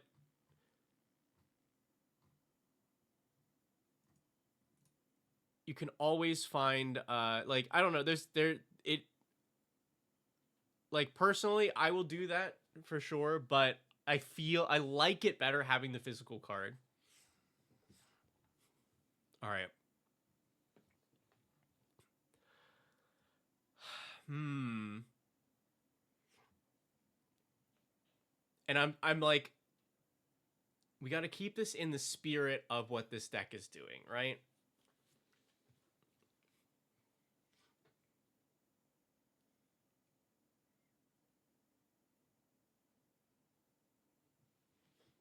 We have to. I'm certainly not going to have these off the top of my head. Let's see if we can put together some searches that get us there. So, let's go look for damage, and we'll start going through like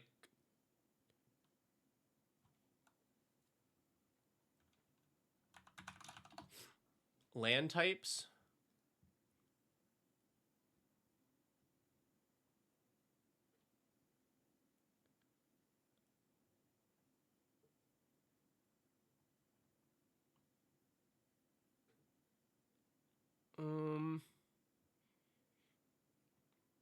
Yeah, this is not doing it. Oops. Oh, wait. Let's do damage or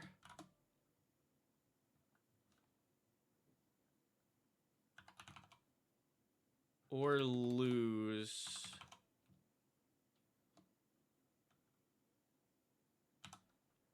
Loses, because that'll be opponents. All right, that did not really change anything here.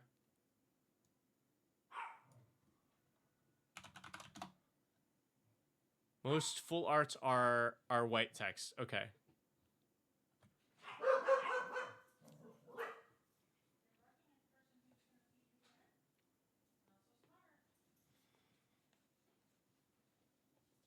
She can't. Yeah.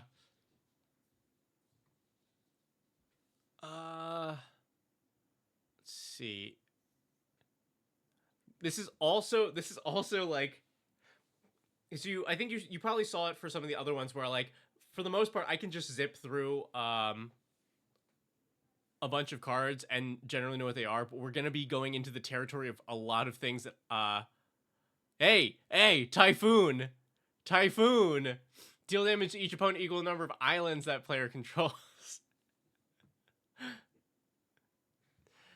It's not Karma though, because Karma at least can keep going.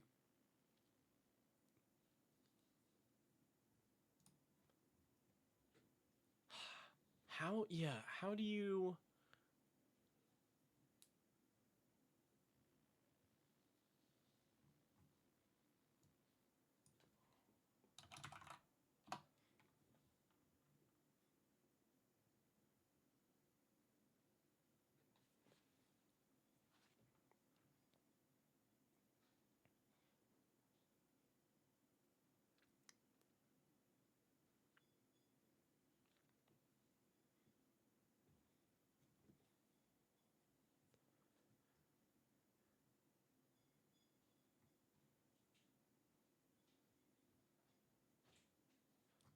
Let me, you know what? I'm going to do this. Is permanent.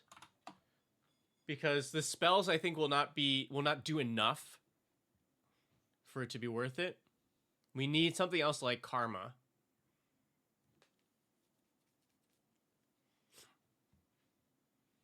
Bam. I'm sorry, Android Auto kept stealing your music. But I'm done driving. I won't touch it. It automatically turns it on. I swear. Yeah. The first time was me because I was moving stuff. And I was like, cool, music. But then every time I went to the grocery store, like, fired up the car, it would steal it. Sorry. All right. Stern Judge is Karma 2.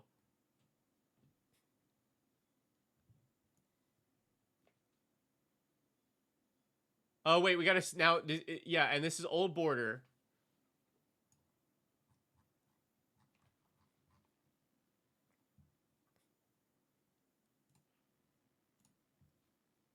It just... You're also gonna have to have more life than your opponents, but you have a lot of life gain triggers, so that... This...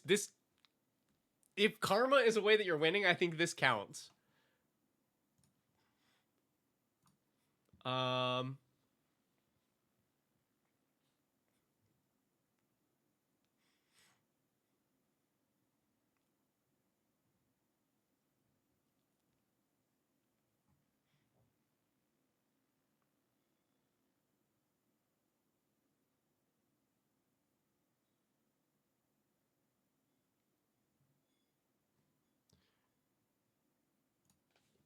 Okay.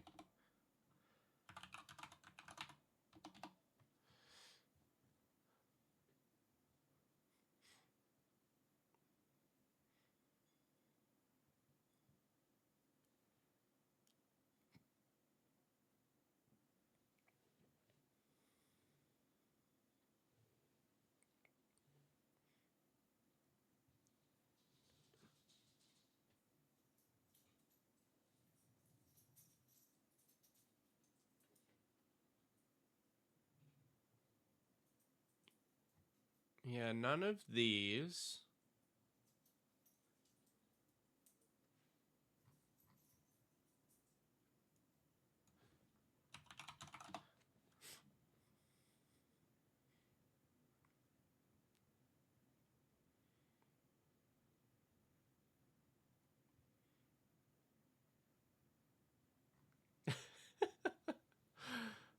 Okay, so now what about colors?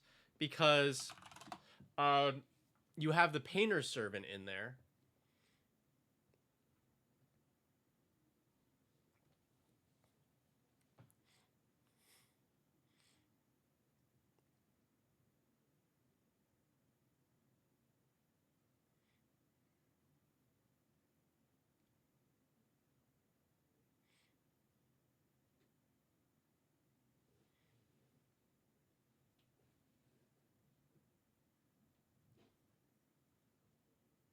Yeah, this is I've never had a challenge like this.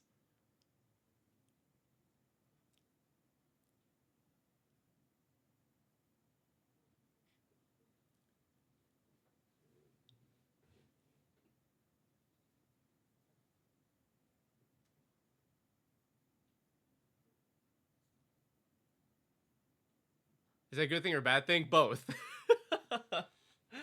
uh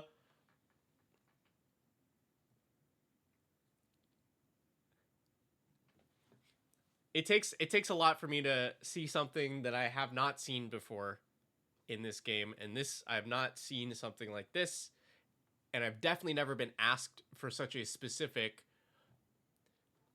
find win cons in line with using karma and text swapping my Yavimaya to swamps that can only be that has to have white text for the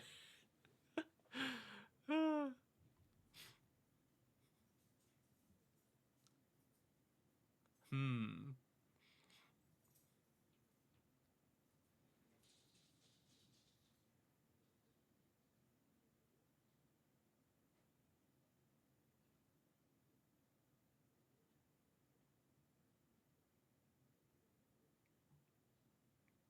Yeah, I don't think any of these.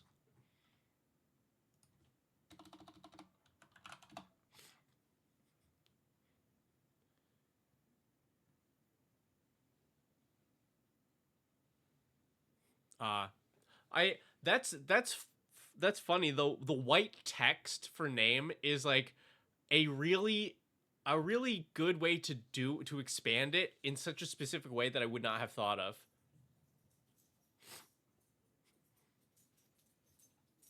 Hi, Hammy.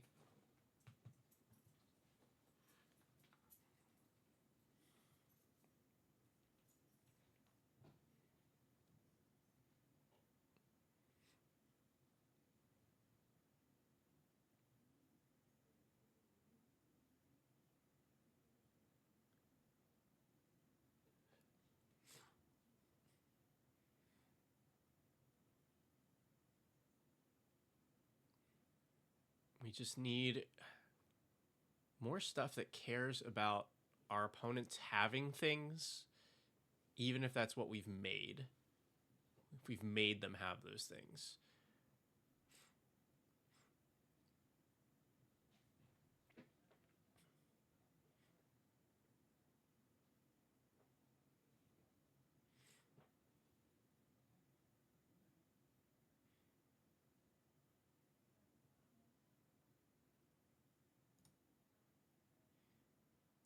Mind Sparker. When an opponent casts a white or blue instant or sorcery, but I don't think there's no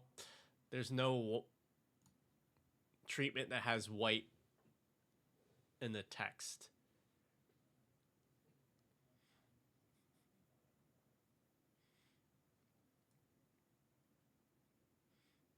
Oh, this is funny. Is this in the deck? I haven't thought about this card for a while either. Radiant Kavu, prevent all combat damage from blue and black creatures. Oh yeah, the OG fetches. I'm gonna put this. I'm gonna move this to your sideboard because I feel like this is at least in line with what your deck is doing. It does not win you games, but it is that type of specific.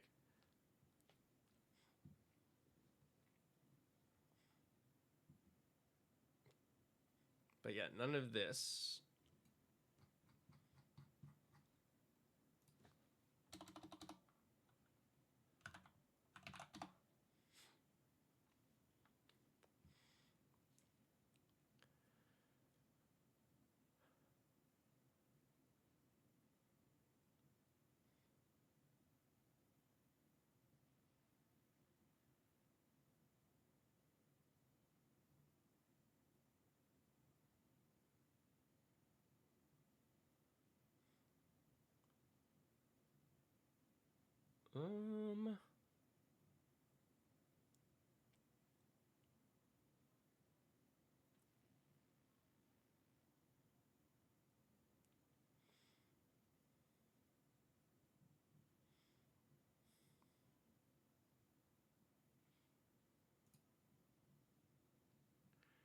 Would you think Bowmaster would be worth moving from?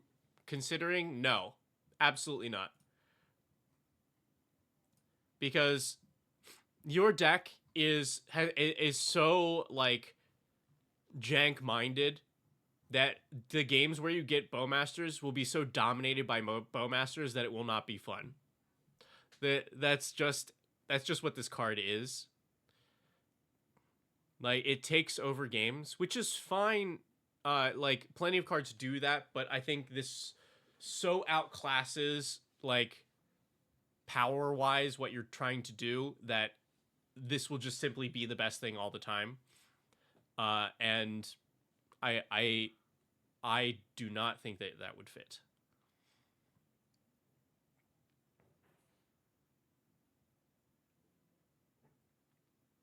Are these in considering just because you don't have them yet?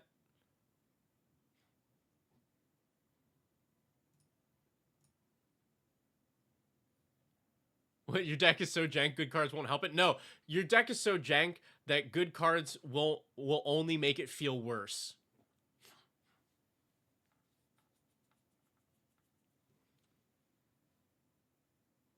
Oh, they're here because they're... Wait, what? The one has buyback.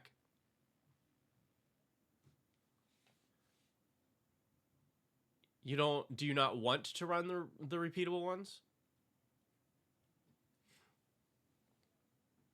Okay, so, right, you're saying... Yeah, this is till end of turn, and this is... Yeah, this end of turn. Okay.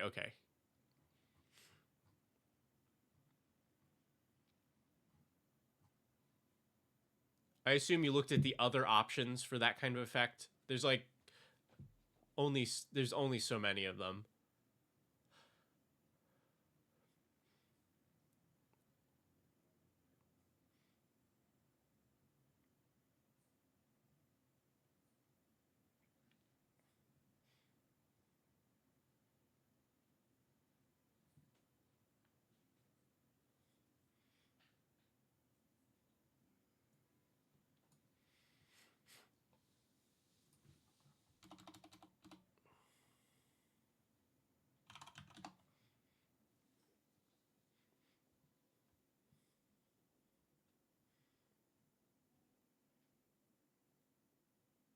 Oh, red is going to be very difficult for me to do this with. That's a lot of cards.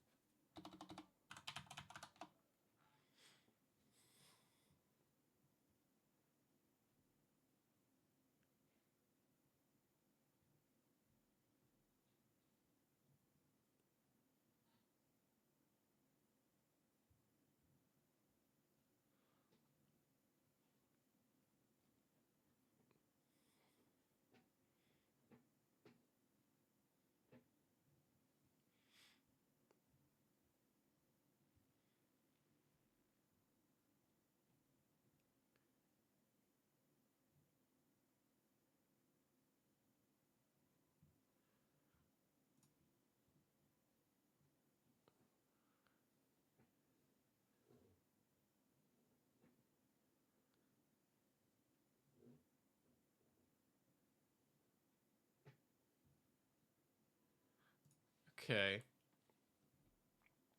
What else can I do here?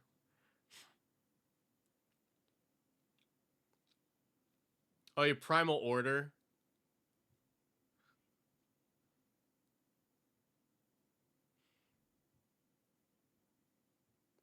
You believe you have them all. I don't think so.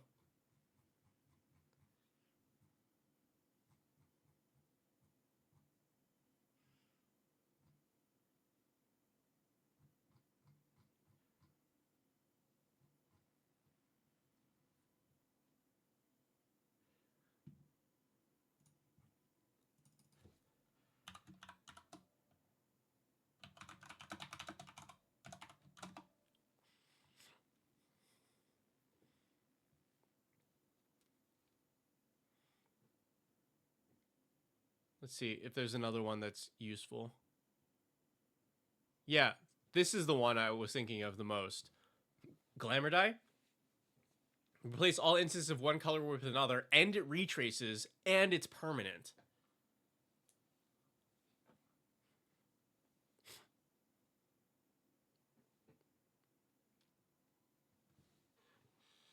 Because this is one of the cards that allows this like type of build where people care about, oh, white text.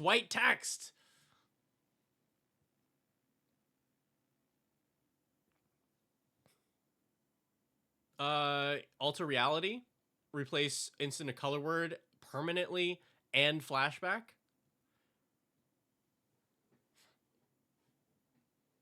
Yes, yeah, retrace was originally from that. I think Eventide was the first one.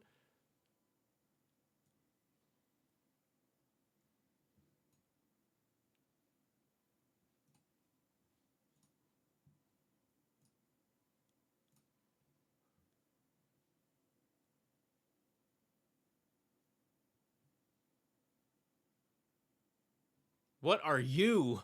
Balduvian Shaman. Change the text to target white enchantment and you control it doesn't have cumulative upkeep by releasing all instances of one color word with another, and that enchantment gains cumulative upkeep 1.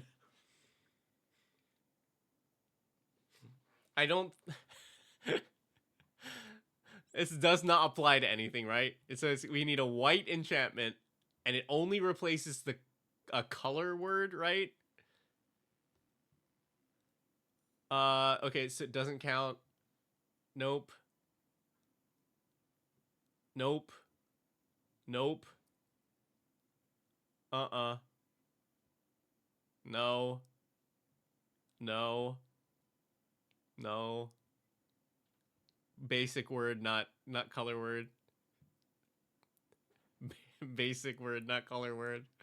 No. I wanted to be able to recommend you play this piece of awful. Oh my god. Also, look at this. Look at, hold on. I'm going to zoom in here. Should have done this before. Permanently was spelled wrong in this print.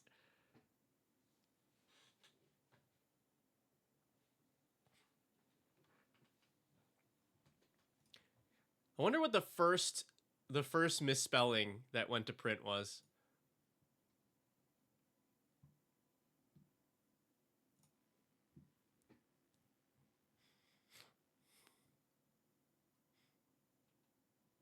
And this did not get any. Yeah, only 5th Dawn.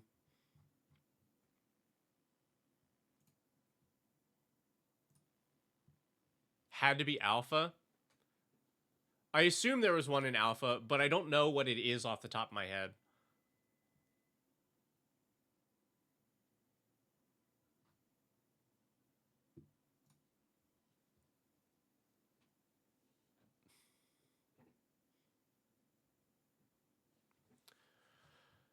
Do we have any other effects that help us to change these to what we want?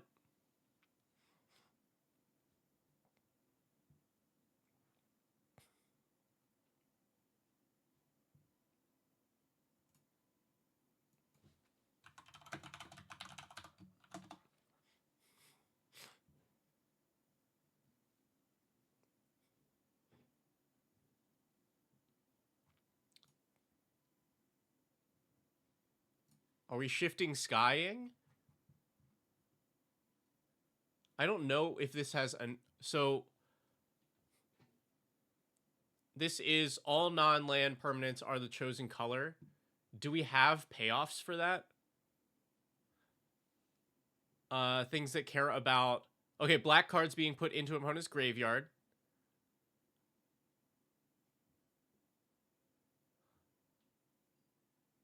Because we need specifically ones that care about colors of permanents.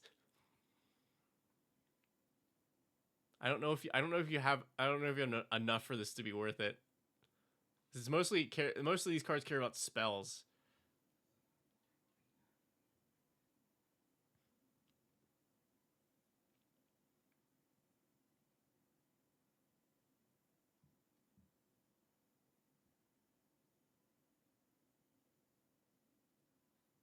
Yeah, I don't think that it does anything for you.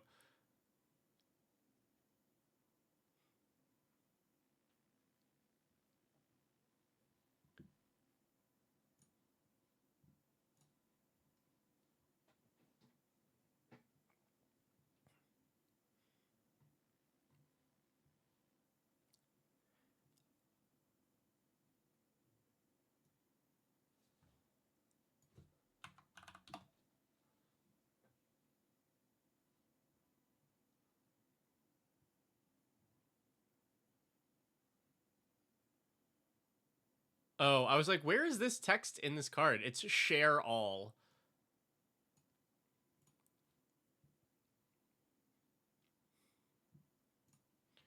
What else can we do?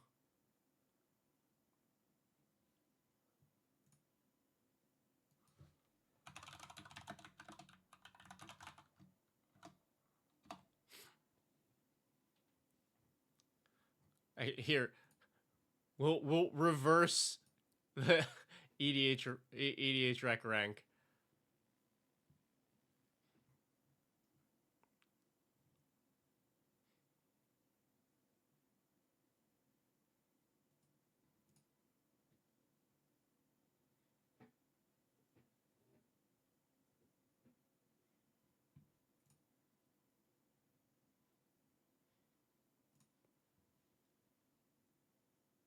Copy enchantment for second karma. I mean, you run what, Estrids? Estrids would be the better one. Oh, this probably does not have a it probably does not have a white. Does this count? Does this count? Secret Layer Estrid's Invocation? Does that count? That's like eggshell text.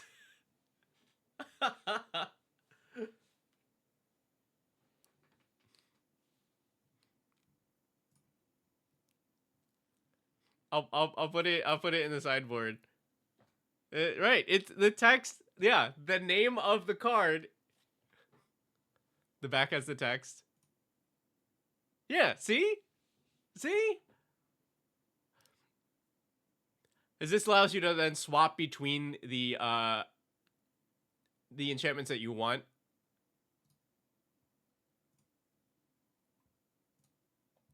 Cause this copy enchantment, do we have... Oh, you have it here. It's already in your deck, right?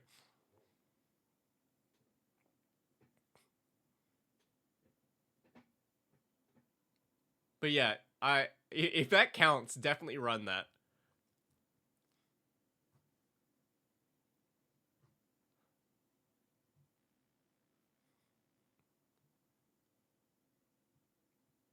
Yeah, did you because I saw you had the Yawgmoth's Edict. Was there consideration for Havoc or Warmth?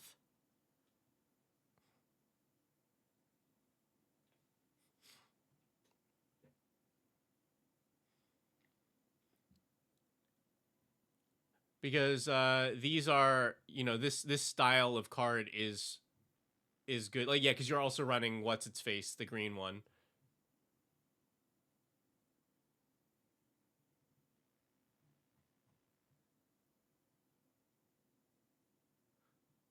You like those? Yeah.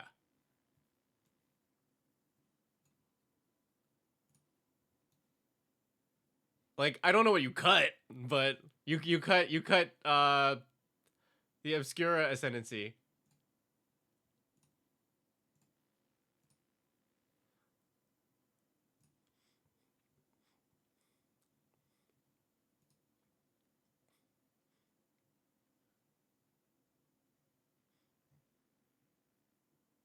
What are you? Reckless Assault also on the list to cut. Yeah, yeah, yeah. Oh, yeah, yeah. Let's, okay, so Obscura Ascendancy.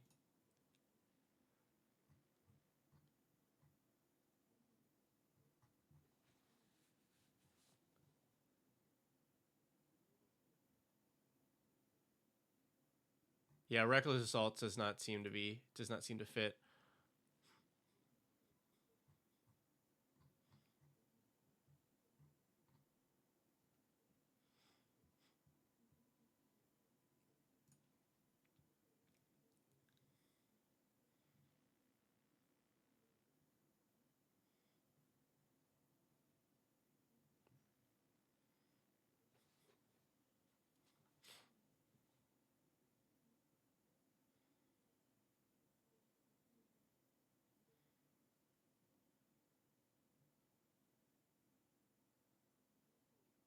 Sanguinbon also on the list to cut. Like, yeah, I think it kind of fits your theme, but this did seem like an outlier as like, oh, this is a card that people play. and I think this is such a beautiful pile of cards that most people have just never seen in their lives before.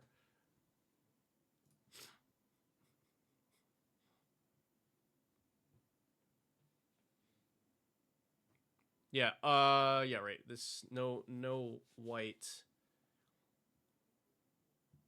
There's, yeah, Soul Barrier in there.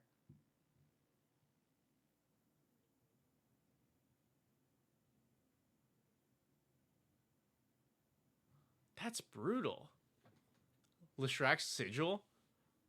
Opponent successfully casts a green spell. You can look at their hand and make them discard.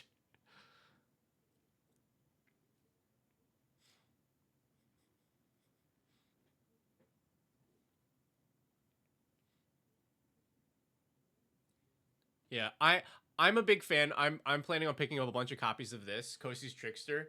I don't know if that's quite what you're looking for, but like that seemed like the fact that everybody's shuffling all of the time forever.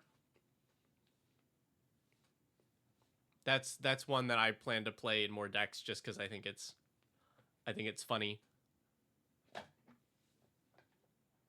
Try to build a player shuffles. Yes, yeah, like the psychogenic probe.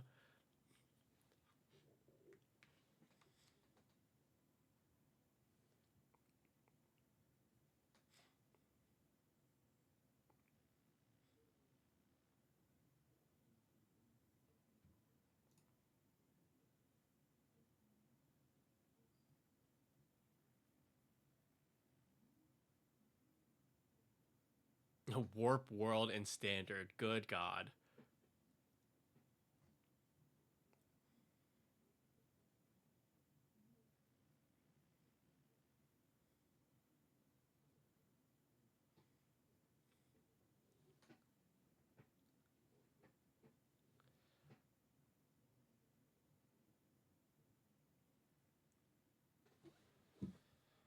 I mean, I had to assume you were either old or incredibly thorough or both, because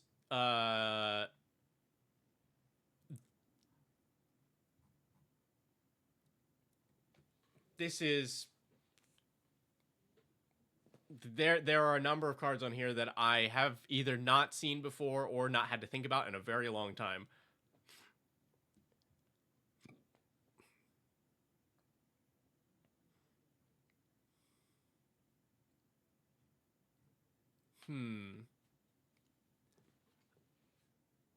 What other ways can this win that feel thematic?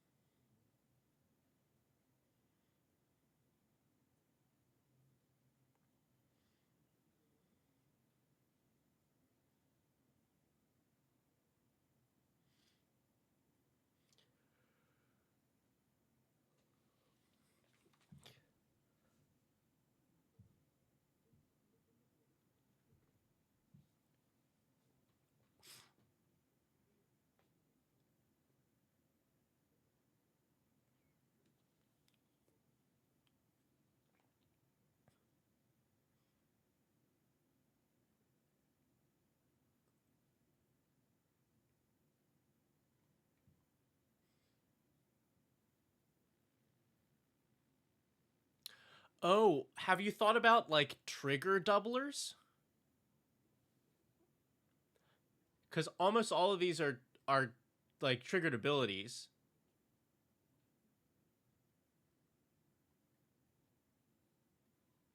I don't know what you'd have for this.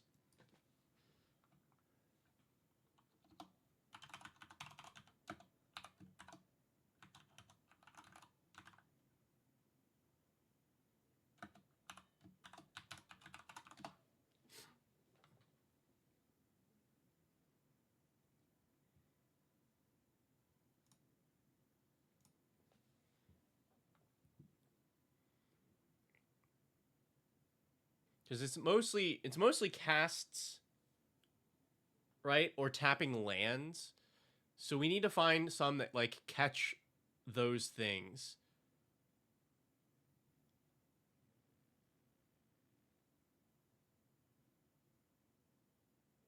And I don't think we're gonna have many options, and it's gonna be tough. Yeah, because like if do we does I hope the alt art has this in white text. Yes. Here we go. Fractured Realm. If triggered ability of a permanent you control triggers, it triggers an additional time, and it's got white text.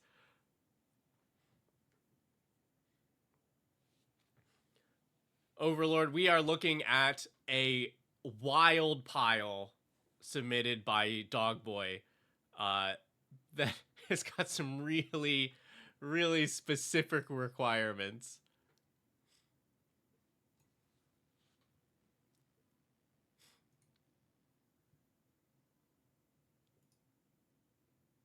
Uh, Omo. Omo, that's interesting. Is there a white text Omo?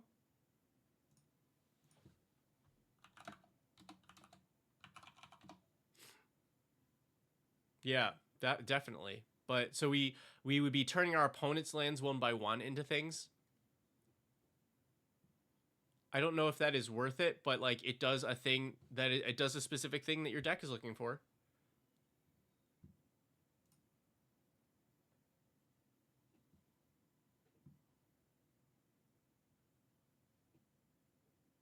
I think that's definitely worth consideration. There's only so many choices on what things do what you want in this deck. Okay, let's see. Any other trigger doubles?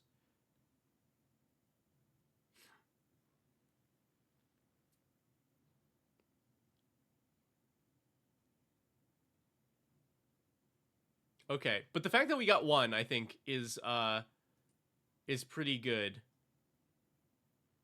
Yeah, none of these other ones apply.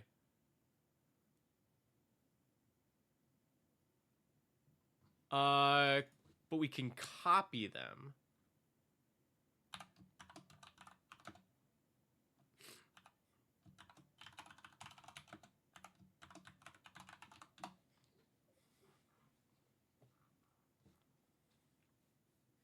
Already had a mind keeping with the deck as it is. Yeah, I mean like I think you passed that point.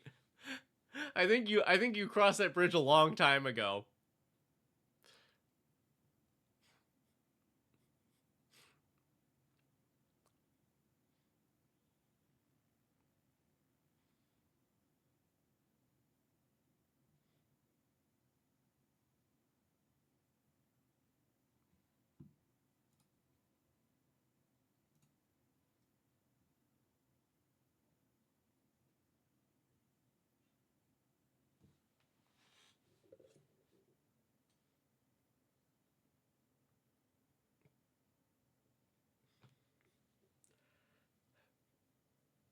That's definitely a way to win with karma.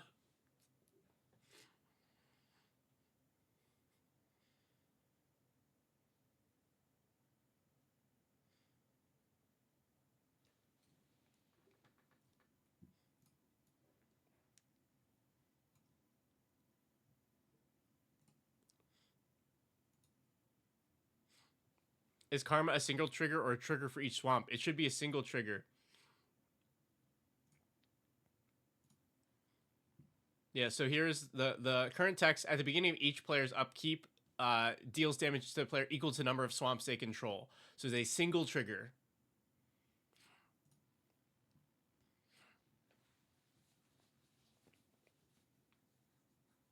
Same as like Primal Order. This one is a single trigger that you could copy. I'm just like, let me see if there's enough for that thing specifically to be relevant. But like, it definitely works with those. Because you need the triggers to be one group of big thing.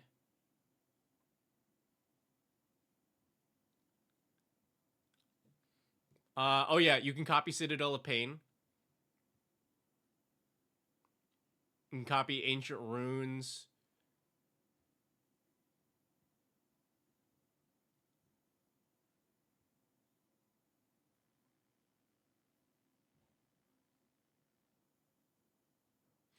Yeah, actually, I mean, Oubliette is even a triggered ability. You can use that.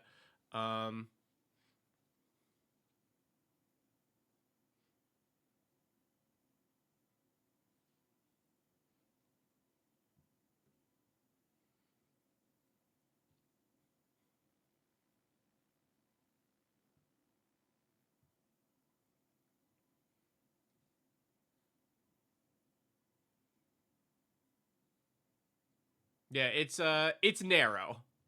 It's narrow. But like, so is the deck. So that I definitely will put that up for consideration.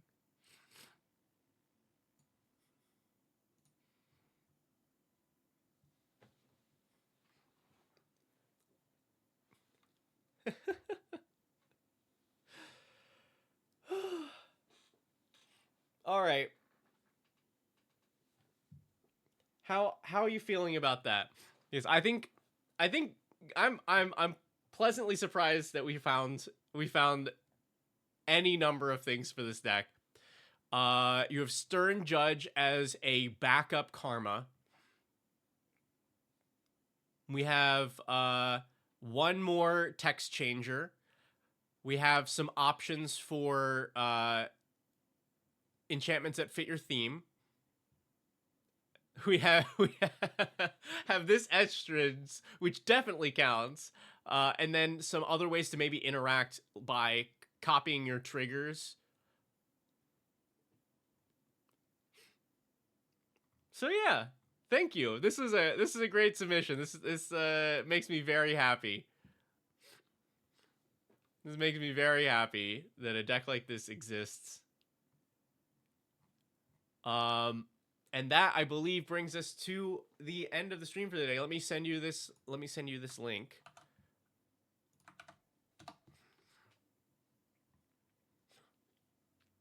Normally we would do a deck build after this, but I have stuff to do because I'm leaving tomorrow. And we'd only really have an hour left for the build anyway, which should be enough time, but I think we'll end it here. Wow. A good day of decks.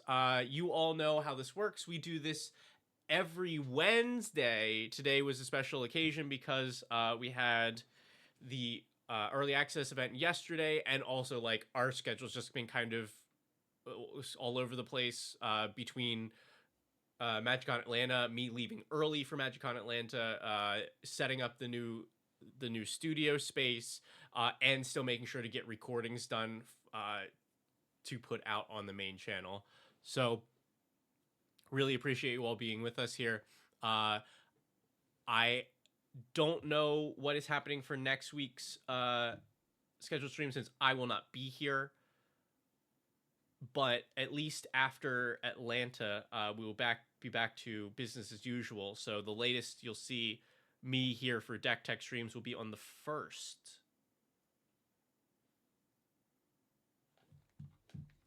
Yeah.